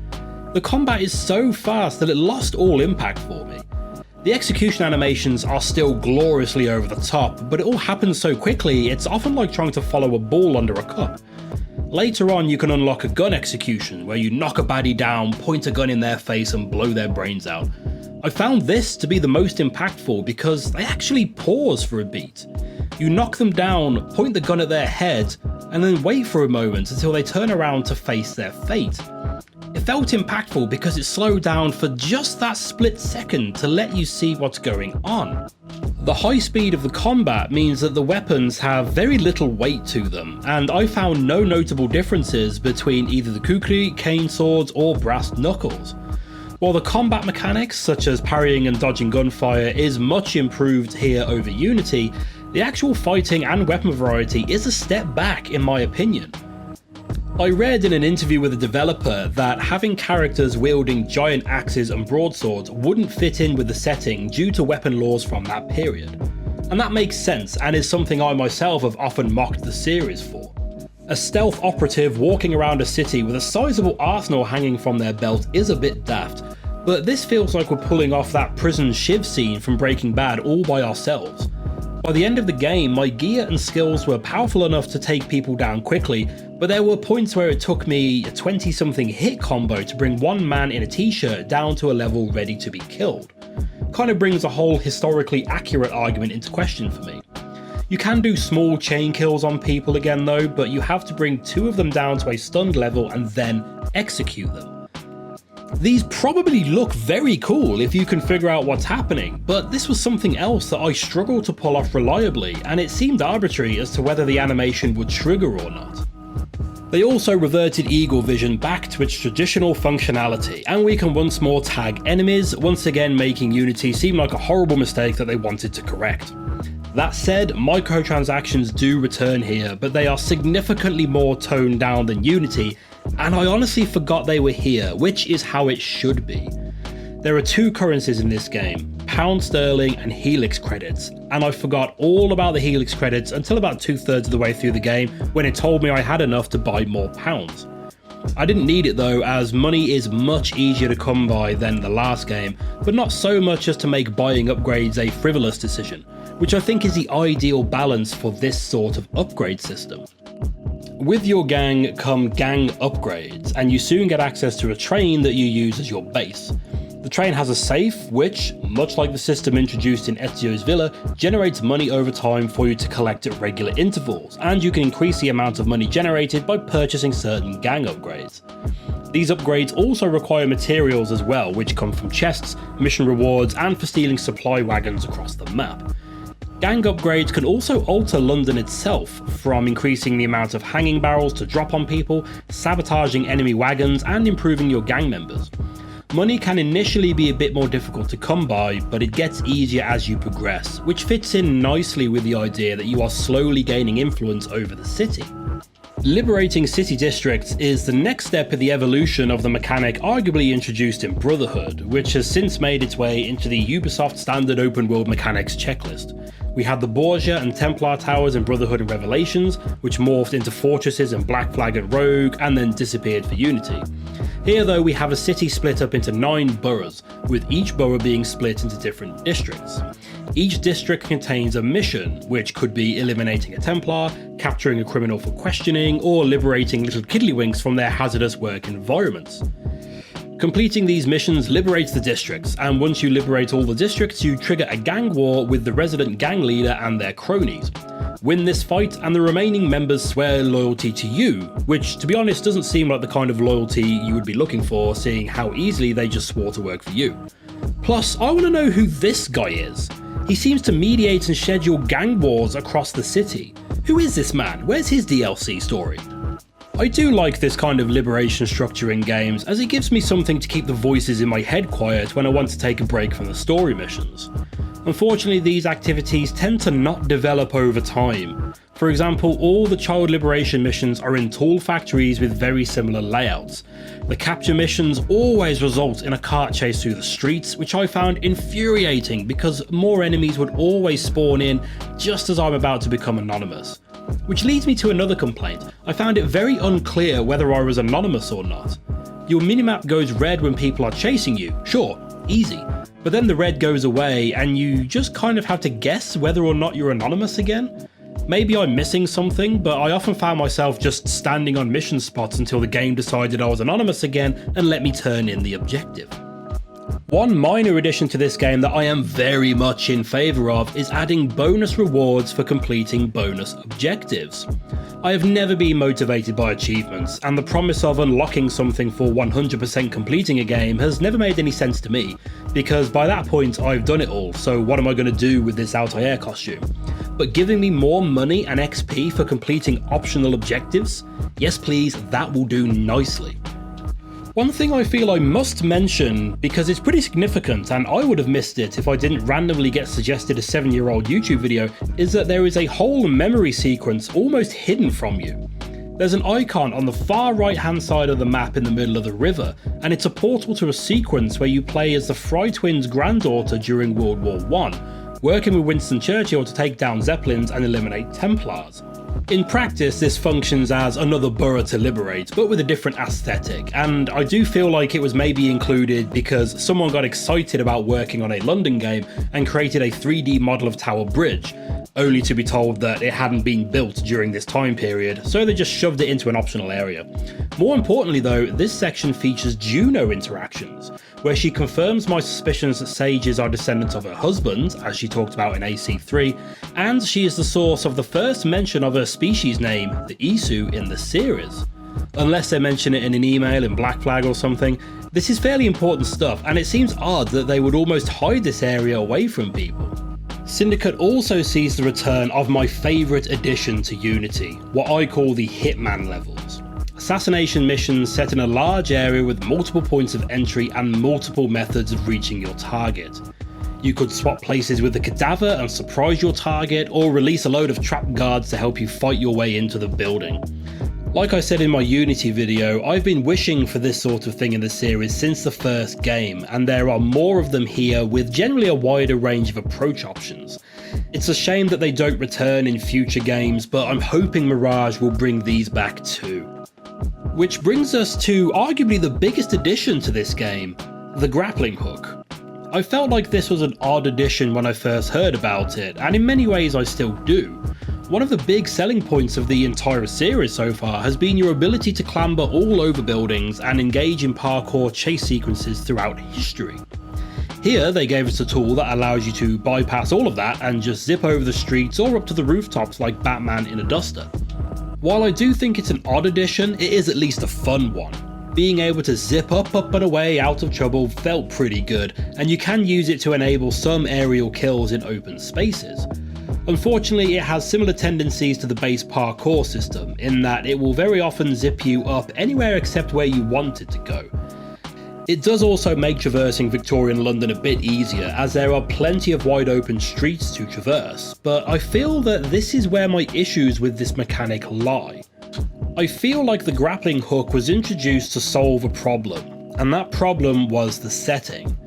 As I say, London has plenty of wide open streets, which in any other game in the series would force you to jump down to the street and climb back up again. Yes, this gadget solves that problem, but it's a problem that they have created for themselves in the name of historical accuracy. This being the historical accuracy where a pair of siblings can massacre 30 people every afternoon and not develop some sort of complex. In my mind, I've been comparing the grappling hook to the hook blade from Revelations. That gave you more traversal options, and the city was partially designed around it. Large sections of Constantinople are on a slope, providing plenty of opportunity to dash across the rooftops, swinging from hanging baskets and sliding down zip lines. Constantinople still holds one of my top spots in terms of Assassin's Creed cities, and this is a big part of the reason why. London was clearly not designed with the grappling hook in mind, and it was instead added to stop the parkour, again one of the biggest draws of the series, from getting annoying. That's not to say that they necessarily had to redesign the entire city around one, admittedly optional, gadget. In contrast, let's look at the Thames. London has a whopping great big river snaking right through the middle of it, an obstacle too great for many taxi drivers to this day. Yes, there are bridges, but that's just an extended length of featureless stone. Instead, they filled the river with boats moving cargo around, creating a constantly moving assault course for you to navigate. This is a fun way to overcome the parkour problem that played into the strengths of the series. Then again, I guess you can ignore it completely once you've unlocked fast travel, but where's the fun in that? The only other thing that really stood out to me here was the music, and I guess the tone in general. The developers are keen for us to accept the Fry twins as a pair of lovable scamps, and the music goes some way to try and emphasise this. Not just during cutscenes though, but during missions or when you are out and about in the world. My personal issue with this, and obviously this is incredibly subjective, is that it's all too jovial considering the circumstances. I've just executed a man with a bullet to the head after gouging out his chest 13 times before murdering all of his friends and the garrison of police that came to investigate. I mean seriously, the fights can escalate incredibly quickly. Why does the music give the air of me having just successfully stolen a loaf of bread from my school's head teacher? Assassin's Creed has almost always had light-hearted and outright funny moments in it, so including some here isn't an issue in itself. But this feels like it's trying too hard and too often.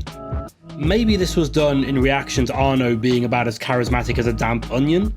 Sometimes the cutscenes feel like a 90s sitcom with a laugh track removed, giving time between lines to let you finish laughing at Jacob's hilarious jokes and Evie's exhaustion in his cheeky ways. Which I think is all there is to say about Assassin's Creed Syndicate. It certainly was better than I expected, and I reckon I probably would have enjoyed it had I bought it on release. And in that alternate dimension, I may very well have gone on to play the next 3 games too, who knows? Anyway, I guess it's time to put this somewhere on my ranking list. This is certainly better than Unity, and is most definitely more worthy of your money than Freedom Cry. The next contender is Assassin's Creed 1. I said in that video that AC1 is a proof of concept, a core framework on which to add new features moving forward. Syndicate feels like the soft reboot that I think Unity was supposed to be, and in terms of jank, feels about the same as AC1, but with a more visually interesting city to explore and better animations thanks to improved hardware. I don't think it's a stretch to describe AC1 as a linear game set in an open world, whereas Syndicate gives you plenty to do in its vast and detailed playground between stabbing missions, even if your progression through the world is arguably linear thanks to the level system, but I'll save that rant for the next video. With all of that said, I think that this game is superior to the first, even if my nostalgia hates me for suggesting such a thing. But I would argue 3 repeatable mundane side missions is much worse than the range of side activities on offer here, and the cutscenes are once again beautifully animated and very well voiced, something I think the series doesn't get enough credit for.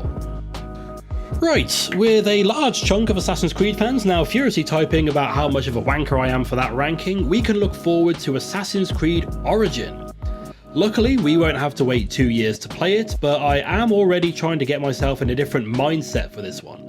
I've been warned that if I go into it expecting another Assassin's Creed game, then I'm going to be disappointed. So I've prepared myself for something more akin to The Witcher, but with a weird parallel modern story thrown in as well.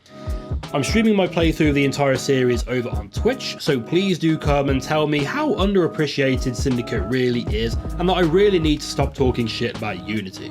Or just leave a comment on this video and I'll skim read it while I'm having a poo, whichever you prefer. London will perish without me. You flatter yourself. I would have created a paradise. The city belongs to the people. You are but one man. I am at the very top of the Order! You were, Mr. Starrick. You were.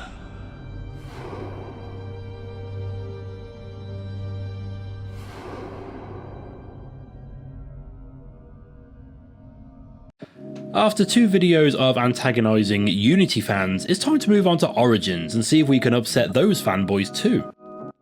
Origins is an important game in the Assassin's Creed series, one which saw a significant shift in the gameplay mechanics and a title that shouldered the responsibility of saving the entire franchise. The less than ideal reception of Unity led to poor sales for Syndicate, which Ubisoft credited to players being bored of the similar gameplay. It definitely wasn't the rushed development leading to buggy releases and introduction of systems designed to push people towards microtransactions. No, it's the similarity of the titles, definitely. That's not to say that the series didn't need a bit of a shake-up though. We'd received a new game every year since the release of Assassin's Creed 2, with 2 full titles being released on the same day in 2014. With arguably their biggest IP in trouble, it fell on Ubisoft Montreal to revitalise the series and bring players back into the world of Assassins vs Templars. It's worth taking a moment to look at their choice of development house for this while we're on the subject. Ubisoft Montreal are the team behind Black Flag, arguably the most popular game in the series and the first game to really make some significant changes to the gameplay. So while that all sounds like a good idea, Montreal are also the team behind Unity, arguably and demonstrably the game that is often pointed to as the death knell for the series. I personally like to think this was Ubisoft realising that too much publisher interference leads to inferior products, and that Unity would have been a better game if they were given more time to complete it properly. It was probably something far less enlightened than that though, if we're being honest. Other than a quick 15-minute demo of Odyssey at EGX 2018, I'd not played any of these quote new style Assassin's Creed games, so I was going in completely blind for this. Having access to the internet for my entire adult life does mean I'd absorbed some details about this new gameplay style over the years, and a common opinion is that these are not Assassin's Creed games, they are open world RPGs that share a title with a different series. I mentally prepared myself for a vastly different experience than the previous 11 games had provided and settled in for an adventure in ancient Egypt. Even if I didn't quite know what kind of game I was heading into, I was at least excited to witness the origins of the Brotherhood of Assassins. I'm going to quickly go over the story first, so here's your spoiler warning, and skip to this time to get on with me giving my thoughts on this new gameplay style. The game opens in 49 BC in Siwa, a small settlement in Egypt, as some pharaoh is parading through the streets on his elephant. We see our main protagonist Bayek, which is a Yorkshire expression of disbelief, and his wife Aya generally being happy and waving to all their neighbours with their faithful pet eagle Senu. Life is just so good for these guys, and I really hope nothing bad happens to them. They watch the pharaoh parade by quite happily until said god king makes eye contact with Bayek, who then glares back at him for some reason. The developers then made the odd choice of jumping forward to 1 year later, where Bayek is rather angrily stabbing a man in the face with his own mask. We soon learn that, similarly to Kratos in the original God of War, Bayek was manipulated into killing his only child, and he has sworn revenge against the 5 masked men responsible. These chaps were trying to open an Isu vault in Siwa, and were convinced that Bayek knew how to use an Apple of Eden to open the vault, which he didn't. A fight started and the kid got shanked by mistake. Having killed 2 of the men and now looking for more leads, Bayek later meets his wife Aya in Alexandria, who has also killed 2 of the men, leaving only 1 left. While killing the final chap, a rather rotund individual who calls himself the Hippo, Bayek is given the idea that these targets may have just been a small part of a bigger organisation. Off-screen, Aya became a close ally with everyone's favourite Egyptian figure and 90s girl band Cleopatra, who tells Bayek about the Order of Ancients, who managed to oust her from her throne and put her brother in her place as a puppet leader for their nefarious deeds. Cleopatra and her entourage are working to eliminate members of the Order to help her regain her throne, and seeing as Bayek has nothing better to do, he decides to join up with them, even though he doesn't seem all that bothered about whether Cleo is on the throne or not. After killing these chaps, Bayek is given yet another list of names, and keeps being told that actually it's one of these people that killed your son, even though you killed him by accident, but whatever. Eventually, Bayek and Aya quite hilariously sneak Cleopatra into an audience with Caesar, who, enticed by the younger female, deliberately dismisses her brother as an ally and kicks everybody out so they can get jiggy in his office. With their new alliance firmly established, yeah, I bet it was firm, Caesar Patra then ally themselves with the Order of Ancients, for some reason I didn't quite pick up on. Power, I guess. Bayek and Aya then establish a brotherhood of sorts that will fight for the freedom of the oppressed and stand up for the common people. They learn that Caesar Patra have stolen the staff from the tomb of Alexander the Great, which they can combine with that Apple of Eden from earlier to open that vault in Siwa. The two rush back to Siwa and find it open, displaying what I assume to be the same holographic image we saw at the end of Assassin's Creed 1, that of a globe with the sites of other pieces of Eden marked out. They also find Bayek's dead friend, who we spent 10 minutes with at the very start of the game, and Bayek is very sad about this and swears more vengeance. Bayek kills the one responsible for his friend's death, a chap called Flavius, who is using the apple to control entire towns. With him dead, he takes the apple and puts it in a fairly standard wooden box, declaring that no one should ever be able to use it again. With that in mind, I would have tied it to a rock and thrown it into the Mediterranean, but I'm sure a standard storage chest in your bedroom is just as safe. Aya then travels to Rome to kill Caesar and threaten Cleopatra, who I'm sure the only reason she doesn't kill is because the series likes to keep famous people's deaths somewhat historically accurate, and she shouldn't die for another 18 years or so. We then see that Aya remains in Rome and establishes a Brotherhood bureau to help fight the Order, as she now realises that they are spread across Italy, Greece and Egypt and will only spread further. Bayek does the same thing in Egypt, though on what looks to be a much more friendly neighbourhood assassin level than Aya. In terms of story, I actually think this is a pretty good one, especially after the lacklustre narratives and characters of Unity and Syndicate, even if I do find the premise of avenging the death of a child a little bit overdone at this point. We first meet Bayek as a sort of bloodthirsty monster who shouts a lot, which is another similarity to Kratos, and while the need for revenge drives him through most of the game, he eventually learns that revenge doesn't really solve anything, and there are more important reasons to fight other than settling scores. I mean, it's easy for him to say that though, as the people he wants revenge against also need to be removed for the good of all people, but it's still a fair point. I don't see many people talking about the quality of the voice acting in the Assassin's Creed games, and I'll admit to having forgotten to really talk about it in any of my videos on this series, but other than a couple of side characters across a few games, I do feel that the voice acting is generally phenomenal in this series, and this is especially true with Bayek. He swaps from bloody vengeance to dad mode to sexy husband mode in an instant, and the relationship between Bayek and his wife Aya actually made for an interesting part of the story here. A lazier version of this story would have the two of them working together towards a shared goal, having tender moments while reminiscing about the good old days and romanticising a future where they can be a happy family again. Instead, they spend most of the game apart, murdering people, and when they do come together, they usually pop off for a quick shag and then get back to bathing in the blood of their enemies. Over time, they realise that they both have different goals, and that the death of their son set them on separate but equally determined journeys.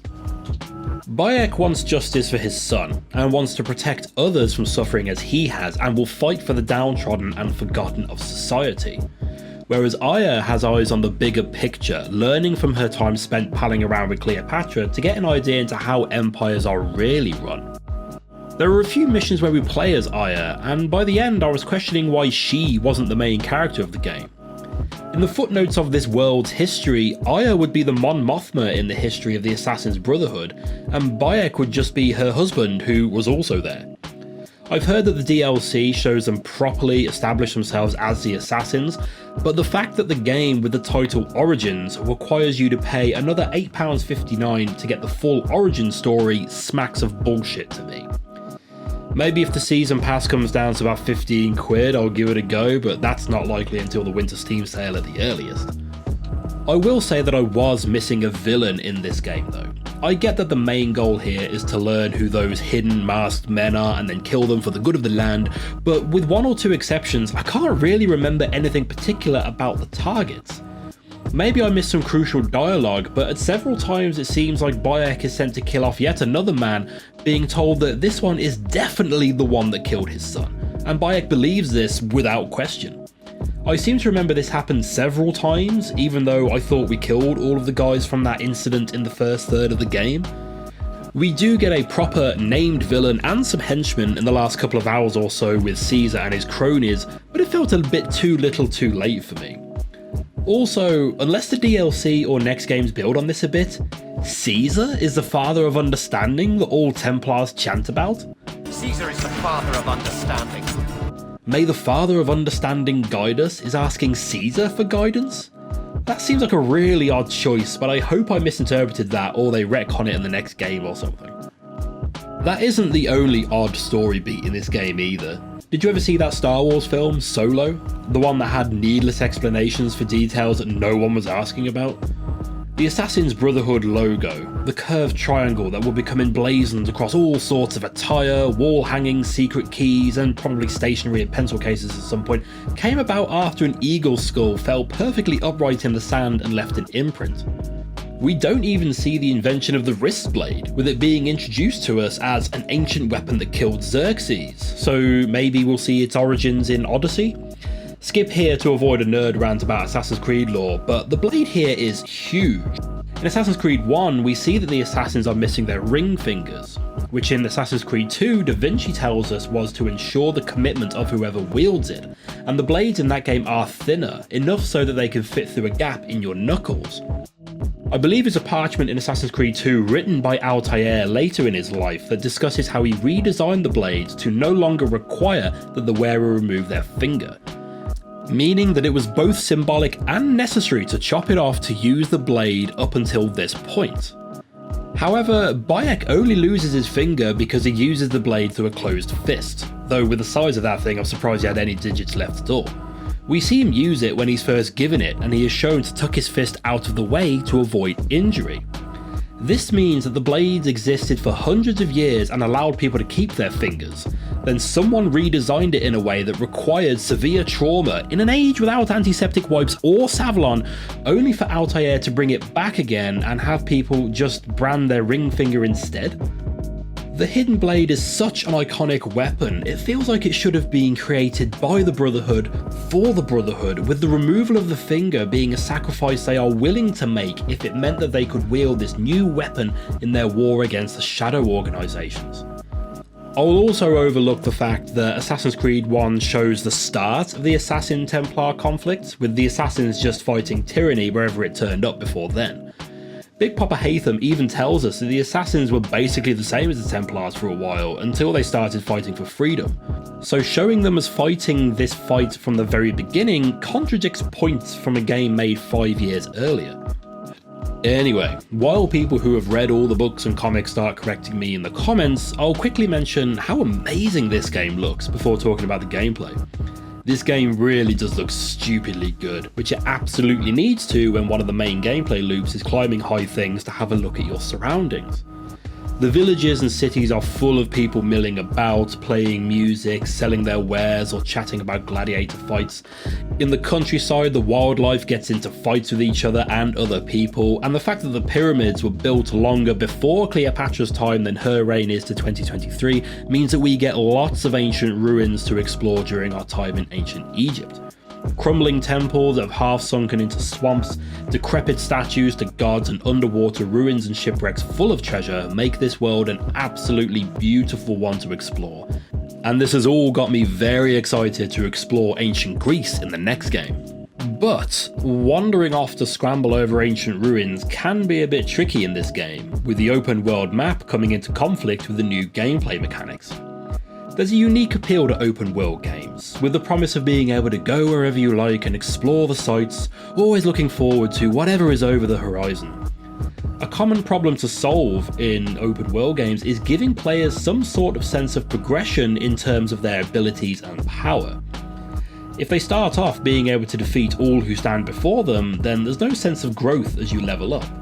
Similarly, if enemies scale to the player's level, like in Oblivion, players spend hours becoming more powerful only to find roadside bandits giving them just as much trouble as the interdimensional abominations that invaded the countryside several hours ago. It's quite common these days to see people talking derogatorily of the Ubisoft open world format, and Assassin's Creed Origins fits excellently into that niche.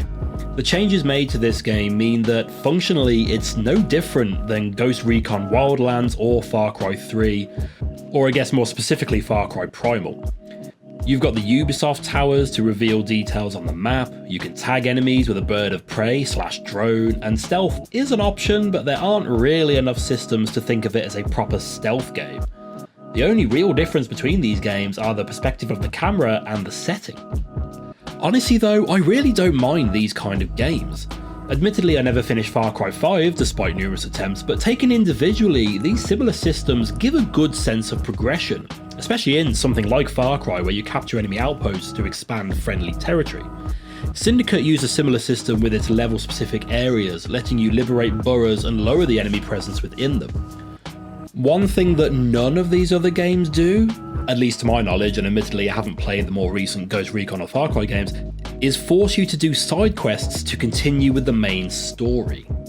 Now, levels have been present in single-player Assassin's Creed games since Black Flag, where enemy ships had level ratings to denote their strength, even if your own ship didn't have a level to compare it to.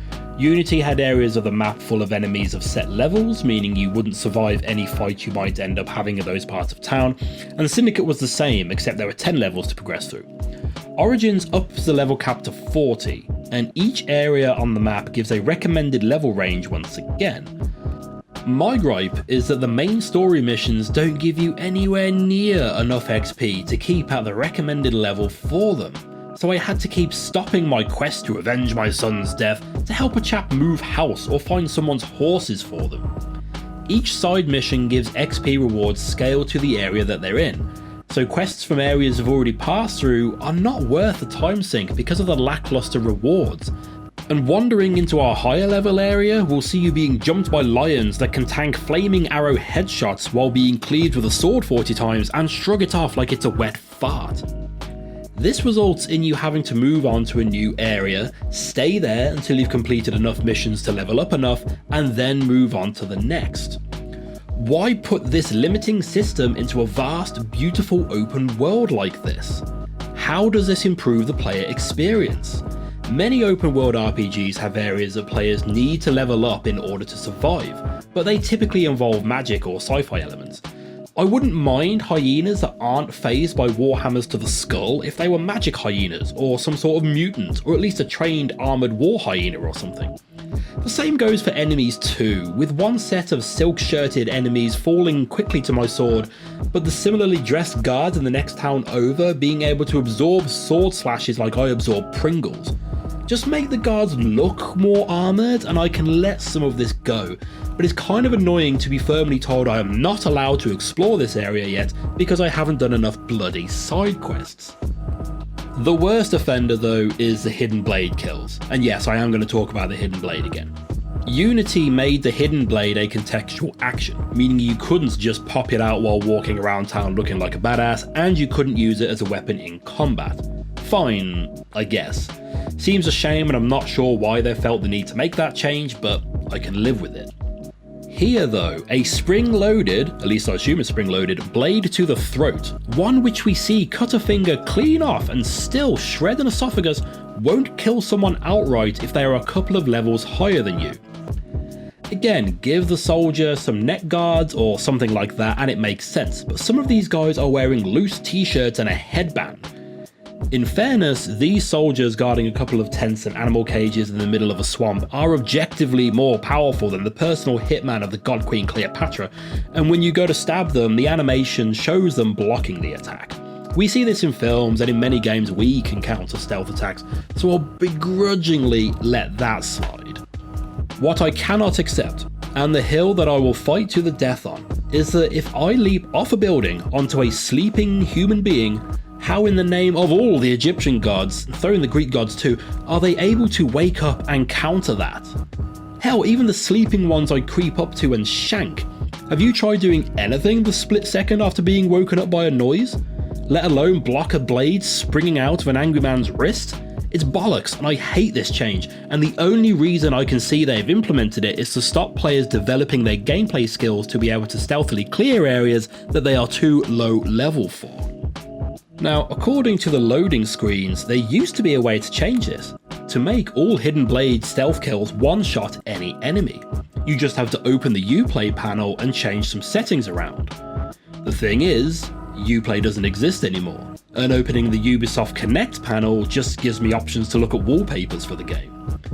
This would have been a nice option to have built into the game itself and let players decide whether they want their iconic stealth kill weapons to be toned down or not.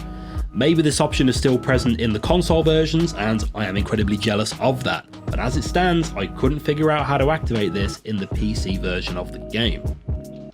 Another mechanic which I believe started in Black Flag is crafting, where we had to acquire loot to improve our ship.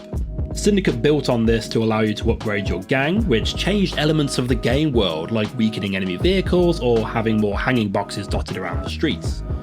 Crafting is back in full standard open world form here. Enemies and animals drop loot, and ships and caravans move around waiting to be hijacked and pillaged. Now, my usual approach to crafting systems in games like this is to interact with them as little as possible, kind of like the bomb crafting in Revelations. Oh, I guess crafting has been in the series longer than I thought.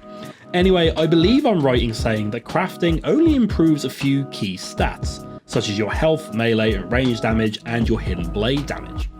I managed to get all of these up to around the halfway point by the end of the game without ever really going out of my way to do so. Every so often, a small icon appears in the corner of the screen telling me that I can upgrade something, so I upgraded what I could and got on with my day.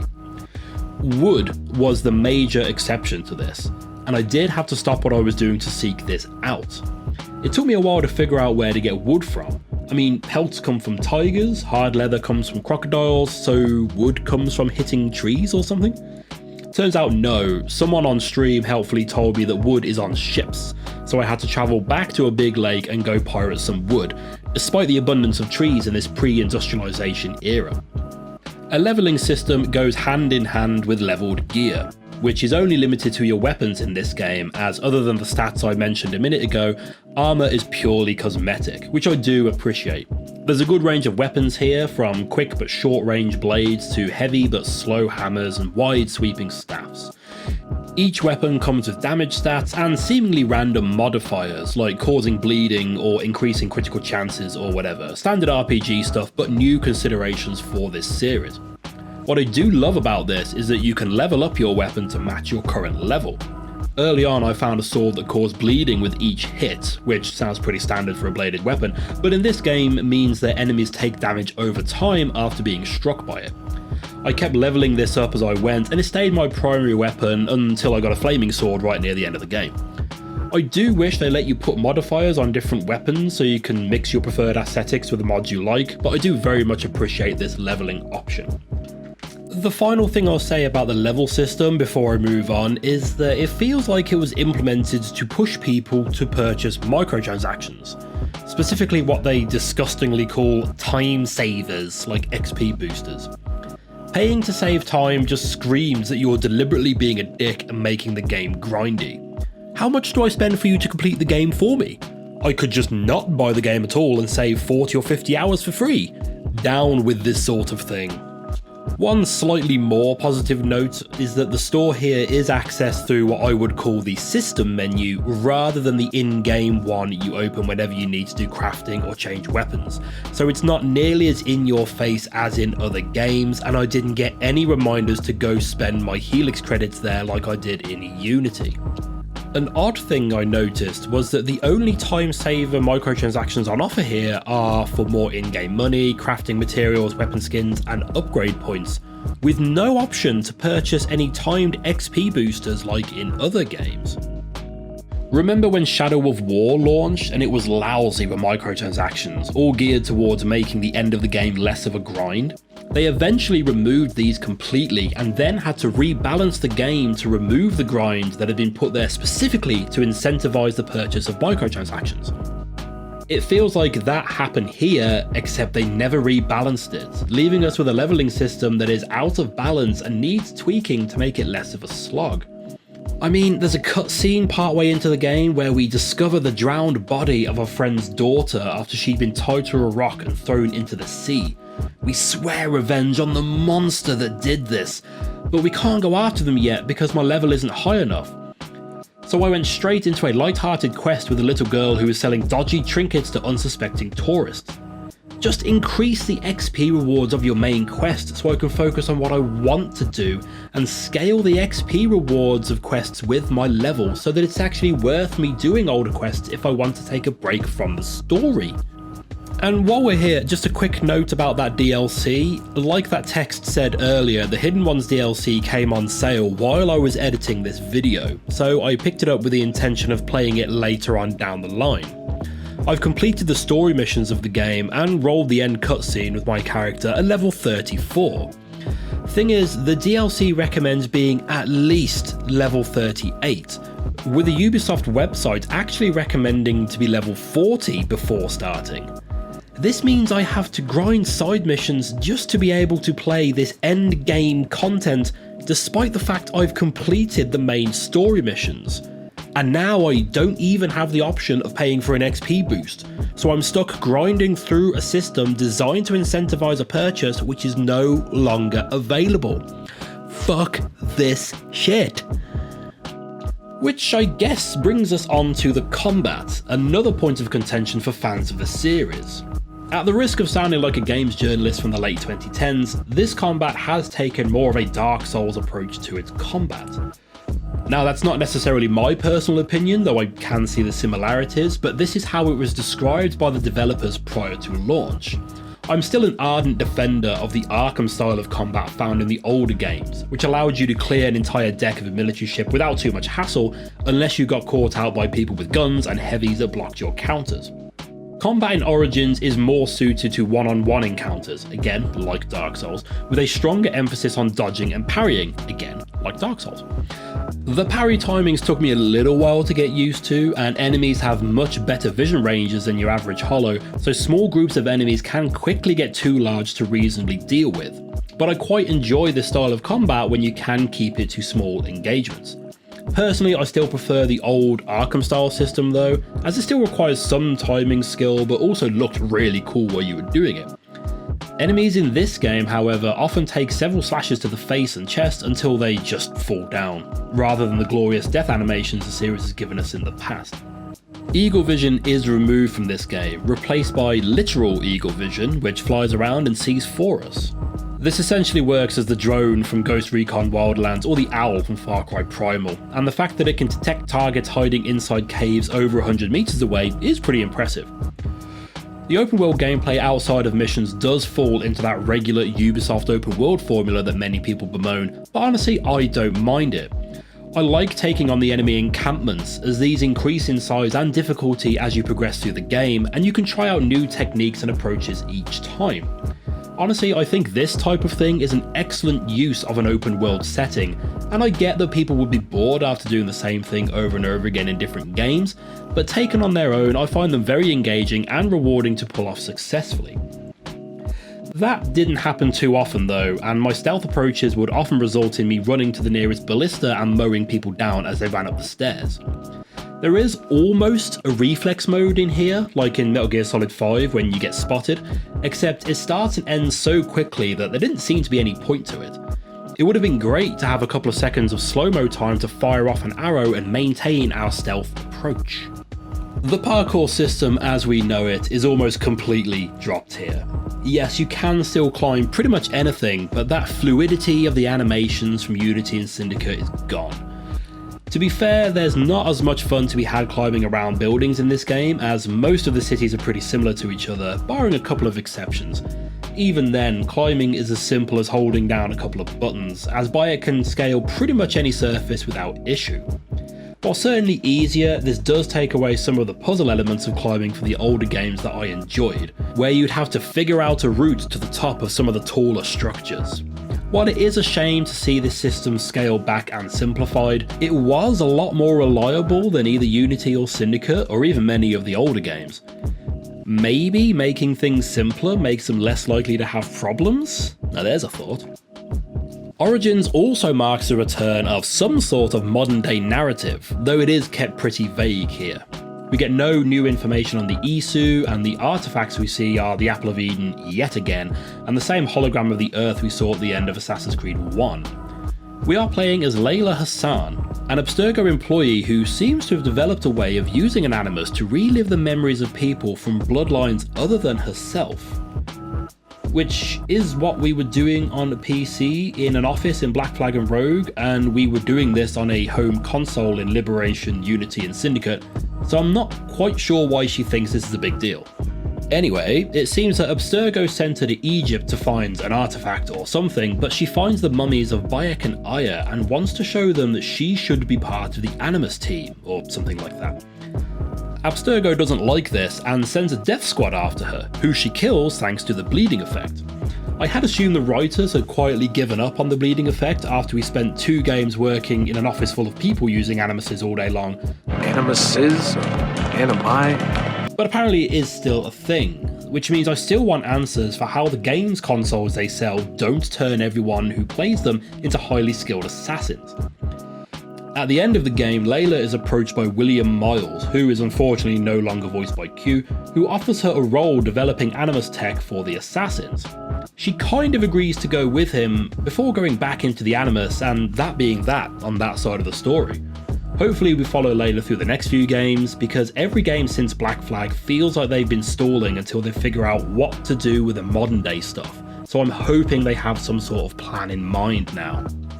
I know this video is long enough as it is and I'm getting to the end, but I do want to talk about the confession scenes or memory corridors or whatever they're supposed to be called, as they've been changed yet again. From AC1 up until Rogue, when you assassinate a key target, you get a weird scene in a featureless digital landscape where you have a bit of a heart-to-heart with your target. These initially seem to take place outside of time and space, but then some games had other people interact with these scenes, suggesting that they were happening in real time. Then Unity scrapped them all together and replaced them with some sort of psychic vision of the target and their plot-specific goings-on. Syndicate returned to the old style, and now here we change again to what I guess is some sort of limbo type situation, but you go with them to make sure they actually die. To be honest, I do prefer these scenes to the older memory corridors, as they're actually interesting to watch, but they still don't make any sense, and these seem to complicate the lore of the series even further, or rather completely disregard it to do their own thing. And I think that's about all there is with this game. I know I spent the best part of this video complaining about the various parts of it, but all in all I did quite enjoy it and would recommend the game to anyone who is put off by the change of direction for the series. That said, I still can't forgive the level system and how it restricts your gameplay, and I'm preparing myself for another 2 games of this sort of thing moving forward. This will be a game that I'll likely come back to in the future, as there are still several areas of the map left unexplored by the end of the main quest, and with my level being high enough, I finally have some choice into what areas I can go to. Which brings us to the question of where I would rank this, and it's a tricky one because it's such a different game from the others. All things considered, I think I have to put it here, beneath Assassin's Creed 1, the real-world Assassin's Creed Origin. Pure nostalgia aside, the original game broke new ground in open world experiences, even if that open world is limited compared to Origins. It tried new things and largely pulled them off successfully, leading to one of the most famous gaming series of all time, and it's still pretty unique to this day. Origins does nothing new, instead just repackaging mechanics from other franchises owned by Ubisoft and borrowing mechanics from other successful games from the time. That by no means makes this a bad game because of that, but it does limit its ability to be anything more significant than the first different Assassin's Creed game. There is history in Assassin's Creed 1. It helped develop relatively new trends and create a mechanic so successful that other games ripped it off to the point of everyone becoming sick of it. Origins is just the open world game Ancient Egypt edition. It's solid, it works, and it will last you a good few hours, but you've played this game before. It just has different cutscenes now. And it doesn't properly show us the origins that the game is named for without paying extra for the DLC, and that is just some greedy bullshit.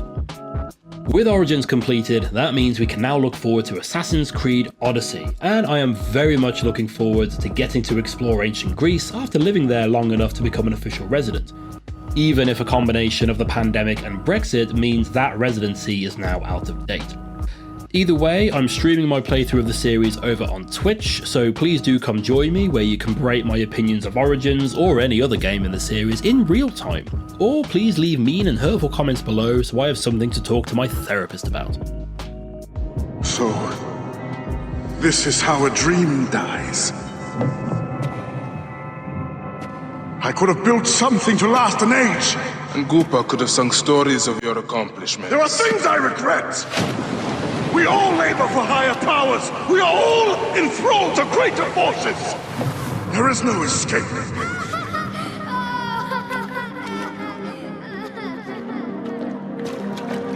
I am but one in the order of ancients. This victory will bring you no peace. It is not peace that I seek. It is not for my soul that I walk this path. The Order of Ancients will remember me as the bringer of waters and the builder of cities!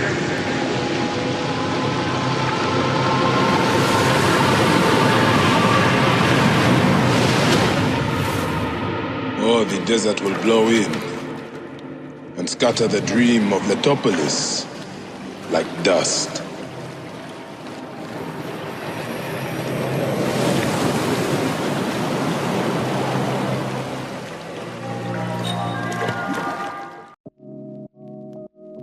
My long journey through the entire Assassin's Creed series sees us finally arriving at Odyssey, and oh my god, there's a lot to get through with this one.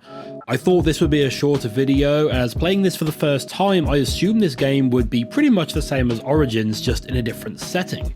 And for the most part, I think that's reasonably accurate, but the last 15 or 20 hours of this game brought up a lot of emotion for me, so we have one or two things to discuss. First and foremost, I should point out that Greece is probably my favourite country that I've ever visited. My wife and I got stuck there in our camper van during the pandemic, and we ended up becoming legal residents for a while. All of this to say that I am the sort of dickhead that points at the screen and goes, "Oh, that's that thing, we've been there, remember that thing?" And I loved all the Greek mythology stuff when I was a kid, so it's fair to say I have some fairly positive bias towards anything to do with ancient Greek stuff. There's so much to get into with this game that I'm really not sure where to start, so I'll do the same as last time and run through the story and then start going through the features that make this game unique in this long-running series. Set during the Peloponnesian War of 431 to 404 BC, we play as either Cassandra or Alexios, grandchildren of the great Spartan leader Gerard Butler. Cassandra appears to be the canonical choice for people who care about that sort of thing, and apparently she was originally supposed to be the only option here until some idiot got worried that people don't play games with girls in them, and they added a male option. Which I believe makes this the third Assassin's Creed game in a row where the female lead was supposed to be the sole character, but someone chickened out due to archaic beliefs that female-fronted games don't sell well. After initially choosing to play as Alexios, I soon changed my mind after I heard his voice acting and quickly swapped to Cassandra. My first impression of her voice wasn't much better, to be honest, and the game as a whole has a much lower quality of voice acting than the rest of the series. I mentioned in my last video, I don't think the Assassin's Creed games get enough credit for the generally excellent quality of the voice work, which makes the more static performances here stand out so much more. The dialogue in Odyssey, combined with the significant absence of actual cutscenes, gives the game a rushed feeling right from the start. It feels very obvious that these lines were recorded in isolation somewhere rather than with the person they're talking to, and the fact that the characters flap their mouths like they're in Team America and just cycle through a pool of arm-waving animations furthers this cheap feeling. Anyway, we join Cassandra, currently living on Kefalonia as a mercenary, and keeping the broken spearhead of her grandfather at her side as it comes in handy when killing people. Over the first few hours of the game, we learn that her younger brother was to be thrown off a cliff that Spartans tend to throw babies off, though this is now largely considered to be a myth. In fact, most of what people associate with Sparta and its people likely stems from myths and stories, as recorded history, particularly in Sparta, wasn't really a big thing back then, and it's usually just overcompensating macho dickheads who try to keep these myths alive. Back to this story though, and Cassandra, in an attempt to save her brother, survived being thrown from the cliff herself and found her way to Kefalonia, where she was raised by a local con artist. When we join her, she's offered a contract by a shadowy figure to kill the Wolf of Sparta, a Spartan general currently trying to oust the Athenians on the mainland. It turns out that Mr. Wolf is actually her father, whom she hasn't seen since said cliff throwing. She acquires a boat by saving a ship captain called Barnabas and heads to the mainland to have a word with her estranged father. Once she eventually gets face to face with her dad, she learns that not only is he actually her stepfather, but that her mother is still alive and out there somewhere having left Sparta. On my playthrough, I ended up killing him after this revelation, assuming that the dialogue choices were actually just different ways of wording the same thing, so I assume that he would die here and I can just decide whether Cassandra is happy about it or not. Turns out he can actually survive up until the end, but this is something I'll properly get into later, along with all the other stuff I've missed out up to this point. The chap who hired us to kill the wolf turns out to be a member of the Cult of Cosmos, who know about you being a descendant of Gerard Butler and want you and your family dead. Cassandra tracks him down and kills him and steals his robes and mask and travels to Delphi to speak with the Oracle, who confirms that the cult are trying to kill you. Using her new disguise, Cassandra infiltrates a cult meeting where their feared champion Demos is set to arrive. The other members confirm that they want your family dead, and then through a vision you get after touching a glowing pyramid, both Cassandra and Demos learn that they are siblings. I feel like if we didn't see Alexios' face on the character select screen, then this might have been a bit more of a dramatic revelation, but I guess letting easily offended men play as a man is more important than good storytelling, right? Demos doesn't quite know what to do with this information, so you scurry out of there and set about trying to rid Greece of this shadowy cult that has already wormed its way throughout the country and is secretly controlling it. You also vow to find your mother, now knowing that she is alive and is being targeted. With an entire country and all the seas amongst it to explore, this takes a while and leads you all across ancient Greece. Eventually you find your mum, take her back to Sparta, and help to get your old family home back. Along the way, you eliminate members of the cult and bump into your brother a few more times, who has no interest in playing happy families after being raised by a shadowy group of murderers. Funny that. At the end of the main story, you finally face Demos in a fight to the death. or at least it was for me, as the option to try to talk him out of killing me seemed like a silly idea after all the times he has tried to end my life. Apparently you can save him too, and you can get a happy cutscene where the whole family are back together and everything's great. I didn't get that. I got a cutscene where Cassandra and her mom sit down to dinner, and that's it. The story spends about 40 hours or so cycling between killing Spartans, killing Athenians, killing cultists, Spartans, Athenians, cultists, and this goes on until it just sort of ends. I killed Demos and got the prompt to start New Game Plus, marking the end of the main storyline. What about the cult that is still out there trying to wipe out our entire family? What about the immortal triangle enthusiast guarding an underwater city claiming to be my real father? What about the staff of Hermes, the whole reason we're exploring these memories of an ancient Greek mercenary in the first place? I've since found videos on YouTube that showcase all 9 possible endings to the main questline, all being variations on the final showdown with Demos and the subsequent family dinner.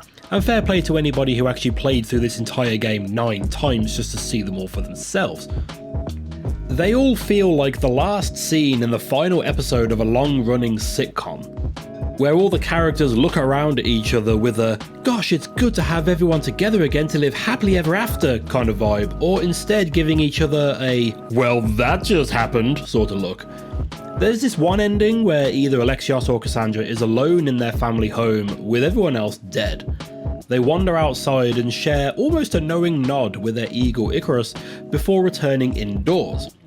To me, this felt like they were saying, right, we still have work to do, this can't have all been for nothing. Which seems like a much better message to have at this point, when there are still unresolved and important plot threads to deal with. The ending came out of nowhere and was very lackluster and unsatisfying, just like your mum, and after I spent hours looking around for cult location clues, something else I'll come back to, the ending to the cult questline was equally confusing and abrupt, and I think I accidentally talked my way out of a boss fight. I can already imagine people telling me that this is all my own fault because I made the wrong choices, and I accept that to a degree. Many games have multiple endings, but the ones we remember and talk about don't have wrong endings, they have different endings. I made choices based on the options presented to me by the developers. Why is it possible that these lead to abrupt endings that don't feel like actual endings at all and don't resolve anything?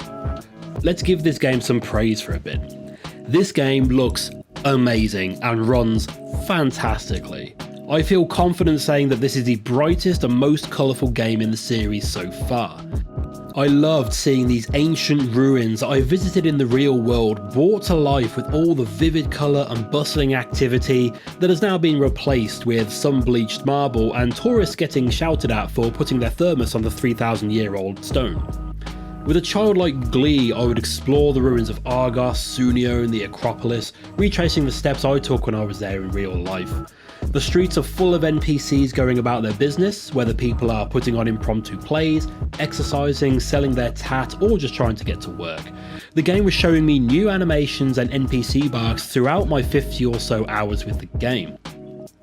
The countryside is sprinkled with giant, historically inaccurate statues of mythological figures and gods, bringing a huge sense of wonder and grandeur to this already legendary landscape. From thick forests to white sand beaches, I found myself wishing that the upcoming VR title will just be the worlds of the games that we can wander around in and explore. Again, I'm biased because I already loved the setting going into this, but throughout my time with the game, I found myself occasionally stopping just to appreciate a good sunset or moonrise across the mountainous landscape beside me. God, I miss Greece. With my dialogue options ruining what might otherwise be a decent enough story and the world being an absolute gem, I guess that leaves us with the combat, so we'll start with the basics. The level system returns from Origins with the same problems that game had. The level system forces you to progress through this vast open world in a linear manner, and story missions don't give you enough XP so you can just focus on them, so you'll have to stop and grind some side missions if you want to progress. Maybe buying the XP boost for real world money removes this issue, but like all other microtransactions, this sort of thing can fuck off and die in a hole. No one should be okay with a company making their game worse to encourage you to give them extra money to fix it, because that's exactly what this is. The cheek of calling them time savers gets on my tits too. Give us money so you can spend less time playing the game. I could not give you any money and save 50 hours by not playing the game at all. There's no logic to that because it's bullshit. Anyway, levels also determine what weapons you can equip, and you can also equip different armor pieces. Whereas Origins had a dizzying amount of marginally different weapons for you to equip, the same now applies to hats and shoes and such. Thankfully, you can customize the appearance of your armor and weapons, so you could go for the naked and oiled appearance and still tank a good few warhammers to the face. You can also upgrade your weapons to be suitable for your current level, so if you get a weapon which has a plus 4% fire damage bonus you're fond of, you can bring that with you to the end of the game. Though that sort of upgrading does get expensive in the long run. This is a system that I have an issue with, but also one I could completely ignore throughout my playthrough. I'm not sure if there are people out there who get overly excited when they get a new weapon that does 1 more damage point with a plus 2% critical hit chance, but if that's you, then this game is going to keep you very happy. I'm not one of those people though, and I got through the entire game without much trouble, just swapping to whichever weapon had a green DPS number on it, which denotes that it's better than what I currently have equipped. Though I do find it weird that stabbing and smashing weapon damage is measured per second. Fire and poison weapons, sure, but something you hit people with? Seems like a weird way to measure that stat. I also completely ignored the engraving system due to the high material cost for minimal stat boosts. Again, I completely ignored this and got through the game just fine, so it can't make that much of a difference. Armor pieces also come with tiny little stat boosts that don't provide any noticeable effects, and all of this combines into an issue that I could see some players running into. Damage is split into 3 categories: stealth, ranged and melee, and there are stat boosts attached to weapons and armor that boost these stats. Weirdly, sometimes a bow might give you better melee damage or a hood might increase your range stat. Anyway, if someone were attempting to use this system properly, which I believe would be called min-maxing, you'd have to carry around 3 completely different sets of armor and weapons with you and swap depending on the situation. Equip all your assassin stat gear for when you sneak into a base, maybe swap to ranged equipment to hit a few distant targets, and then when you eventually get spotted, swap again to your warrior set and start chopping off heads. Seems like a faff, and like I say, this can be completely ignored if you restrict yourself to going after enemies close to your current level. Also, the cost of inscriptions was pretty high, and I was spending all of my money and materials on upgrading my ship, so I had none left over to improve my weapons. From a quick look at the in-game store, this seems like a deliberate attempt to push people to buy Helix credits to spend on buying crafting materials. But once again, like all in-game pay currencies, this can fuck off and die in a ditch along with the people that support this kind of horrible bullshit. You can swap the appearance of weapons and armor though, so you can improve your stats, but you have control over the way it looks, which is very much appreciated and something that I think all games with systems like this should have. The stealth in Odyssey is pretty much identical to Origins, with no trace of the so-called social stealth from the old games. This is standard open world stealth now, so you're crouching in bushes and hanging from walls. I did not get along with the range combat at all, so I mostly ignored it, but I did quite enjoy the melee stuff, which I found to be an improvement over Origins. I've mainly used a sword or daggers throughout my game, though I did occasionally swap to a slower heavy weapon just to mix up the kill animations a bit. Enemies glow red to tell you that you need to dodge, and their weapons glisten in the sun when they can be parried. I preferred this system over Origins as it felt better suited to fighting groups than that game did, to the point where I found it easier to avoid using the lock-on feature whenever there are multiple enemies on screen. While I do enjoy Odyssey's style of combat, I would be interested to know if people think that this is better than the often mocked parry and execution combat from the earlier games. Because this is the exact same thing, it just takes many slashes to kill a person rather than just one. You dodge unblockable attacks and parry everything else and then spam R1 until they die. Seems just as repetitive to me, except you get less execution animations, so I found it less entertaining to watch. And it still irks me that a man wearing a cotton sheet and flip-flops can tank a spiked hammer to the body multiple times and still come at me swinging. This of course is due to the level system, returning largely unchanged from Origins. The world is split into different areas which are full of enemies within a fixed range of levels. This means that your progression through this beautiful open world is linear at first. One positive difference though is that lower level areas will rank up a bit with you, not matching your current level but always sticking a couple of levels beneath you, and the rewards from the quests within those areas scale up too. This means that quests in early game areas are always worth doing as the rewards are appropriate for your level, something Origins is sorely missing and makes grinding levels to attempt story missions less of a slog. Still a pain, but it is reduced. The flip side of this is if the world levels up with you, then you lose that feeling of becoming more powerful. Everything is either so strong that they will kill you outright or they're just about manageable. Enemies will never be more than a handful of levels beneath you, so you can't strut back to early areas and start one-shotting captains, which is a shame because that was quite therapeutic in Origins. Unfortunately, the quests and missions start to run out of creative juice after about 25 or 30 hours, which sounds like a lot, but it's only about halfway through the story.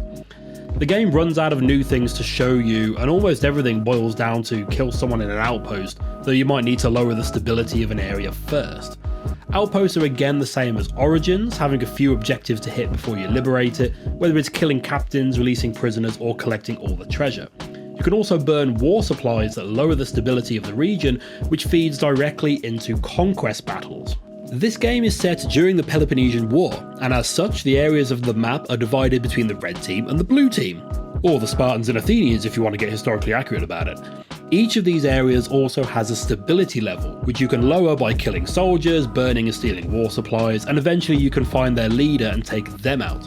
Get the stability low enough and you can kick off a conquest battle. You start off by picking a side, either attacking or defending, with attacking offering more rewards while being slightly more challenging, and defending offering less rewards but being a bit easier. That said, I'm not sure why I would spend time murdering soldiers and leaders only to then rock up to those people's army tents and offer to help them out. These conquest battles were a bit of a pain for me at first, as I constantly found myself at the lower end of the level range for the area, so the enemies were taking me too long to kill. See, each army has a health bar, and killing enemies lowers this, with captains lowering it further than regular soldiers. When you're underleveled, it takes longer to kill people, so I ended up losing these battles due to just taking too long. Eventually though, I only initiated these when I was a high enough level, and they became pretty easy, especially after a few skill unlocks. I did eventually give up doing these after a while because the only rewards are loot and XP, and later quests give both these out in spades. If it was possible to help one army take over the entire map, I might have done that for a bit of a laugh, but it's not possible for either capital city to be conquered, so I kind of forgot about this entire system after a while. Which brings us to another aspect of character upgrading, the skill tree. Split into one section for each damage type, again stealth, ranged and melee, most of these actually have some noticeable effect in combat. You can coat your weapons in poison or fire, or unlock the ability to rip shields away from enemies or rain down arrows on them. At higher levels you can turn invisible while sat still, or unlock a power attack that will one-shot most enemies through a flurry of hacks and slashes, and with certain weapons this can be chained a few times. You assign these skills to the face buttons and you can have 2 sets equipped for both melee and ranged, so you can have up to 8 skills set up for melee and stealth, and the other 8 for ranged attacks. I'll be honest that I did find it a bit cumbersome to switch between skill sets in the heat of battle, so I set up one for stealth stuff and the other for all-out combat, and I barely unlocked any ranged attacks, so they all stayed on one wheel. These skills cost adrenaline to use. I'm not sure if that's what this yellow bar is actually called, but that's what I call it. You gain adrenaline by hitting enemies and it fills up these bars. Different skills require different amount of bars. For example, that big flurry of attacks takes 3 bars and each skill has its own cooldown period, stopping you from spamming high powered attacks all day long. There were 2 skills that I never unequipped during my entire playthrough because they were so useful. Spartan Kick is straight out of 300 and has you punt people off the screen. It's like a physical fuss road dart.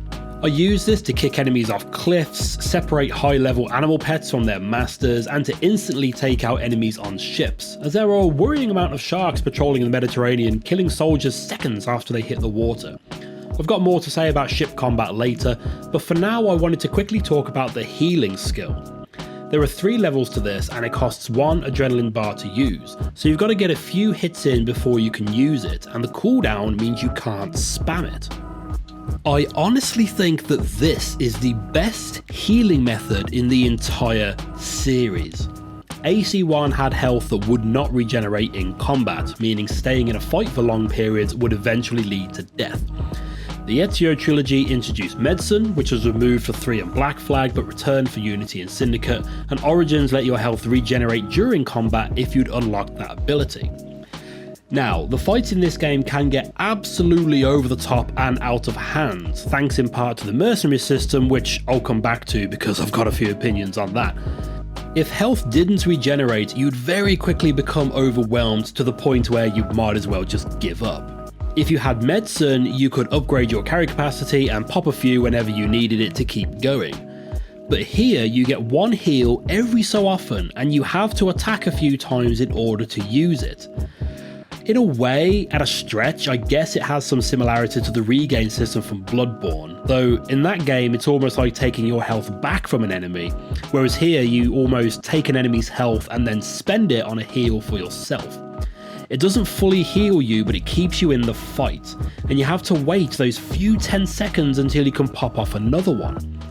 Like I said, the battles can get piss-takingly huge in this game, but I always found myself sticking with them until the bitter end because this healing system gave me a fighting chance as long as I could keep blocking, dodging and getting a few hits in, creating just the right amount of tension in an otherwise fairly standard combat system.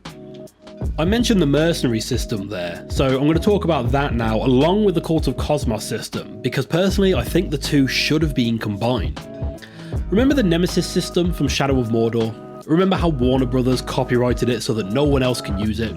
Well, Ubisoft have had a go at making their own, and have instead created a system more akin to the Wanted level from Grand Theft Auto, except more inconvenient and annoying. These mercenaries roam the landscape, similar to the Phylakes from Origins, except there's loads of them everywhere all the time, and they have randomly generated names and perks, similar to the Nemesis system. So for example, Fearless the Windswept might be enough levels above you that it doesn't even show you the number, it just shows a red skull to denote that you are fucked if you fight them. Mr. Windswept is immune to ranged attacks and has a pet bear that follows him around, though you'd only know this if you open the menu when the game told you that he'd been discovered, which it does automatically when you wander somewhere near them, at least from what I could tell. These notifications pop up so often that my brain just started blanking them out after the first few hours. If you start killing soldiers or civilians, you'll rack up your wanted level until it hits 1 of 5 helmets. Now, any mercenary near you will be out for your blood. You can see them on the map and the game does tell you when they are nearby, but 9 times out of 10 I found this happen while I was already having a fight with some other people, and then one of these mercs will turn up and join in. Killing them will up my wanted level further, seemingly drawing in mercs from further away. This creates a feedback loop that keeps the combat escalating until you manage to kill all the guards and the nearby mercs, and then pay off your bounty through the map screen to get them to leave you alone. You do get some high level loot from killing mercenaries, and there's some sort of merc ranking system that I didn't understand the purpose of or have any interest in climbing, though I did end the game in rank 2 for whatever that's worth. The system just ended up being a pain in the arse and a regular tax on my income, as I would just pay off any bounty as soon as I built it up just to stop random mercenaries jumping into the fight when I'm just trying to clear an outpost. Then there's the Cult of Cosmos system, which I was excited about when I first saw it, but became less enthused about as the game went on. Once you discover the cult, you get access to this screen, which shows their entire network, though the identity of each member is a mystery. You'll have to follow clues and find items in the world that reveal the identity and location of the members, and then you can go after them. Kill all 5 of them in one arm and you get the location of the captain, and after killing all of them you can go after the boss. For most of the game this generally happens naturally, with many quests having cult members as their targets, and others I stumbled across by pure coincidence. For example, one just happened to be the captain of a ship which tried to kill me. Thing is, after the unsatisfying ending of the story missions, I decided to focus on wiping out the entire cult, and this is where the system became a massive pain in the arse. you'll get some vague clue about where to find the item that reveals someone's identity and location. And I've got 2 examples of bullshittery with this. One clue was he shipwrecked north of this island. So I jumped in my ship and went looking around the north of the island. There were no visual clues on the surface of the water, but after 20 minutes or so of randomly sailing around, a map marker pops up on my compass. I swim down and find a shipwreck, but there's no loot here that reveals any details. After more searching, I almost gave up until I found a nearby sunken temple with an ornate treasure chest inside it. That wasn't it either. I gave up, looked it up online, and it turned out to be in a little box inside of a tree trunk out of sight of the shipwreck that the clue mentioned. Another example clue said that he owns a marble quarry in Attica, so I travelled to Attica and cleared out the quarry. Nothing. The clue says I should help people out in the area, which I assume might mean the captives in the quarry. Turns out that it actually means to complete quests in that region. Which quests? Fuck you, do all of them. Turns out I had to get 3 quests deep into a specific quest chain to earn the information on that one cult member. Later on, there's a quest linked to Atlantis, which I'll come back to in more detail later, but those also require you to go to an area and just do quests until you happen across one that gives you the reward you are looking for. This is just padding in a game that does not need any more padding. The quest ends with a revelation that the leader of the cult is a lady you work with in Corinth and Athens, which certainly was a shock to me when this was revealed. When I went to confront her though, I was met with confusing dialogue that left me unsure as to what was actually going on and not really understanding what my dialogue options meant. We seemed to part on good terms, and I think Aspasia wanted the cult dead so she can start the Order of Ancients? Maybe? I don't really know. Personally, I think a better way to pull off the Cult of Cosmos system would be to have each member you kill give you part of a clue towards the identity and location of their captain, and you'd have to kill everyone in that arm to be able to target them.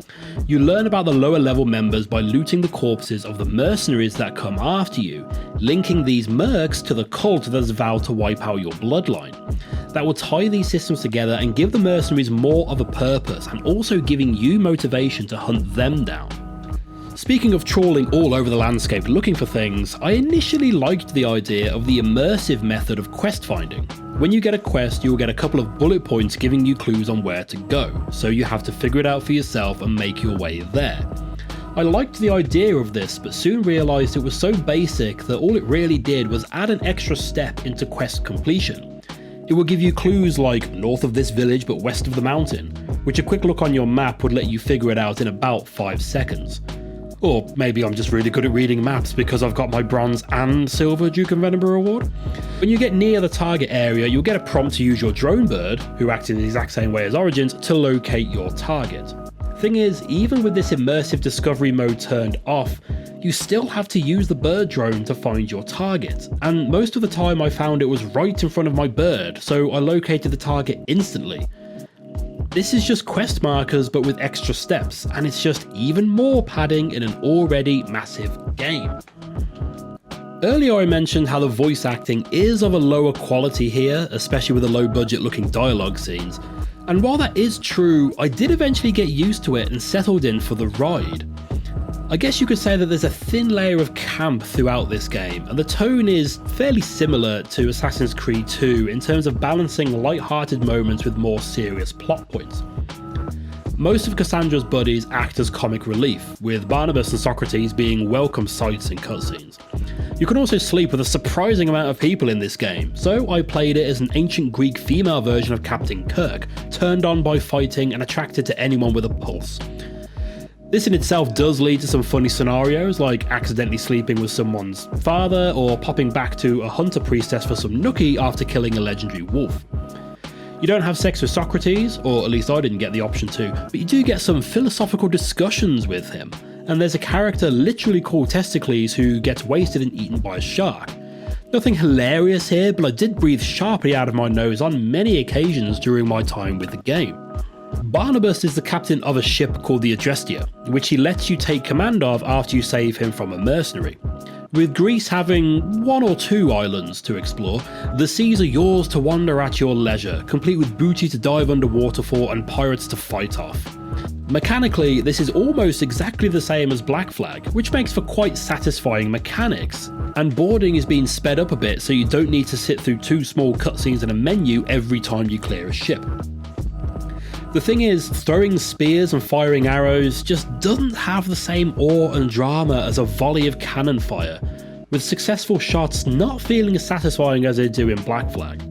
Well, except for the killing blow with your spears where the camera follows one into the body of an enemy sailor. That's always cool to watch. What wasn't cool to watch was the modern day sections, which left me feeling like I'd missed a game or something. Maybe this is covered in DLC for Origins, but when I last saw Layla at the end of that game, she agreed to go with William Miles, but was adamant that she was not necessarily joining the Assassins. In this game, we meet her leading her own team of assassins, the members of which have a storied past together. What the hell happened? They're looking for the staff of Hermes, though I had forgotten that by the end of the game, to be honest, because we get very little modern stuff to actually do here. One thing that did make me laugh is at the start of the game we see that they have found Cassandra's spear, which was used by King Leonidas during the Battle of Thermopylae. This is the item that they use to access the DNA that the Animus needs to explore memories, but they say that they have found 2 DNA sources on there, one for Cassandra and one for Alexios. This works as a means to explain why we can choose our player character, but then we spend the next 50 or so hours pushing this spear through the chests and necks of half the military population of Greece, never mind however many people her granddad had terminated with it, so it's amazing that they didn't find thousands of DNA strands to dive into the memories of. The modern story ends with Layla at the gates of Atlantis, which I know is setting up for the Atlantis DLC, but that shit's still about 30 quid and I didn't pay that much for the base game. Cassandra is sent there by her mother to meet her real father, who turns out to be Pythagoras, who is also immortal. He wants you to seal the gate to the Lost City, which requires 4 keys scattered across the country. This translates to you going to 4 areas and completing random quests until you find them, kind of like I mentioned earlier. Once you do find them, the actual quests themselves are pretty good though, having you defeat 4 creatures from Greek mythology. You have to solve riddles from a Sphinx and then kill a Minotaur, a Cyclops and a Gorgon. The treasures they are guarding are Apples of Eden, and these fit into slots in Atlantis that will unlock dialogue spoken by who I believe to be Juno. This is as deliberately vague and wibbly-wobbly as this stuff has always been, but then I ended up in a boss fight against my triangle-loving immortal father after asking him to give up the staff of Hermes that he's been looking after. At the end of the fight, he relents and gives Cassandra the staff, instantly dying as the staff is granting him immortality. Kind of like the Shroud from Syndicate, but more rigid. It then turns out that Cassandra is still alive and reveals herself to Layla in the modern day in a snappy business suit and passes on the staff. This brings up several questions, like did she not learn about the Doomsday event that the Isu spent millennia trying to warn humans about? And did she not think to step in with the whole Assassin and Templar thing? If I understood the chat she has with Layla, it seems like she says that you can't have control without chaos and vice versa, and the Templars are trying to enforce complete control while the Assassins represent chaos through freedom. Does this not mean that the Assassins and Templars should not be trying to wipe each other out? That they both need to exist to keep this balance? I don't know, maybe the DLC explains it better, but like I say, I'm too cheap to buy it. And all of this whole entire thing, everything I've talked about brings me to easily the biggest issue I have with this game, keeping in mind that overall I did enjoy it. This is not an Assassin's Creed game in any way. I know, shocker, I think I'm the first person to make this observation. There's no Hidden Blade, there's no Eagle Vision, there are no Assassins and no Templars. There aren't even those Animus corridor things when you kill your target. Which is a shame because I really liked what they did with them in Origins. This is just another Ubisoft open world game with Assassin's Creed written on the box, and as enjoyable as I found it, I think this is a pretty shitty business practice. In Origins, when we were given the Hidden Blade, we're told that it was used to kill Xerxes, so I figured we would get our hands on it eventually in this game. But no, it's not even mentioned. Frankly, I think Origins was pushing their luck with the lack of assassin stuff, as showing the actual origin of the Order in the final cutscene and then expanding on it in DLC is absolute bullshit. They should have set this game during the Greco-Persian War, where you play as Leonidas' child, out to avenge his death at the Battle of Thermopylae by killing Xerxes. Xerxes would be the big villain of the game, and it turns out he's a member of some new group calling themselves the Order of Ancients, and you and your buddies develop the first hidden blades and use it to kill him. Boom. Direct connection with the established lore and groups from the series. You then set yourself up as a group dedicated to snuffing out the rest of the Order and unify under a symbol which you based off the Spartan symbol we see everywhere. Then Origins could have you be a member of this group from the start, but have Bayek and Aya establish the creed that marks the true origins of the Brotherhood that we see in AC1. Easy. Ubisoft, give me a job, I'll make sure whatever comes after Mirage is a hit. So according to my list, that's everything I have to say about Assassin's Creed Odyssey, and this has easily turned into the longest video I've made so far.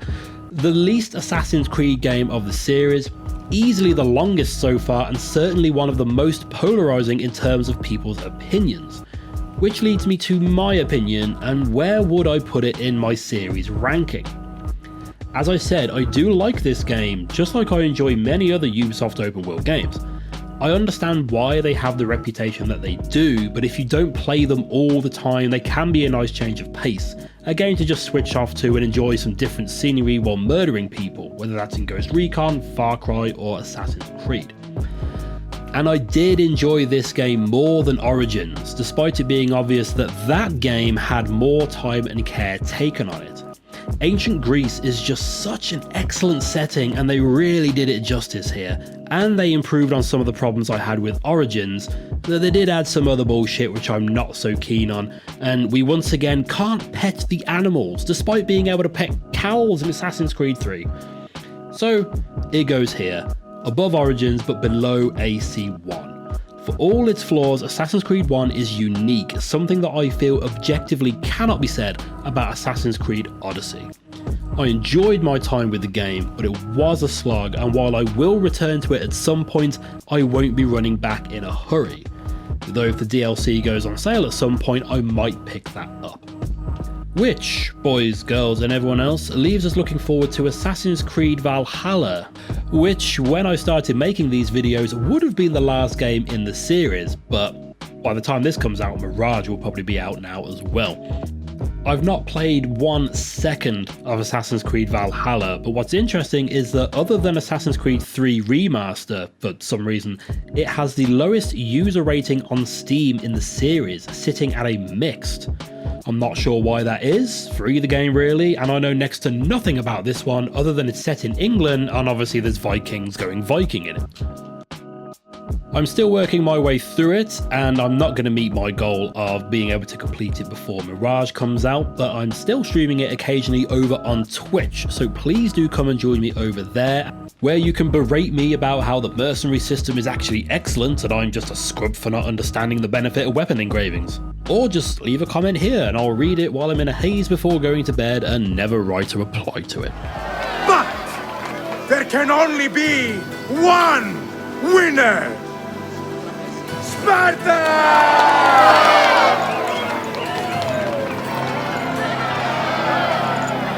Yours is eternal glory!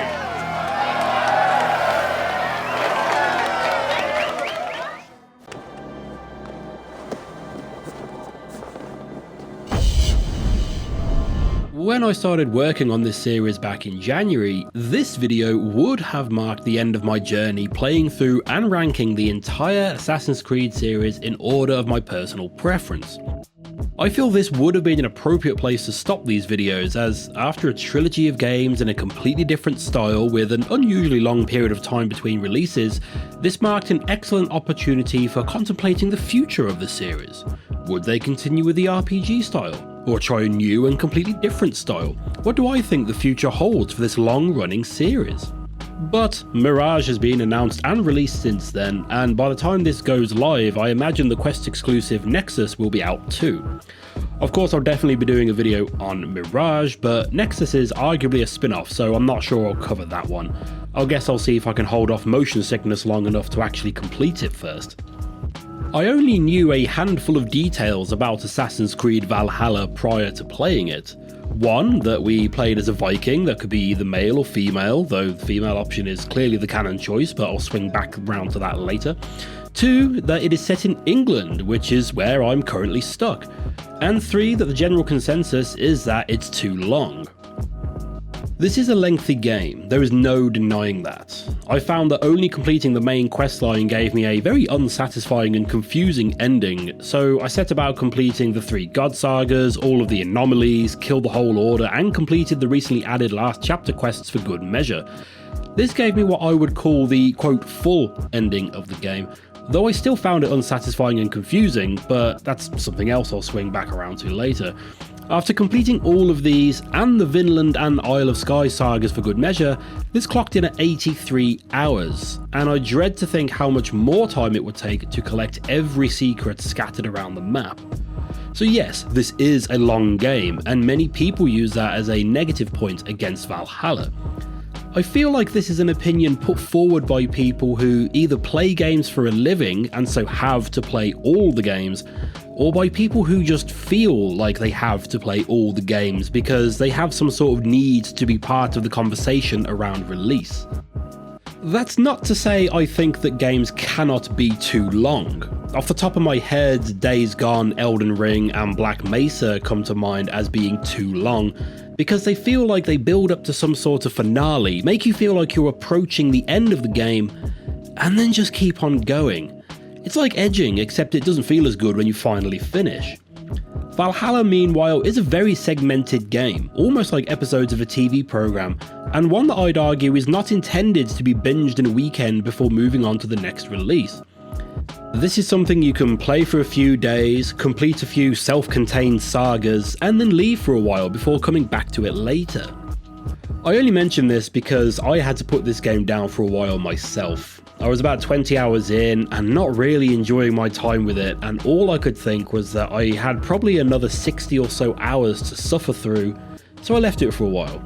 I played some Domekeeper and started a few runs of Baldur's Gate 3, and then I came back to Valhalla without the pressure of trying to complete it as quickly as possible. I would just play it at my own pace, explore how I wanted to, and not worry about racing to the finish line. Maybe it was just this change of mental approach to playing the game, but it worked and I got sucked in, and I even went and completed a few optional bits and pieces too. So yes, the game is huge, but I don't see that as being a bad thing in itself. That said, there are a few activities and mechanics that I either didn't engage with or completely missed until near the end of my playthrough, so I won't be going into detail about every little bit of this game. And it's likely that I massively misunderstood some side content due to not really playing it too much. There's still a fair bit to get stuck into though. I mean, Jesus Christ, just look at that runtime. So I'll start with a weird ass story before diving into the actual gameplay. And we'll start with the modern day stuff just to get that out of the way. We once again take on the role of Layla Hassan, who I last saw being given the staff of Hermes outside the gates of Atlantis by Cassandra, because I'm too tight to spring for the DLC to Odyssey. Turns out some important modern day stuff happened in that DLC, continuing the trend set by that awful Revelations DLC that killed a major character off screen. From what I gather, Layla went a bit loopy and killed her friends, but still has the staff keeping her immortal. Layla is joined by everyone's favourite assassins Rebecca and Sean, who apparently got married at some point. Was that in some DLC as well? Anyway, they've picked up some cryptic messages leading them to North America, where they find the burial site of Eivor Varinsdottir, the memories of whom they hope hold the solution to an aurora borealis, which is happening at every time of year, at every part of the day, in every part of every country, visible from everyone's kitchen. As beautiful as it looks, this would suggest that some serious solar activity is going on, which just 8 years prior nearly wiped out the entire planet.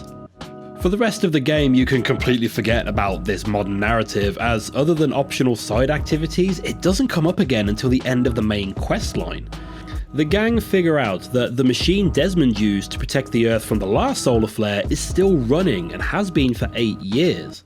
Apparently it's been generating a magnetic field that, while still protecting the planet, needs to be slowed down to stop it blowing up. or pulling in more radiation? I'm not sure, they seem to forget about the Northern Lights going global by this point, but we have to travel to this machine, slow down the device, and save the world from another sun-based apocalypse. Skipping a few details that I'll come back to, Layla gets plugged into some sort of ancient Isu proto-animus and booted into their system, which I've seen other people refer to as the Grey. She slows down the machine and apparently saves the world, but a new character called the Reader, who is clearly some sort of ascended version of Desmond Miles, tells her that another catastrophe will still happen at some point. The Reader has been pulling a Doctor Strange and looking through every possible future to figure out a path that won't result in another apocalypse. Layla offers to stay and help, even after being told that she will be trapped here forever if she stays. She seems weirdly okay with this, and the two of them go on looking through possible futures to discover a solution. There is some more modern stuff, but first we need to quickly, well, as quickly as I can, run through the historical side of things first. As I said, this game is observing the memories of Eivor Varinsdottir.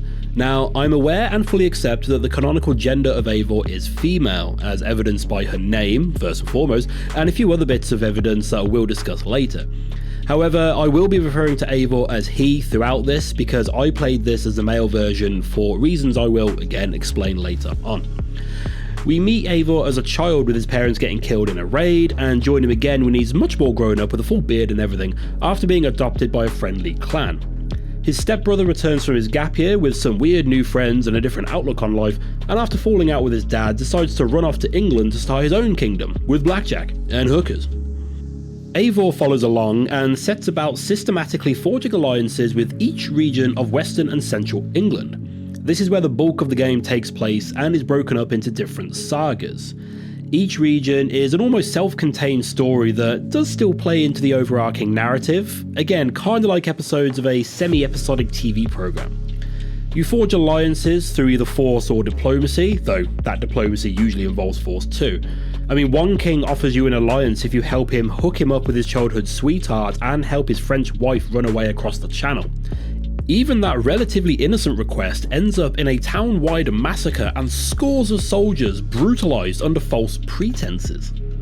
Your brother Sigurd and his hidden one buddy Basim pop up now and again, looking for a woman who can lead them to an artifact, the details of which they refuse to explain to Eivor. They find said woman, who then betrays them and kidnaps Sigurd.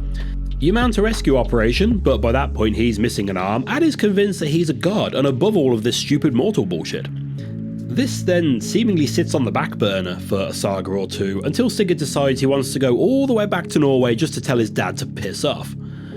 Eivor joins Sigurd in this endeavour, probably because it's fairly difficult to sail with only one arm, and after the parental encounter, Sigurd leads Eivor to a big machine which resembles Yggdrasil, the World Tree, this being the same machine that Layla then goes and finds in the modern day.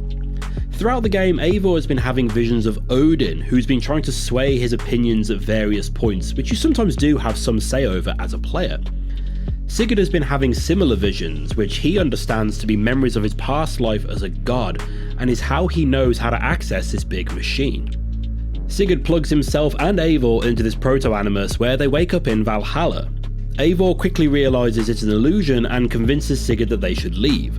Upon doing so, Basim is there, somehow, and is threatening to kill Sigurd, claiming that he was mistaken and it was actually Eivor that he was after all this time. It turns out that this sudden and unexplained twist is kind of explained by playing through the side stories in Asgard and Jotunheim, but at this point I wasn't sure what the hell was happening. You fight Basim and plug him into the proto-animus, leaving him there for over 1,000 years until Layla turns up. At this point, you can apparently get different endings based on some choices you made throughout the game, and this essentially dictates whether or not Sigurd comes back to England with you. After I'd shagged his missus, punched his friend, and called him out on some of his bullshit, Sigurd decided he'd rather stay in Norway, so Eivor returns home alone, and everyone has a bit of a sing-song with their new Jarl. This ending felt pretty inconsequential to me. Yes, arguably Sigurd is the driving force behind the whole game. Early on, Eivor receives a vision of betraying his brother, and Sigurd is the reason you go to England and set about conquering it piece by piece, but Sigurd himself is barely in the game, and when he is there, he's mostly being unlikable. Turns out the betrayal that was prophesied by haunting visions of giant wolves was essentially just whether you decided to pork his wife or back him up when he's being unreasonable to people he doesn't respect. But it's only now, after all of this drama, that the actual final battle occurs back in England. You gather all your allies together to kill the king, but the king runs away for reasons we'll return to later, and some characters you haven't seen on screen for about 60 hours or so get killed, and I think I'm supposed to feel upset about it. This does highlight one of the issues of longer games when it comes to narratives. If I haven't seen a character for tens of hours, I will struggle to remember anything other than their name. Although to be fair, I did remember Soma because I accidentally accused her best friend of being a traitor and she killed them, only to find out that it was her other bestie, which resulted in all her best friends being killed. Despite all of that, she still seemed pretty happy to see me though, and was clearly ready to die for me. Which does lead to another missed opportunity with the system of quote-unquote conquering England. You don't conquer England at all, you form alliances with everyone. You end the game still being a little village near Leicester who is friendly with all the rulers of various parts of the country. When I was first presented with the choice of which region to take, I thought it was an either-or situation, especially as it's worded as pledging to each place. I guess this series still puts in some token effort to keep things accurate to historical events, so we can't have a little Jarl suddenly becoming king, but I feel it would have been more engaging to actually have to choose one alliance over the other and have that make some sort of difference in the final battle. Even if it's just something simple like pledging to Lincolnshire gives you better battering rams, but pledging to Cambridge will give you access to better armour, or something similar that will make some part of the final battle easier or more difficult depending on your choices. Instead, we get a story where some Viking makes alliances with everyone in the country, and luckily all of them get on with each other and will come at a moment's notice to help you commit regicide. The game talks about you conquering England, but by the end you are just a little village who swears allegiance to everyone around them. I'm pretty sure it's something similar to this that caused World War I to kick off like it did. And your reward for uniting the country and bringing peace to all the land? A pop-up notification. The village sings you a song when you leave your brother in Norway, but remove all threat to your way of life from a country? Not even a fancy new cloak. It's a shame because this really could have been something much more involved and rewarding. So anyway, back to the nonsense. Basim is stuck in the grey until Layla shows up. After she arrives, he leaves the system and conveniently lands on the staff of Hermes that Layla dropped while being plugged in. This allows Basim to return his body to its younger glory, and we learn that the consciousness of his lover is inside the staff. Though I would like to question this, as Pythagoras was old as shit when he held the staff, Cassandra and Layla remained at their current appearance when they held it, so why does Basim revert back to a younger age? He then returns to Rebecca and Sean and asks to meet William Miles before plugging himself back into the Animus to use the bleeding effect to learn Eivor's skills. And I'll just ignore the bleeding effect contradiction here, as the effects of this seem to change depending on whether or not the writers give a shit about continuity that day. Through the last chapter quests, he watches Eivor say his goodbyes before sailing off to America where he will eventually be buried. We see Basim meeting William Miles inside the Animus, where they come to some sort of agreement that we aren't privy to, and then takes a sample of his blood to be processed by the Animus. I know I said I'd try to be quick, but Jesus Christ donkey balls, there's some bullshit here, so strap in. Finally, there's the god stuff. So it turns out that Eivor, Sigurd, Basim and a few other characters are all reincarnations of what we recognise as Norse gods. Eivor is Odin, Sigurd is Tyr, Basim is Loki, and other people are other gods. There are sets of technically optional missions where Eivor takes some drugs and has a vision of Odin in Asgard and Jotunheim, and all the other gods there are represented by characters from the main game, but with different hairstyles. I mentioned that Odin appears to Eivor in visions throughout the game, and when playing as the male version, it's almost immediately clear that Odin looks and sounds exactly the same as male Eivor, which kind of eliminates any surprise revelations of being a god that these sections may have intended to give. Anyway, these sections are based around Odin wanting to change his fate at Ragnarok, which involves being killed by a wolf. He finds a wolf and tries to kill it, but it turns out it's Loki's son Fenrir. Odin doesn't kill Fenrir because he pinky promised that he wouldn't, but Loki's still upset about it, seemingly enough that his reincarnated self, several thousand years in the future, is still pissed off enough about it to travel from Constantinople to Norway to England and follow Sigurd around for a few years before trying to kill him, and only then learning that he got the wrong man. At the end of the god sagas, we see a cutscene of the Norse gods drinking some magic mead that will let them be reborn, before heading off to meet their fate at Ragnarok. During a cutscene you unlock by completing optional side quests, you see the same scene again, but stripped of all Norse trappings, clearly being the Isu during the catastrophe that ended the world. This would suggest that the visions of Asgard and Jotunheim are actually just how it's being shown to Eivor, as this is something he understands and can accept. What I don't understand is, where are they all walking off to with weapons drawn if the earth is literally collapsing around them? So this shows that Basim met Sigurd and apparently believed him to be Odin, despite him looking just like Tyr. He then travelled with him for many years and for some reason never tried to kill him, and then somehow figured out that Eivor was actually Odin and immediately tried to kill him, only to fail and get stuck in an Isu operating system for nearly 2,000 years. While in there, he presumably had access to the same system that the reader does to predict various futures, and figured that he just needed to wait until Layla turned up with his missus in a stick and then he can escape. In Odyssey, I'd assumed that the Staff of Hermes had Juno's mind in it, because the headgear looks the same to me. Turns out Alethea is actually Agraboda, mother of Loki's son, and like Juno and Aita, they just want to be reunited and maybe take over the world a little bit. I'm personally really not a fan of any of the reincarnated god stuff. We don't spend much time with Basim, and the one cutscene where we have a chat with him, he does mention that his son was killed, but again, if you think Sigurd is the killer, then what is he waiting for? And how does he come to realise that Eivor was his actual target? And what's Odin's end goal in all this? When he appears to Eivor in visions, he's trying to convince him to act a certain way, maybe as if he's trying to shape Eivor to be more Odin-y. When Eivor tries to leave the Valhalla simulation, Odin does everything he can to stop him from doing so. Why? Why would he go through the effort of ensuring he will be reincarnated through the ages, only to do everything he can to convince his reincarnated self to stay plugged into a computer game? While we're at it, Eivor seems incredibly chill about the whole metal tree that takes you to Valhalla thing. He doesn't even mention it to Hytham, the other assassin Sigurd brought back from his gap year. An inquisitive mindset towards ancient underground metal structures might have been a good segue into joining the Brotherhood that the game is named after, maybe. Since Assassin's Creed 3, the series has clearly been struggling to figure out what to do with all the Isu and Abstergo stuff. Black Flag introduced the concept of the Sages, a concept that I feel has a lot of potential as some sort of driving force for the series. A respawning presence whose sole purpose is to free his true love from her eternal prison. Turns out though that the Sage isn't that special because there's loads of them running around, and somehow a whole bunch of them just happen to be all kicking around England together at the end of the 9th century. The original point with the Isu technology was that they couldn't survive the apocalypse, and so left projections and gadgets around to help humanity develop a solution to surviving the next big solar flare. I mentioned in my Odyssey video how daft I find the introduction of an immortal Cassandra was, as surely she would have learned about all this stuff and could have helped the process along a bit. But now we learn that there are loads of immortal people running around, generation after generation, seemingly just trying to settle old grudges or something.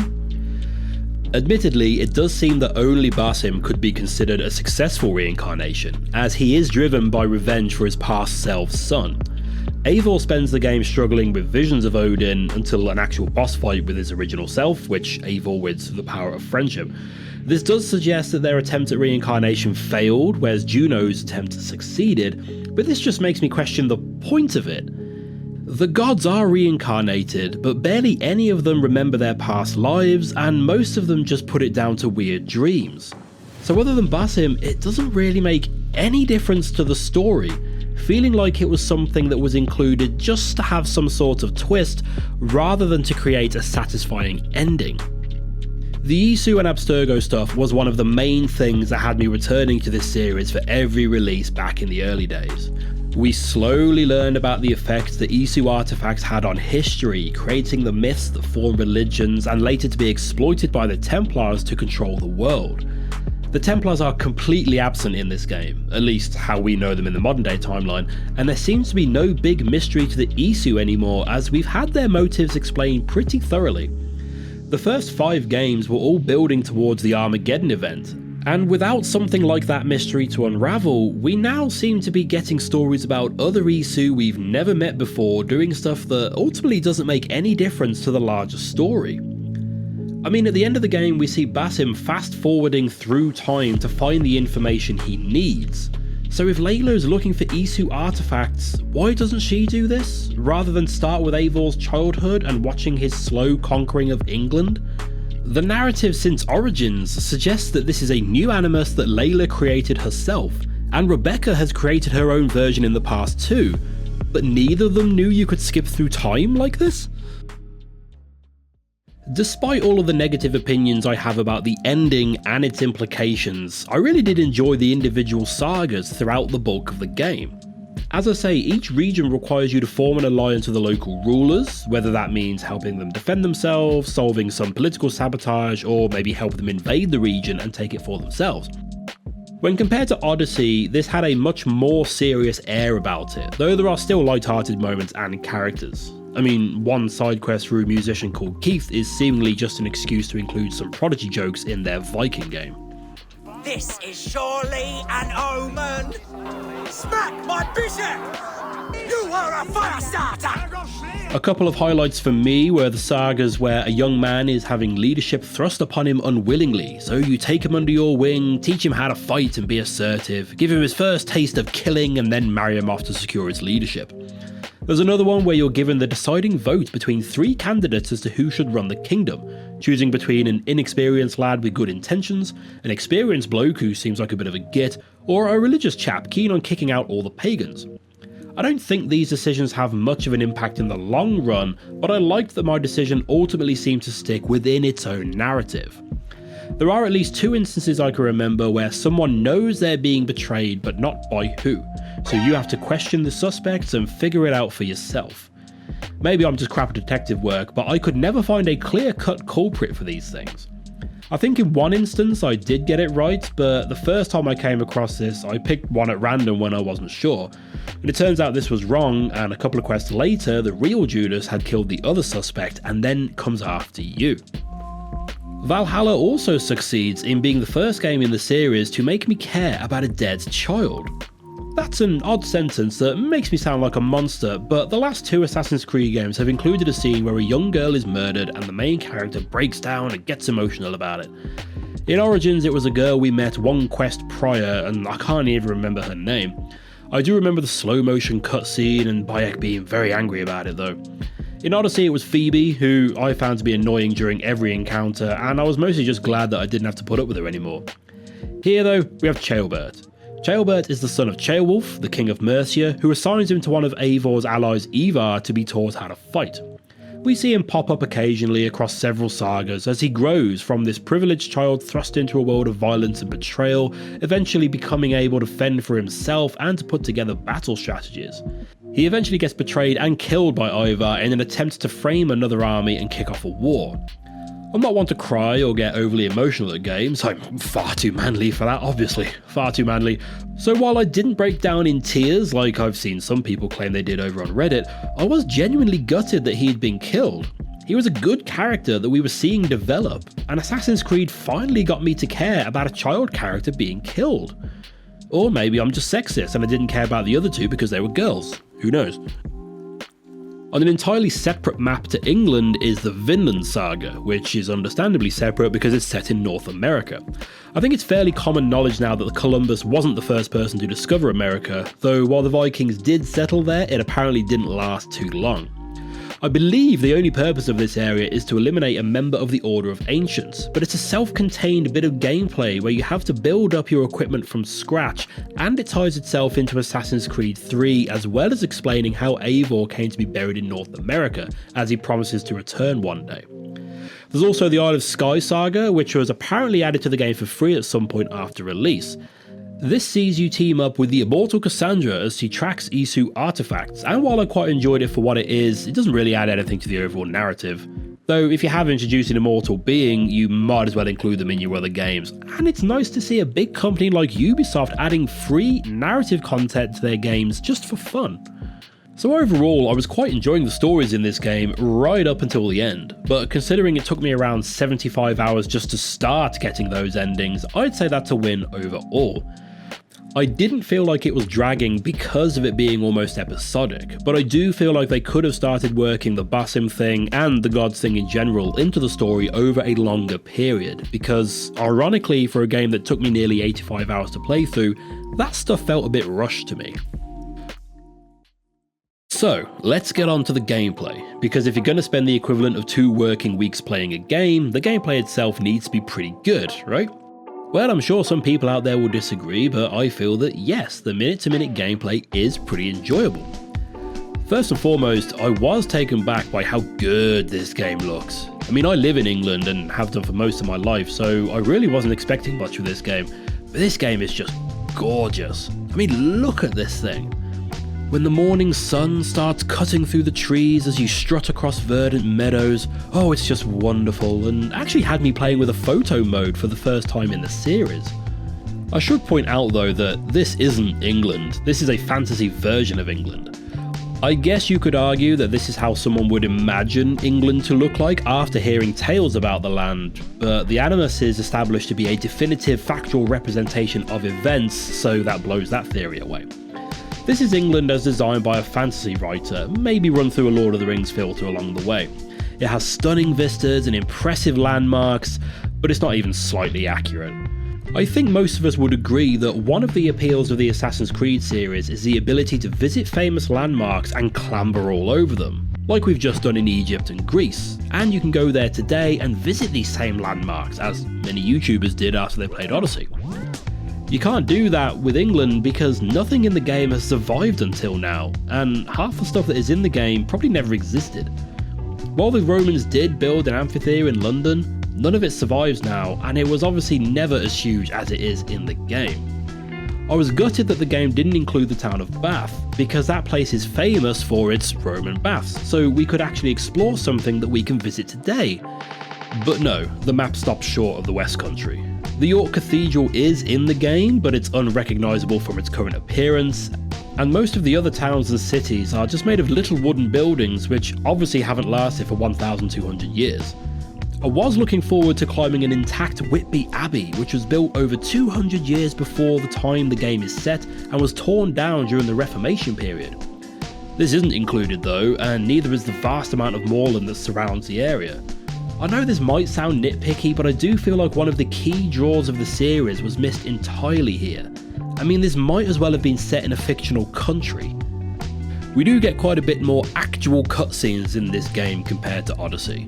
Not as many as Origins, but there is noticeably less of the Thunderbirds effect on dialogue scenes here. The voice acting is generally pretty good too, certainly sounding more professional to me than it did in Odyssey.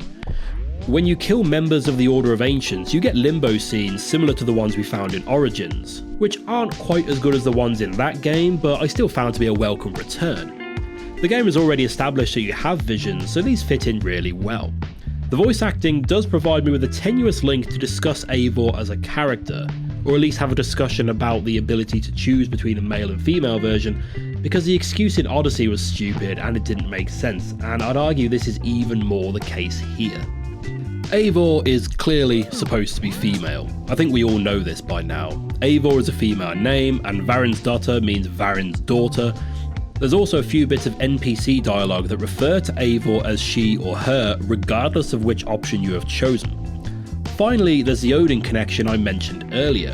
Eivor gets visions of Odin throughout the game, and playing as a male Eivor, you can clearly see that Odin looks and sounds exactly the same as the male Eivor, though maybe a little bit more gruff. This made the reveal of Eivor being a reincarnation of Odin fall flat for me, as this was pretty obvious to be the case. If you're the female Eivor though, I imagine this wouldn't be as immediately obvious, and might maintain some of the surprise when you experience that revelation. There's also a couple of scenes at the end of the game, both seemingly results of Basim experiencing the bleeding effect, where he sees the female Eivor regardless of your choice. Why are companies still afraid of female protagonists? There are so many things left in the game that show the female version to be the intended one, so why give people the option? Is the insecure male market that lucrative? Are incels that important of a consumer base? That said, I didn't go with the female version though, despite trying to at first. I found that the typical pattern with female-male protagonist choice is that the female version usually has the better voice actor, like Cassandra in Odyssey or Femshep in Mass Effect. So sticking with this theory, I went with Lady Eivor. I then quite quickly swapped to the male Eivor and felt kind of stuck between the two. I wasn't really a fan of either, though it was an early quest where I met Roshan, who I believe is Basim's mentor in Mirage, and is voiced by Shora Agdashlu, whose voice you'll recognise instantly. Alcila's gold has built up the fort's defenses. It will be no easy thing to penetrate. A challenge for some, perhaps. Less so for me. I thought I'd spend a little time with my daughter. After all, hasn't been that long since I've been in high school. Is that a fire? I know I mentioned gameplay and then talked about how the game looks and how one character sounds, but now I'll properly get into how the game plays, I promise.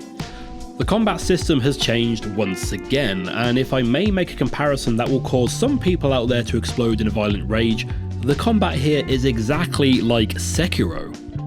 I mean, not really, but we do have what is essentially a poise meter above an enemy's health bar, and if you empty it, they are left open for a massive attack. The game labels this as a stun attack, which turns out means an attack to perform on someone who is stunned.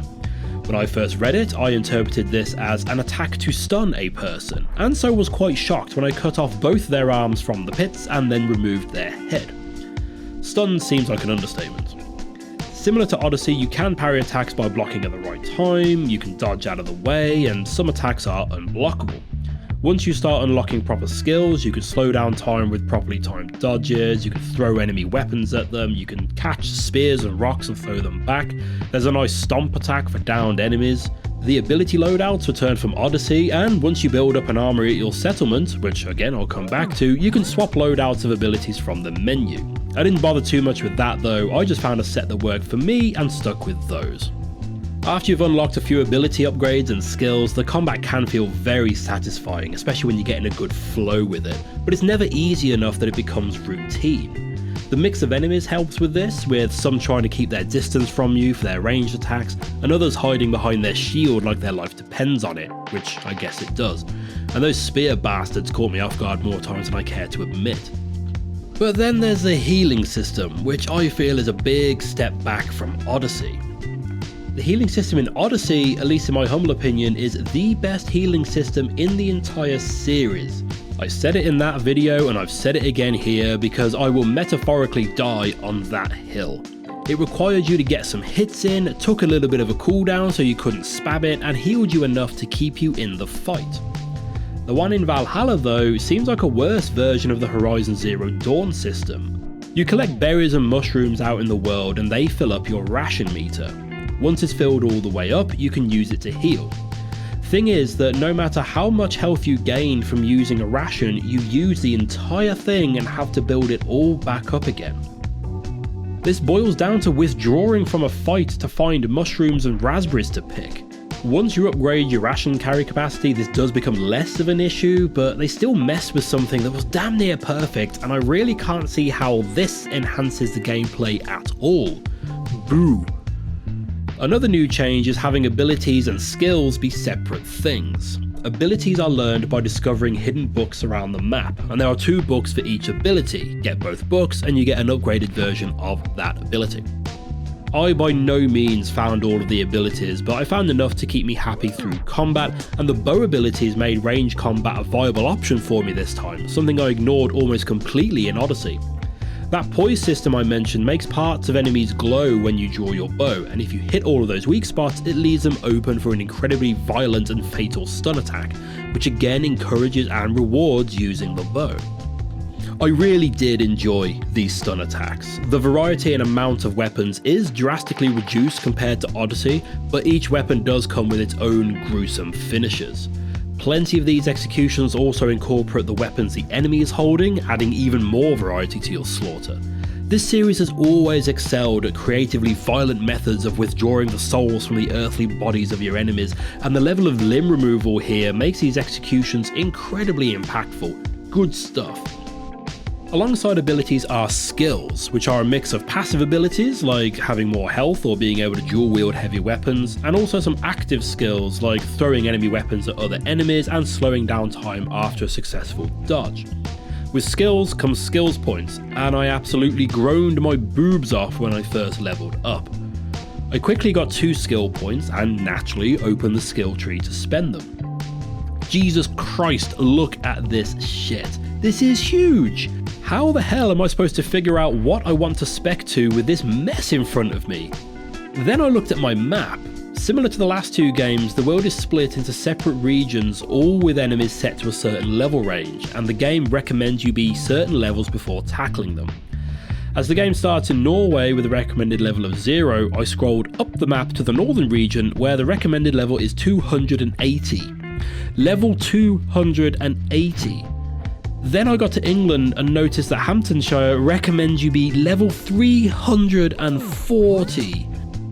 My gripe with this system, as I talked about in my videos for Origins and Odyssey, is that not only does this force you to explore these vast and beautiful open worlds in a linear fashion, but you also have to hang around these areas grinding side quests to be strong enough to take on the next area. Thankfully though, Valhalla does not do either of these things. Mostly.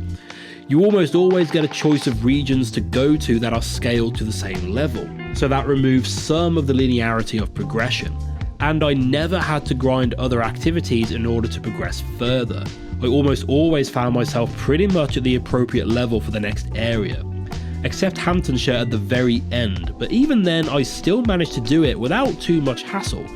The combat system means that you can always parry and dodge enemies, but if they're a higher level than you, then they will just do considerably more damage to you, and they can take a bit more punishment from your attacks, but like I said, it's still manageable in a pinch. Leveling up requires you to spend your skill points to increase your power level, but with a skill tree this huge, I didn't know where to begin. Luckily you can respec your skills at any time, though the wording does suggest that it wipes everything to leave you with a blank slate, something which seems a bit extreme with a tree so big. There is also an auto leveling system which keeps you at a fairly balanced build throughout the game. I chose this option and just checked in every so often to see if I'd unlocked any new skills, and this saw me get through the game with all the difficulties set to default. Oh yeah, that's something that I definitely feel is worth noting. The difficulty settings are extremely customizable here, which, even though I left everything on default, is great for people who want more control over their game. There are separate settings for the stealth, the combat, and the exploration, so if any one part of the game is giving you grief, you can tone it down a bit without making everything else too easy for you. This is good stuff, and to my mind should be encouraged. I didn't pay much attention to the marketing in the run-up to this game's release, mainly because I was trying to survive a pandemic while living in a van in a foreign country, but apparently they made a big deal about returning to the stealth roots of the series. I must have missed these parts because I saw little evidence of that. There are some zones that they call distrust areas. These are not like those restricted areas where you get attacked on sight. No, these are areas represented by a brown bar, and Abel pulls his hood up and hides his weapons and will only get attacked on prolonged sight. In these areas you can sit on benches and pretend to do woodwork, but I found it more effective just to sprint through before the guards can look at you for too long. If there was a reward for good stealth, or hell, even some sort of punishment for bad stealth, I might have engaged with this a bit more, but the only penalty for being spotted is combat, and after clearing out a few enemy outposts on the way over here, I'm really not bothered about collecting more skulls. On the topic of clearing outposts, they have removed the ability to tag enemies now, which I'm not the biggest fan of. Returning to the Unity system, Eagle Vision now pulses out from you and temporarily highlights enemies in its radius. Sorry, it's actually called Odin Vision here, which I find funny because he doesn't have depth perception. Come to think of it, we actually are Odin, so isn't this like calling it a Joey's apple? Anyway, your bird drone for this adventure is your Raven Sunin, and now that they've removed the ability to tag enemies, is rendered completely useless. Or at least it would be if Ubisoft didn't deliberately hinder the quest marking system to necessitate using your feathery drone. All quests are like that exploration system or whatever they called it in Odyssey, where the marker will only take you so far and then you have to bung your bird in the air to find its actual location.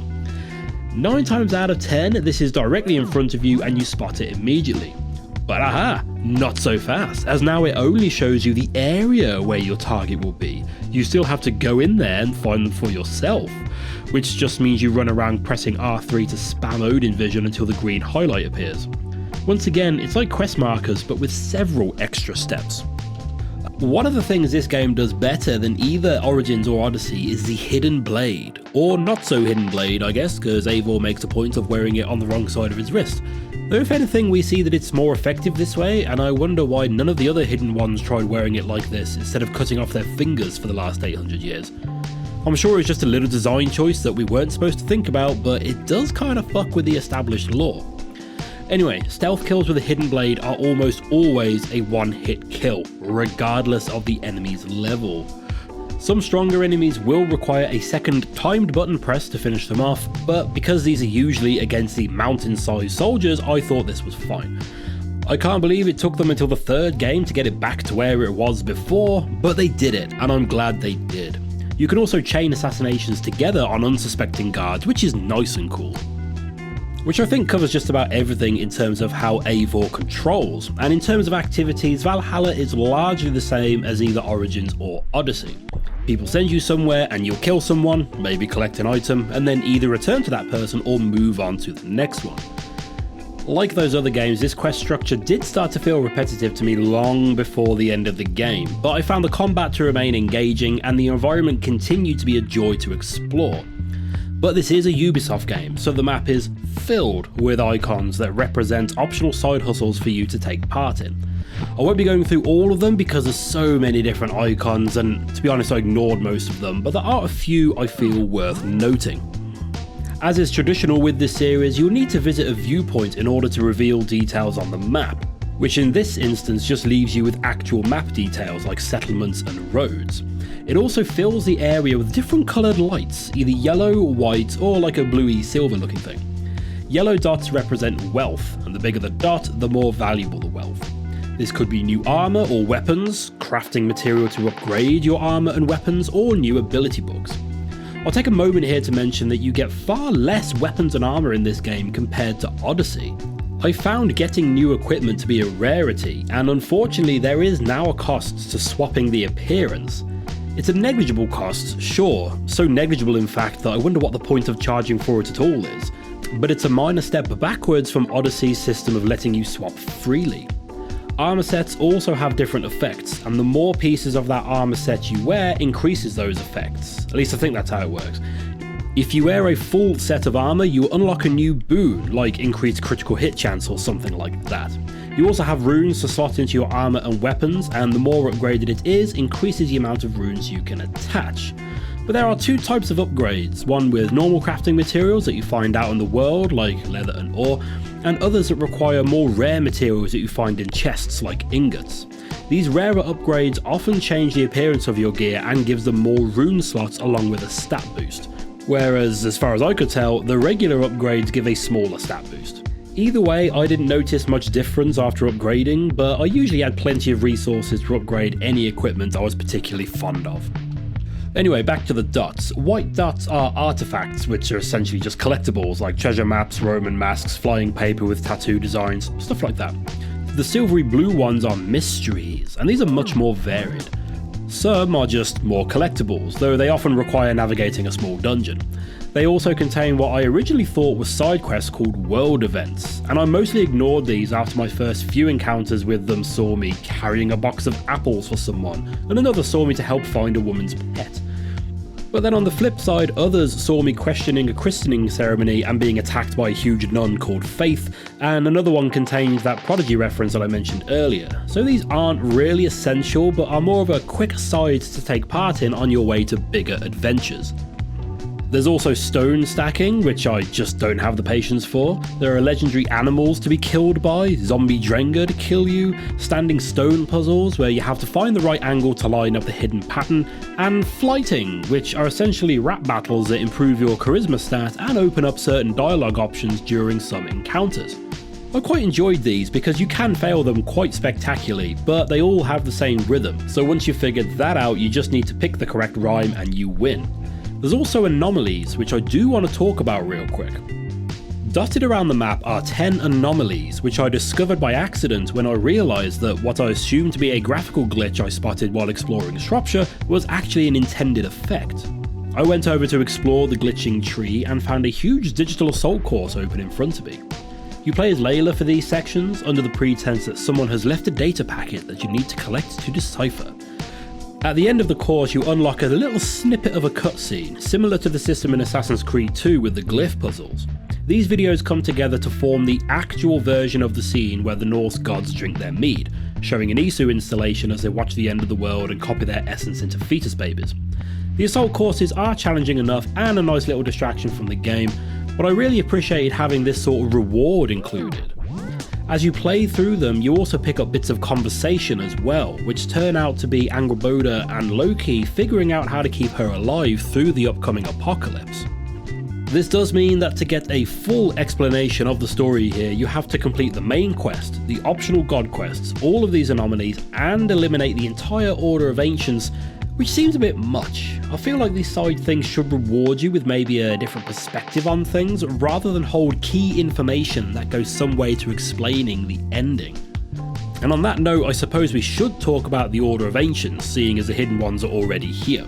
Basim and Hytham join the Raven clan in coming to England, partly because they know that the Order has agents set up there, mainly in London and York, or Jorvik as was the style at the time. The Order system in Valhalla is, to my mind, an improved version of the cult system from Odyssey.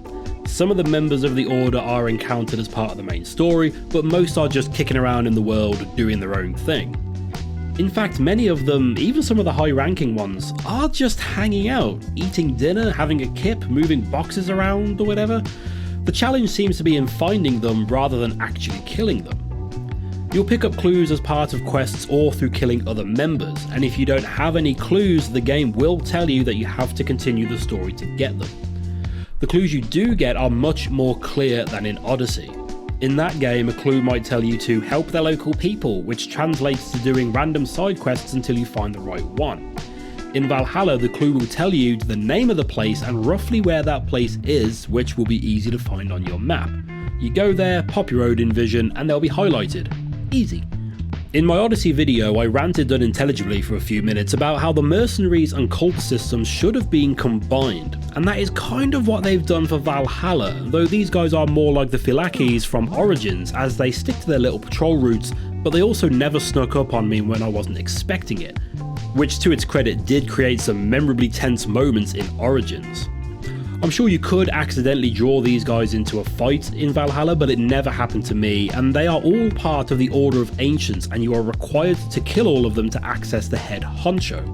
These are challenging fights, especially as any passing soldiers will get stuck in too, but again I felt the combat system was fair enough that none of these were too insurmountable, even if they were many levels higher than me.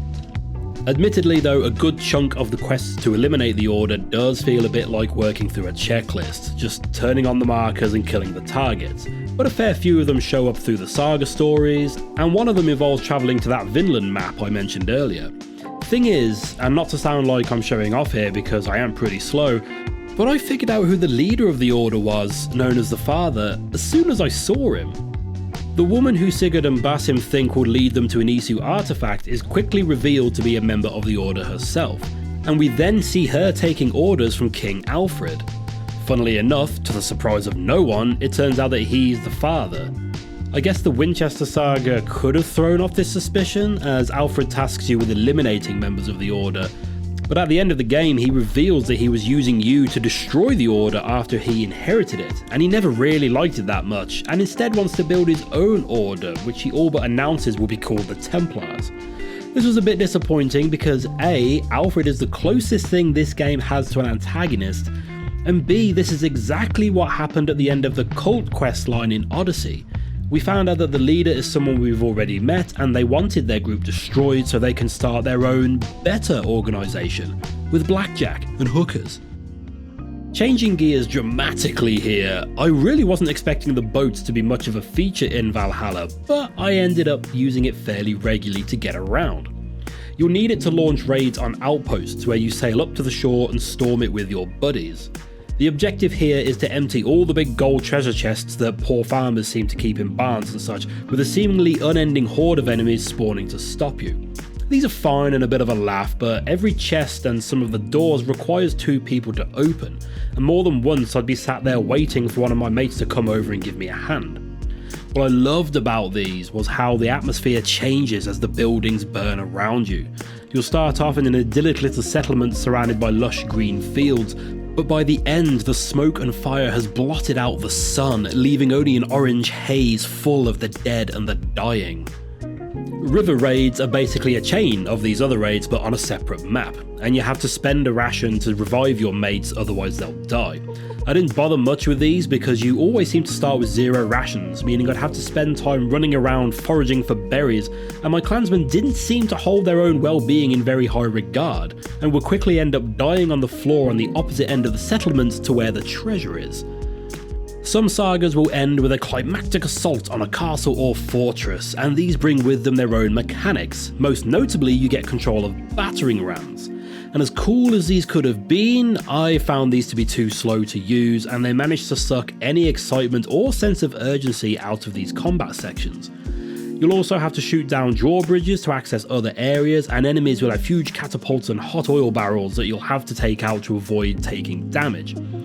Thing is, I soon realised that despite all the action going on around me, there wasn't much urgency here. Both your allies and enemies will keep respawning, so you can let them get on with their fighting, and it will be down to you to clear obstacles to progress. So these end up being prolonged sections of dodging catapult arrows until you make your way to the big baddie at the end of the gauntlet. Another little incidental thing I discovered and quite enjoyed was the little vengeance quests that pop up every now and again. Usually while you're already in a fight, I'd find a body with a little icon over its head, and interacting with it would reveal that this is the corpse of another player, and you could then hunt down and kill their assailant for a bit of XP. Again, nothing groundbreaking, but I found it to be a nice little touch. And there's another little touch which I enjoyed when I could figure it out, but hated whenever it held me up for too long. Possibly done in a move to make the game world arguably feel more realistic, people tend to lock their doors from the inside. Ancient tombs are sealed off with rubble, and ladders will be stored safely away when not in use. This means that accessing a treasure chest in a barn will often require you to figure out how to get around the security features to get inside. I don't recall this ever being explained to me by the game, so the first time I encountered this, I spent a good 5 minutes walking and crawling around a building looking for an Eivor-sized hole in the wall. I then happened to find a note that mentioned a vantage point in a nearby tree, and from here I had an angle to shoot the barricade off the inside of the door, granting me access to the treasure inside. Like I say, I didn't mind this new feature when I could figure it out quick enough, but if it took me longer than a few minutes to solve, I'd usually just leave it. I never really felt like I needed new equipment at any point, so I accepted that I'd been outsmarted by a bunch of farmers and monks who really want to keep their war axes safely locked away. For the first time in the RPG trilogy, we have a home base to upgrade as we progress through the story. Raventhorpe is acquired from some chaps at the start of the game, and it can be upgraded with shops and services that give you access to various side content, such as the river raids and the god sagas, but also grants stat boosts like increased armour and such. I've always enjoyed this sort of feature, with Ezio's Villa in AC2 to my mind being one of the best examples of this. I do wish Raventhorpe provided more benefits as it grows though. I mean, you invest a not insignificant amount of resources to build various production facilities, like a farm, a brewery, and even a museum. Couldn't they be making money over time? I also feel like a missed opportunity to not let us send Vikings out pillaging in the background, kind of like the Brotherhood missions in Brotherhood or Kenway's fleet in Black Flag. Still, I do often appreciate having somewhere to come back to that changes over time. You can also decorate it with random stuff that you buy from merchants, like dragon statues or anti-aircraft cannons? Turns out Cassandra and the army of sages aren't the only immortal beings kicking around, as Reda returns from Origins. He sets up shop in your camp and will trade opals for stuff that you can't get anywhere else in the game, or at least I think that's the deal. Opals are rare stones that are dotted around the game world, but you can also complete contracts for him to earn more. The items in his shop change every week, and these could be decorative items for Raventhorpe or fancy bits of armour from the Helix shop. Which brings us on to that. In every video since its introduction in Unity, I've moaned about the Helix shop, so I'll forego the usual tirade because this video is fucking long enough already. What I will say is that I did forget that there was an online shop at all, because it's quietly tucked away in the corner of the inventory screen. I did have a look through at what you can get, and it's the usual nonsense of XP boosts and material packs, though the game seems balanced enough without them, so I'm not sure what kind of impatient bastards are buying those for this game. Once again, you're given the usual 300 Helix credits for free, and this was enough for me to buy the polar bear with an ice cream cone hat that shoots rainbows out of its arse. One can make the argument that this is all cosmetic and therefore it's fine, but alternate outfits used to be unlockable without spending any more bloody money. I wouldn't mind having the option to walk around like a time-travelling cyborg ninja, but it's not worth the 20 quid or whatever it would cost me to unlock it, and frankly you're a mug if you spend that sort of money on a game you've already spent money to play in the first place. The settlement also has little plots that you can interact with that serve to remind you that you need to buy the DLC if you want to find out what they are. And while I wouldn't have minded exploring Ireland and Paris, I'm too tight to buy them. Plus I've just spent nearly 90 hours in this game, I want to go play Mirage now. They have added some extra free bits to the game over time though, like the mastery challenges that require you to complete, well, challenges that prove your mastery over the game. There's also a whole separate game mode set in Niflheim, which I only had a quick go on, but almost seems to be roguelike in nature, having you make several runs through a randomly generated gauntlet, picking up weapons and equipment as you go. This didn't interest me too much, but it's more stuff for people that want it, and you're rewarded with yet another currency that you can exchange for more cosmetic stuff. Now on to my final point in this already incredibly rambling video, and I was going to put this point at the top of the video to try and upset the orthodox Assassin's Creed fans to make them angry enough to comment, but I'm already pandering to the algorithm enough with my thumbnails and titles, so I kept this possibly controversial opinion near the end as a reward for those of you who can heroically put up with me spouting nonsense for so long.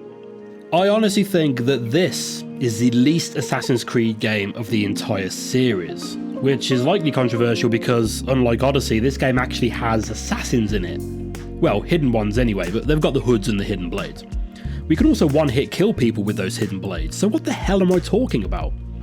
Well, Eivor meets the hidden ones, uses their special weapons, learns the ways of jumping off shit without breaking his back or legs, spends the entire game slowly bringing down the organisation that they have sworn to end, and even experiences some Isu tech firsthand. And after all of that, he still doesn't want to join them. He's seen firsthand the lengths people will go to control civilization, to twist and manipulate people for their own nefarious deeds, and has agreed that this is a worthy fight and one which must be fought. Would you like to join a group that dedicates themselves to this cause? All the while trying to unlock the mysteries of an ancient people with technology that surpasses anything we can even imagine, and maybe discover the answers to your visions and the visions of your brother that led him to near insanity and caused Basim to go a bit mad and try and murder you all of a sudden? No thanks, fine. Citing he'd prefer the glory to remaining anonymous.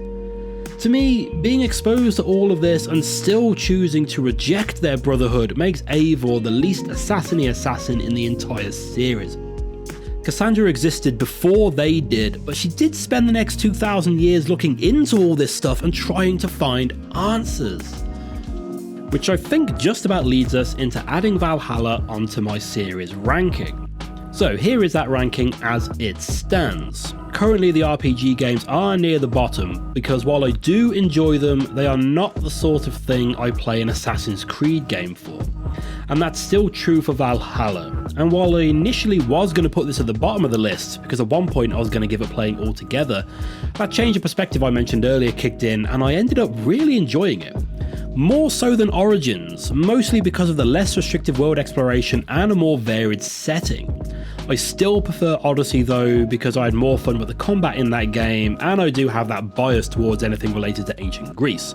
So Valhalla goes here, slap bang in the middle of the RPG trilogy. Now that all the Origin fans are foaming at the mouth, probably the Unity fans too because that game is still sitting comfortably at the bottom, we can now look forward to Assassin's Creed Mirage, which apparently started life as DLC for Valhalla, but they ended up turning it into its own game.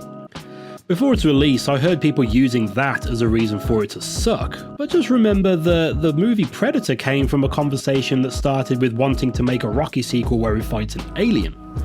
Then again, 50 Shades of Grey started off as Twilight fanfiction, so I guess Mirage could go either way. I probably won't be streaming Mirage because my computer couldn't handle playing Valhalla, streaming it and recording footage, but do head over to my Twitch channel where I will eventually be streaming whatever game I decide I'm going to make a video about after Mirage. Maybe Nexus if I can figure out how to stream that from a Quest 2, maybe something else. I don't know, I really didn't think that far ahead. Any suggestions? Anyone?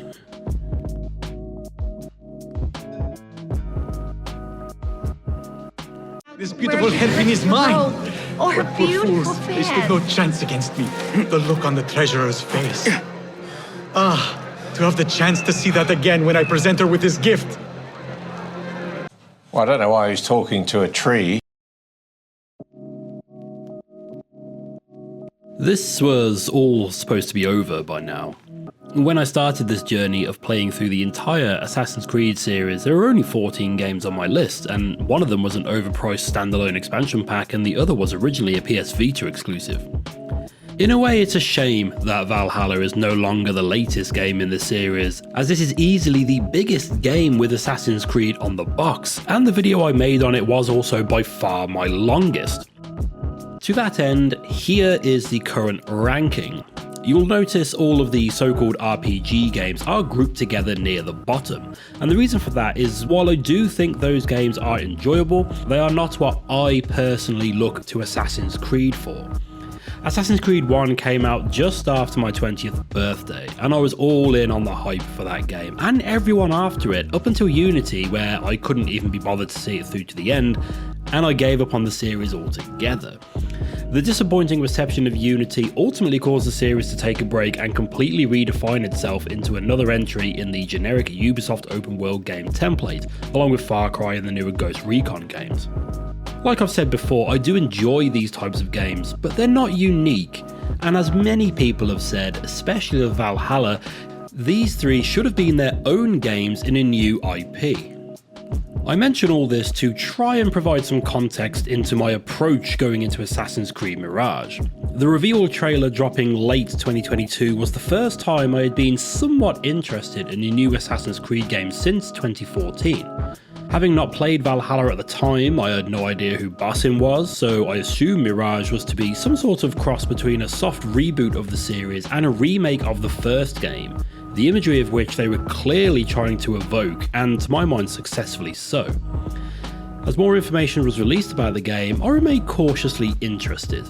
Many years of letdowns and disappointments from various games have turned me into a miserable, joyless bastard, and while I tend not to get hyped for many games anymore, I do allow myself to be cautiously optimistic about upcoming releases. Mirage seemed to be ticking all the right boxes for me. A smaller world, a more focused story, a return to the style of games that the series was originally known for. I'd heard it originally started as a piece of DLC for Valhalla before they made it its own thing, but that didn't really concern me.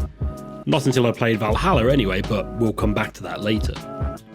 I have also done my best to avoid any reviews or opinion pieces on this game, as I wanted to come in fresh with it. Unfortunately, by simply existing on the internet, I did pick up a few bits and pieces, but with the Assassin's Creed fandom seemingly split into two very loud but opposing opinions on the franchise, I still have no real idea where this game sits in the Assassin's Creed orthodoxy, but I did hear that the cutscenes are crap. And it's true, they are. I mean, Jesus, the cutscenes in Origins were great, but ever since then, we've been watching Team America puppets gesturing at each other with mixed abilities of voice acting. Hi, Future Ben, cutting in here. I wrote this script after I completed the game in early December 2023, but due to moving house and then being out of the country for nearly 3 weeks over Christmas, it took until January until I could start putting this video together. I only mention this because during that time, Mirage received a newsworthy update that I honestly thought would change a significant amount of what I'd already written here. The game received a new Game Plus mode, which personally I think pretty much every game should have by default, but it also received updates to the parkour system, something that, spoilers for later in the video, I have some issues with. When I finally got my office into some sort of usable state, I booted up the game and had a run through Baghdad to see how the new parkour felt. And honestly, I couldn't tell the difference. I think it maybe feels a bit smoother, as if the transition between different animations was quicker or something, but it didn't feel as revolutionary as some YouTube thumbnails I'd seen had led me to believe. I had to look at the patch notes to see exactly what Ubisoft said they changed, and all it says is they've increased the distance of back and side ejects. Again, I didn't notice any major difference with this update, and apparently also made changes to enemy AI and such, but I have no desire to play through this entire game again just to see if the guards act like dickheads any less frequently. So yes, the game has been updated since I put this script together, but from my experience it has had no effect on my perceptions and opinions on this game. Thank you for your time and enjoy the rest of the video. I'll get stuck into the story first before picking on the gameplay, because the story here is both simultaneously something I love and something I hate about this game. This should also be a bit easier because other than a monologue from William Miles at the start, there is no modern day story here at all, which I believe marks a first for the series, and I will be spoiling the shit out of this story, so consider this your spoiler warning. We meet Basim in his hometown, I assume, of Anbar, not too far away from the game's main city of Baghdad. Basim and his long-term friend Nihal are a couple of street rats of the Aladdin mold, giving scraps to the local kids and dreaming of bigger things. Well, Basim is anyway. Basim also has recurring visions of a genie, which we are reminded of throughout the game, and Nihal seems to help him out with, trying to help him understand what the visions could mean. Anyway, it turns out that Basim is a big fan of the Hidden Ones, who clearly aren't very hidden because some thief in a backwater town can recognize a high-ranking member of the Order by sight. They also have a lot of branding for an organization called the Hidden Ones. I mentioned this in another video, I think the Unity one, but look at all the branded merchandise this shadow organization has. Metalwork, wood carvings, mosaics, talismans, carpets. These must all be done in-house, otherwise they'd have to leave a trail of dead contractors every time they decorate a new bureau. And the huge branded welcome mat on the rooftops just seems silly given the nature of their business. Anyway, Basim wants to impress the Hidden Ones and so goes to steal a trinket from the Caliph in his palace, something that the Hidden Ones leader, Roshan, said she wouldn't even trust one of her high-ranked agents to do. Basim has a go anyway, possibly because he knows he's in the next chronological entry in the series, so obviously won't die in this game, and he witnesses the Order of Ancients threatening the Caliph to look after their chest. Nihal joins Basim as they open the chest to find a disc, similar to the ones from Revelations that Altair recorded his memories into. Basim activates it upon touching it, and the Caliph comes in to have a look at what's going on. There's a scuffle, Nihal shanks the Caliph, and they escape. Basim is less than grateful about this, as he knows the guards will be looking for them now. And the next day, Basim comes across a scene of those same children from 5 minutes ago crucified in the streets, making this the 4th Assassin's Creed game in a row to use dead children as character motivation. It's almost a routine occurrence now, and again, I can't be expected to care about characters I met for 15 seconds 5 minutes ago. Anyway, Roshan finds Basim and helps him escape, leaving Nihal behind because fuck that bitch, apparently, and we jump ahead a few months to Basim being trained at the Hidden Ones fortress in Alamut. Again, with a name like the Hidden Ones, I'd have thought they'd maybe stick to cave hideouts rather than towers of stone jutting out of the earth. We do a bit of training with Basim until the mentor learns about an increase in Order of Ancients activity in Baghdad, and the fortress is attacked by mercenaries from the city. He sends a few Hidden Ones out there to have a look and sort it out, and that's basically the story until the end of the game, tracking down the Order members and killing them. I really enjoyed this part of the story, as we are finally playing a member of this organisation again, with the hoods and hidden blades and everything. It sounds stupid, but I really appreciated being able to strut through the grounds while other Hidden Ones are just hanging out, training, making stuff. That recurring argument for the last 3 games is that they aren't Assassin's Creed games, and I think this makes a strong statement that this is. The stripped back story sees you linking up with bureaus across the city and following up leads to identify and eliminate members of the Order of Ancients. There are more details here and there, Basim struggling with that genie thing in his vision. He meets up with Nahal again, who helps him out and seemingly tries to lure him away from the Hidden Ones, but there's nothing too convoluted here. It is a bit comical how Basim starts off being essentially laughed off by Roshan when they first met, to very quickly becoming, in her words, the tip of the spear in the fight against the Order. Still, I guess he is the protagonist, so he was hardly going to end up as the HR rep of the Baghdad branch, was he? When Basim finally tracks down and confronts the head of the local branch of the Order, who turns out is the concubine of the Caliph Nahal shanked earlier, she tells you that she has in fact been waiting for you, as Basim is the key to unlocking a secret buried beneath the Hidden One's fortress in Alamut. Before she can elaborate, Roshan kills her, and threatens to do the same to you if you go poking around. You and Nahal go there anyway, and find the fortress under attack by what I assume to be mercenaries hired by the Order, which is confusing because their entire leadership structure has just been wiped out. That's what we've been doing for the whole game, so who ordered them to come here? Anyway, we fight our way through the fortress to a big Isu door when Roshan shows up for a boss fight, because she really doesn't want you opening it and would rather you die instead. You have a boss fight, which I couldn't figure out how to get started until a prompt appeared on the screen telling me to throw a knife into her shoulder, and you leave her bleeding out on the floor. You and Nihal go through the usual Isu cave stuff until you find a sarcophagus. And this is where the story kind of lost me, and why I said I hated it earlier. Up until this point I was all in on this story, but this whole bit just left me confused. I'm sure there are some in-depth explanation videos about this, but I haven't seen them yet, so this is what I think is supposed to be happening. You open the sarcophagus to find Nihal, who then disappears as the camera pans around Basim, so I'm not sure if she was really in there. Nihal then appears behind you and shows you the projection from the disc back at the start of the game. Basim then enters a vision with that genie that kept popping up, chasing it through some weird vision desert. This goes on for some time, which brought back horrible memories of that beach from the end of Death Stranding, until Basim finally comes face to face with the genie and, I think, accepts it as part of his past or something. He just seems to decide that he isn't afraid of it anymore and it goes away.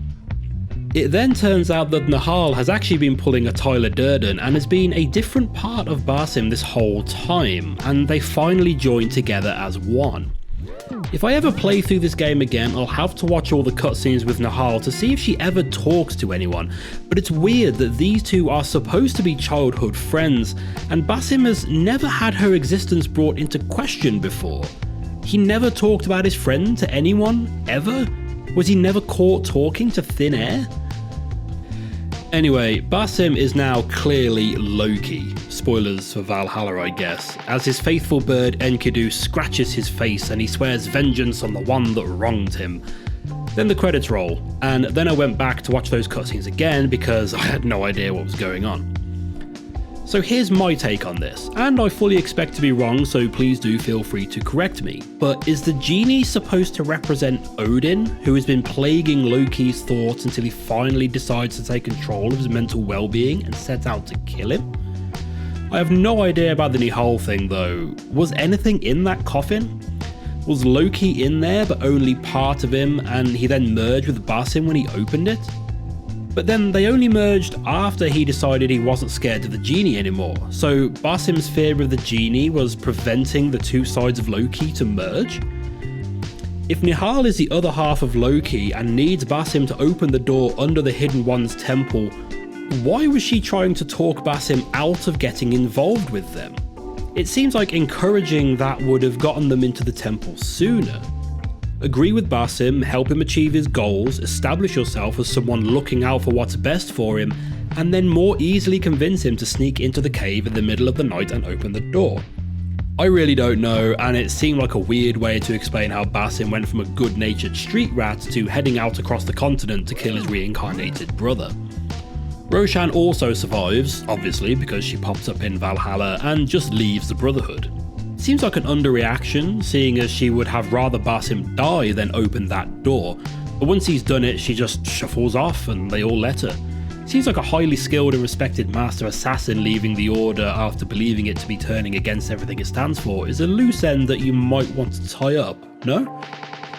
Like I say, I really enjoyed the stripped backstory right up until the end, when it had to somehow work in the obligatory Isu reveal, which has lost all wonder and excitement for me after all these years, and had to tie it into Valhalla as well. I found it to be a lackluster ending, but I enjoyed it for what it was while I was working through it. Which brings us on to the working through it side of things. To me, this game feels like what someone who has only played the RPG trilogy would imagine the first game was like after someone had described it to them. There's a mix of old and newer style mechanics, such as a return to what I would consider, quote, proper social stealth from the older games, and the bird drone from the newer ones. The first game was essentially Altair working through a hit list of targets, slowly realising that they're all connected. Each target required you to visit a local bureau to get some intel, and then hit the streets to eavesdrop, pickpocket, and interrogate your way to more information before finally going in for the kill.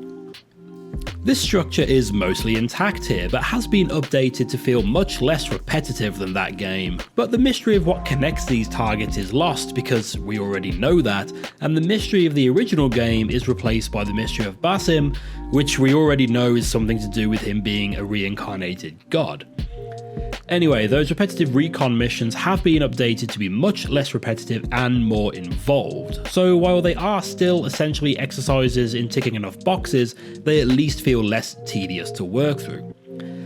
In the last 3 games, we had a screen representing either the Order of Ancients or the Cult of Cosmos, with the identities of each member being hidden until we find enough clues to reveal and then kill them.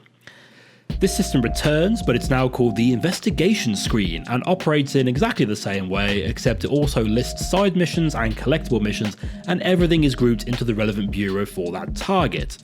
Though the only relevancy that has is which building you have to fast travel to occasionally to start missions. You are free to visit each bureau at any point, meaning you can approach these targets in whichever order you prefer, apart from the head honcho, obviously, that comes at the end. Between missions, you can explore the world at your leisure and take part in some of the optional activities scattered around. There are Tales of Baghdad, which are self-contained little side stories that I barely touched, books to collect, which I did collect some but never turn them in, artifacts to pickpocket and turn in for upgrade materials, and gear chests hidden behind barred or locked doors. Even without these extra activities, the world is a beautiful one to explore, and I'm so glad they finally returned to focus on a singular, smaller but more dense location, rather than sprawling landscapes. Baghdad is a joy to explore, and is clearly being designed with parkour in mind, rather than the last 3 games which had relatively little consideration for crossing a city without touching the ground. While large parts of the cities can feel rather similar, there are unique areas and monuments to help give you a sense of place. There's also a couple of smaller settlements across the desert, one of which feels like a village straight out of Valhalla in terms of parkour ability, and that desert in between is largely featureless, though in a pretty way. But after traversing it once and unlocking fast travel points, I didn't feel any reason to return to the surrounding dunes. At the risk of sounding like some sort of hippie, the vibes of the city change throughout the day.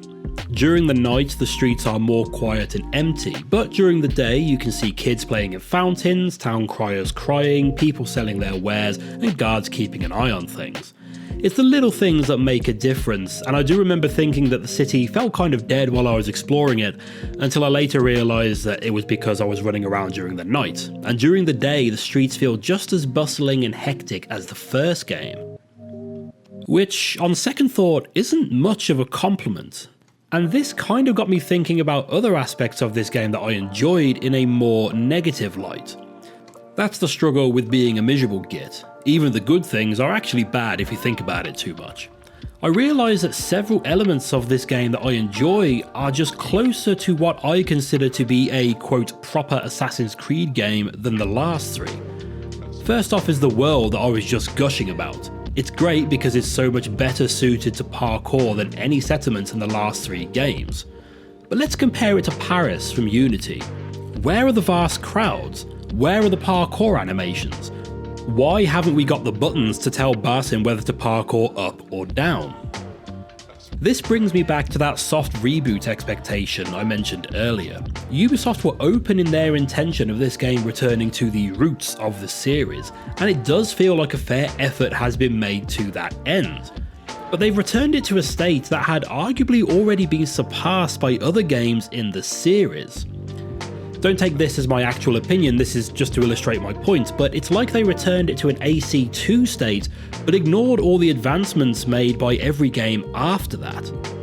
Imagine if they never had the 3 RPG games, and think about how good the parkour looked in Unity and Syndicate. Now imagine that, but 4 games later. It doesn't look like this. 8 years after the last traditional Assassin's Creed game should mean that this game looks 8 years better. I know graphics aren't everything, but that detail about this starting off as Valhalla DLC starts to become prominent here. Those games didn't have the level of parkourable environments that this game does, and it often shows that the systems aren't really suitable for it. It works great most of the time, to be fair, but like some of the older games, you often end up jumping down when you want to jump up or over something, or get stuck on corners, or just refuse to jump up to ledges that are lower than other jumps we've made before. Those bustling streets used to be an obstacle, causing your character to bounce off people and fall to the floor, forcing you to take to the rooftops and dodge guards up there to make your escape. But navigating a busy market street in Mirage is super easy, barely an inconvenience, as Basim passes through them like a fart in the wind. The only practical reason you have to head to the rooftops is that you can't accidentally jog down a cul-de-sac. If not for that, there would be no practical reason to leave the streets, because the people populating them are just not an obstacle anymore. Throughout my time playing this game, I was hoping for a chase mission to pop up. Remember those from the older games? No, not the one with Charles Lee from AC3, I'm not talking about that because that works against my narrative, but the ones from the Ezio trilogy, which had you legging people through dungeons as they slam gates behind you, or chasing boats as they fire cannons at you. Linear events, yes, but they added a bit of adrenaline to the parkour. Right at the end of this, I thought we were actually getting one, until it turned out to be running through 2 short corridors and into another cutscene. Boo. What I'm going on about here is that while I did enjoy most aspects of this game, it should have been better considering what has come before it. Again, I understand that this started as DLC for Valhalla and so is tied somewhat to those systems. But wouldn't it have just been super duper if, after deciding to make this its own game, they created systems more suitable to that different style, and made something that played like the sequel Syndicate never got? So the parkour works, except when it doesn't, but I personally didn't find it to fail on me any more than the older games did. And all your favourite parkour interactables are back, like ziplines, lifts, beams, roof garden boxes, benches, and there's even a new one in that pole thing from the trailers, though I think I found about 4 of them, and the camera swings around a bit when you use it, which meant I had to move it back when I landed on the other side. You can also pull down scaffolding as you're being chased to slow down pursuers, though again I think I only used this once or twice. Those parkour chases often left me feeling a bit frustrated, as I often couldn't tell if I'd lost sight of my pursuers or which state I was in. But Ben, there are flashing coloured punctuation icons in the middle of your screen. Right, I get you, but the red exclamation mark sometimes stays there after you've broken their line of sight, and after completing the game I still didn't know what triggers it changing from this state to the yellow question mark when they're searching for you. Sometimes it would skip the yellow one altogether and I just wasn't being chased. Going all the way back to the first game in 2007, it was very clear as to whether you were being chased or not, but here I often wasn't sure if I should be hiding. It also takes Basim a few seconds to build up from a jog to a sprint, so I would often accidentally cancel my sprints because I wasn't sure whether he was sprinting or not, ending up with me jogging away from guards sprinting at me with their swords drawn. Jogging casually away from bloodthirsty guards often ends up in a fight, and the combat system in Mirage stays similar to the Valhalla one. Enemies glow one colour if you can parry them, leaving them open for what is often an insta-kill, and they glow another colour if you cannot block or parry and have to dodge. And that's it, simple, straightforward. Enemies seem to do considerably more damage to you than in the last few games. which wasn't helped by the fact that the L1 button on my controller, used to block and parry, has decided to occasionally stop working now. Honestly, I'm not shit at these games, it's my button that's bad. One of the later skill unlocks lets you dodge towards unblockable attacks to make Basim roll over your enemy and position you behind them, leaving heavily armoured enemies vulnerable to attack. This made the combat much more engaging for me, and I wish this was an earlier unlock. Enemies come in a range of flavours, either ranged bastards for whom even a sword to the face won't distract them from notching their arrows, standard melee dudes who can be killed in one counter, staff dudes who take a little bit longer to kill, armoured dudes that you have to hit from behind, and flamethrower dudes, apparently, who are like armoured dudes except they shoot fire at you. Burn them all! Outside of combat, there are also marksmen that shoot at your bird, but I'll come back to them later. Dodgy controller issues aside, I think the combat system is fine, nothing great, serviceable if not very exciting. There is one huge omission from the combat though, something that has been included in the series since the first game all the way back in 2007. Brutal execution animations. I mean, there's one or two slightly fancy kill animations scattered around the game, but nothing here made me wince and giggle like the older games this title is attempting to revive. This is practically a series staple, something that survived into the RPG games, so their omission here was very noticeable to me, and honestly made combat a less enticing option. There's also no weapon variety here for Basim, so it's swords and parry daggers all the way. Though different weapons can have different effects, like every 5th attack adding poison damage or refilling your focus bar with each block, stuff like that, which is mostly ignorable if you're not interested. I played through the whole game on normal difficulty settings and never felt like I had to pay attention to what effects either my weapons or armour were adding. I just went with what I liked the look of and got through just fine. What I don't like is the healing system, which is similar to Valhalla but a little bit worse, and I already hated that healing system. You can find pots of food out and about in the world which will top up your health bar, and you have up to 3 elixirs to heal yourself with when there's no fresh stew or berries available.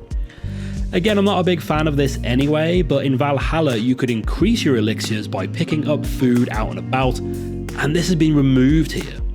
This means either keeping an eye out for consumable chests or visiting merchants, and most of my money in the game was spent at merchants topping up my health packs and throwing knives.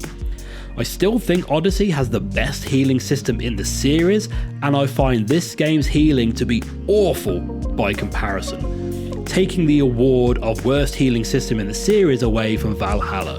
Congratulations, you suck.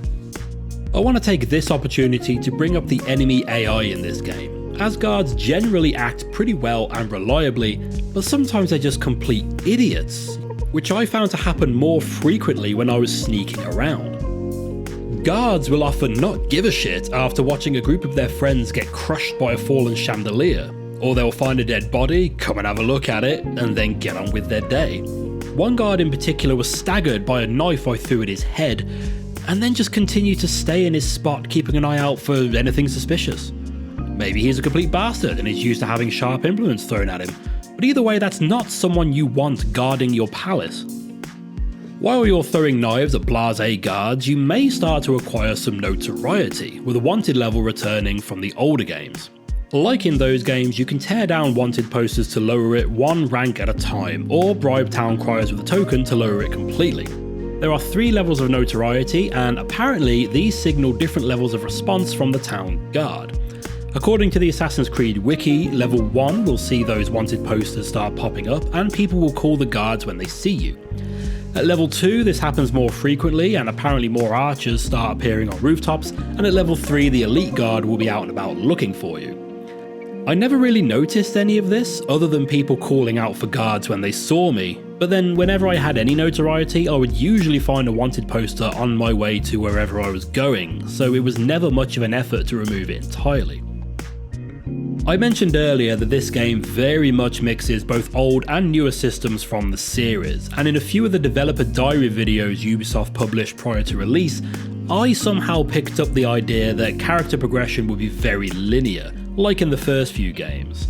That's my fault for a combination of not really listening and hearing only what I wanted to hear. More immediate upgrades are found through weapons and armor stats, and these effects can be improved by upgrading them.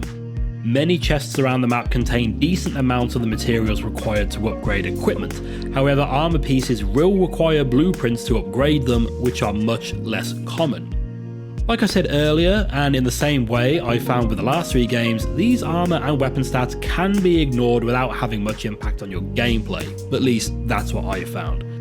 It is a shame to see that we cannot swap armor appearance and stats at will.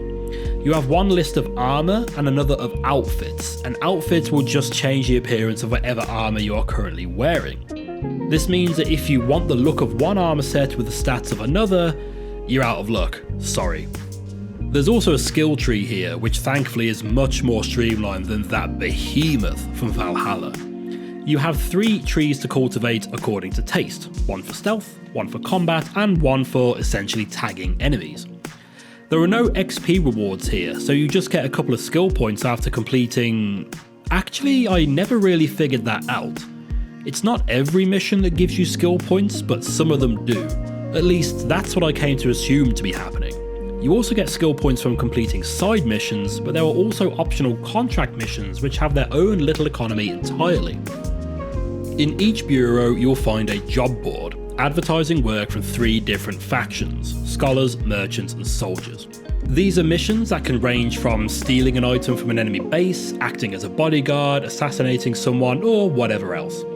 I do like the fact that these also come with little optional objectives that give you extra rewards, maybe asking you to not take any damage, not kill anyone, or remain undetected. Other than being an additional source of upgrade materials and skill points, completing these contracts also reward you with tokens which can be spent in the world. Tokens can open you up to a lot of different situations. The most immediate use I found for these was to save up 6 merchant tokens and throw them at the nearest merchant, bringing down prices by 30% from any other merchant in the game. In-game, these tokens are treated as some sort of special tool that can convince even the most stubborn of bastards to do a favour for you, which makes it a bit weird when you need to spend a merchant token to open certain chests. Are these mimic chests that run a shop on the side? Or is it like when people sell jam outside their house and just leave an empty jar for you to put your money in? Yes, I did grow up in the countryside, how could you tell? You can also spend these to convince musicians to lure guards over for a jam session or hire mercenaries to attack guards, and they can open some new options for certain missions. This brings back the system of hiring thieves, mercenaries or courtesans, something we haven't seen since Black Flag, and even then it was barely used, and I'm glad to see it return and actually be a useful mechanic, but I do object to it being locked behind a whole separate currency that you can only acquire through specific side missions. Just let us use dirham to hire people. I mentioned there that these tokens can be used to provide new options in missions, which leads me on to the bigger encounters usually reserved for order assassination missions. These are usually set in a large outpost which contains your target, and you'll get a fancy pre-rendered cutscene that ends with a list of icons that represent different methods of exposing and eliminating your target. Yes, excellent. Those Hitman-esque levels introduced in Unity and expanded on in Syndicate have finally returned. I absolutely loved these things in those games, or at least I loved the potential with that structure and was happy to see them return at long last. Sadly, the reality is that these are much more limited than I'd hoped. For example, the one where you need to infiltrate a harem, which is a difficult place for a big hairy dude to break into. You end up eavesdropping on some maids talking about where a eunuch lives, go and steal his uniform, and then bolt through the front door. That sounds great, but it's the only option available to you. Wouldn't it have been great if this was still an option, but there was also a way to sneak in through some sewers or something, and the fact that you didn't have a disguise meant you'd have to put your stealth skills to the test to move around undetected? To be fair, other missions are a bit more open and do have numerous approaches, but still not to the same level as Unity or Syndicate, bringing up yet another example of something which should have been massively improved by now, but ends up being worse than the examples we already have. While I did try to avoid as much media about this game as possible before playing it, I did see thumbnails criticising the cutscenes in this game, and I totally agree with that. I mean, look at how good the cutscenes in Origins were, and then look at this. Hell, look at the cutscenes in Assassin's Creed 2 and tell me these look better. At least Odyssey and Valhalla had the excuse of having so many dialogue scenes that they couldn't possibly make them all such high quality. I mean, it's a poor excuse, but it's at least passable. This though, there's a couple of proper in-engine cutscenes in this game and they stand out, even as just dialogue scenes, and it's disappointing that Ubisoft didn't feel they need to put the effort to make all of their cutscenes a higher standard. I also noticed a little detail that we never see a character pull up their hood. Whenever Basim goes to pull his hood up, the camera always cuts away or he walks out of shot, and the next scene has him with the hood up. Assassin's Creed 4 had so much hood raising that Edward even did it when he wasn't wearing one. Once again, something we had years ago done worse or just plain missing here. On the topic of cutscenes, we also get dialogue options during some scenes, though calling them dialogue options is generous because they often just give you the choice of starting a mission now or later. Other times there will be many options for you to choose from, with each option being relevant to a clue that you need to follow up on, and makes selecting each of these options a requirement to progress. If we have to listen to all of this dialogue, put it in a cutscene so it's at least a little bit more entertaining to watch than the in-game dialogue scenes. Why have dialogue options if none of them are optional? This just seems daft. Like I said earlier, you get a bird again, this time called Enkidu, which according to Wikipedia is a legendary figure in Mesopotamian mythology, but I just recognise it as a Varaxu ship from X-Wing Alliance. After foolishly removing the feature in Valhalla, our bird friend can once again tag enemies for us. He can also spot quest objectives like the last couple of games and can spot secret entrances to some outposts. However, some outposts have marksmen who will shoot at Enkidu as he flies over, meaning you'll have to take them out before you can tag guards from the air. I quite like this, and it took me by surprise when it first happened. It adds a bit more of a challenge by temporarily removing a big advantage. Kinda reminds me of Metal Gear Solid 2 when you had to get to a node before you could use your radar. Did you say nerd? You can still use eagle vision to see enemies through walls though, so you're hardly left underpowered. Finally, at least I think finally, I want to talk about the focus thing that got a lot of people weirdly upset when it was first shown off in a trailer. After your first proper assassination mission, Basim unlocks the ability to essentially warp around and insta-kill enemies without being spotted. This can be upgraded to eventually let you target I think 5 or 6 enemies at once, but you have to be undetected to use it. You stop time, select which enemies you want to die, and then let rip. The range on it is a bit ridiculous, but you clear the space and have everyone dead in an instant. You recharge this ability bit by stealth killing enemies, so it's not something you can spam, and because you have to be undetected to use it, it can't be used to save you from a mistake. I have tried to understand people's dislike to this mechanic. People say it's too supernatural or it makes the game too easy, to which I counter with Evie being able to turn invisible when she crouches in Syndicate, the fact that we're playing as a literal god, or the fact that it's optional and other than that one time you never have to use it. Same with the smoke bombs, noisemakers or proximity mines, these are options and these options can be ignored if you don't like them. Just beat the game without using the focus to prove to all us casuals that you really are the most elite badass there is. I didn't mind it, and I used it a few times to clear rooms, usually if I wasn't really in the mood for another sword fight. Which I think just about covers everything worth talking about with Assassin's Creed Mirage, and means that I need to find a place to put this in my series ranking. And this is where it gets a little bit complicated, especially if you haven't watched my other videos in this series. Mirage is the best Assassin's Creed game to be released since Syndicate, or rather it is the only Assassin's Creed game to be released since Syndicate. But in terms of my ranking, in terms of where I would choose to revisit these games when I'm trying to scratch that Assassin's Creed itch, I have to put this at the bottom, which should keep some of those whiny Unity fanboys from screeching in the comments if nothing else. But I would rather play 3 games that I don't consider to be proper Assassin's Creed games than this when I want to scratch that Assassin's Creed itch. Almost everything I liked in this game has been done better in older games in the series.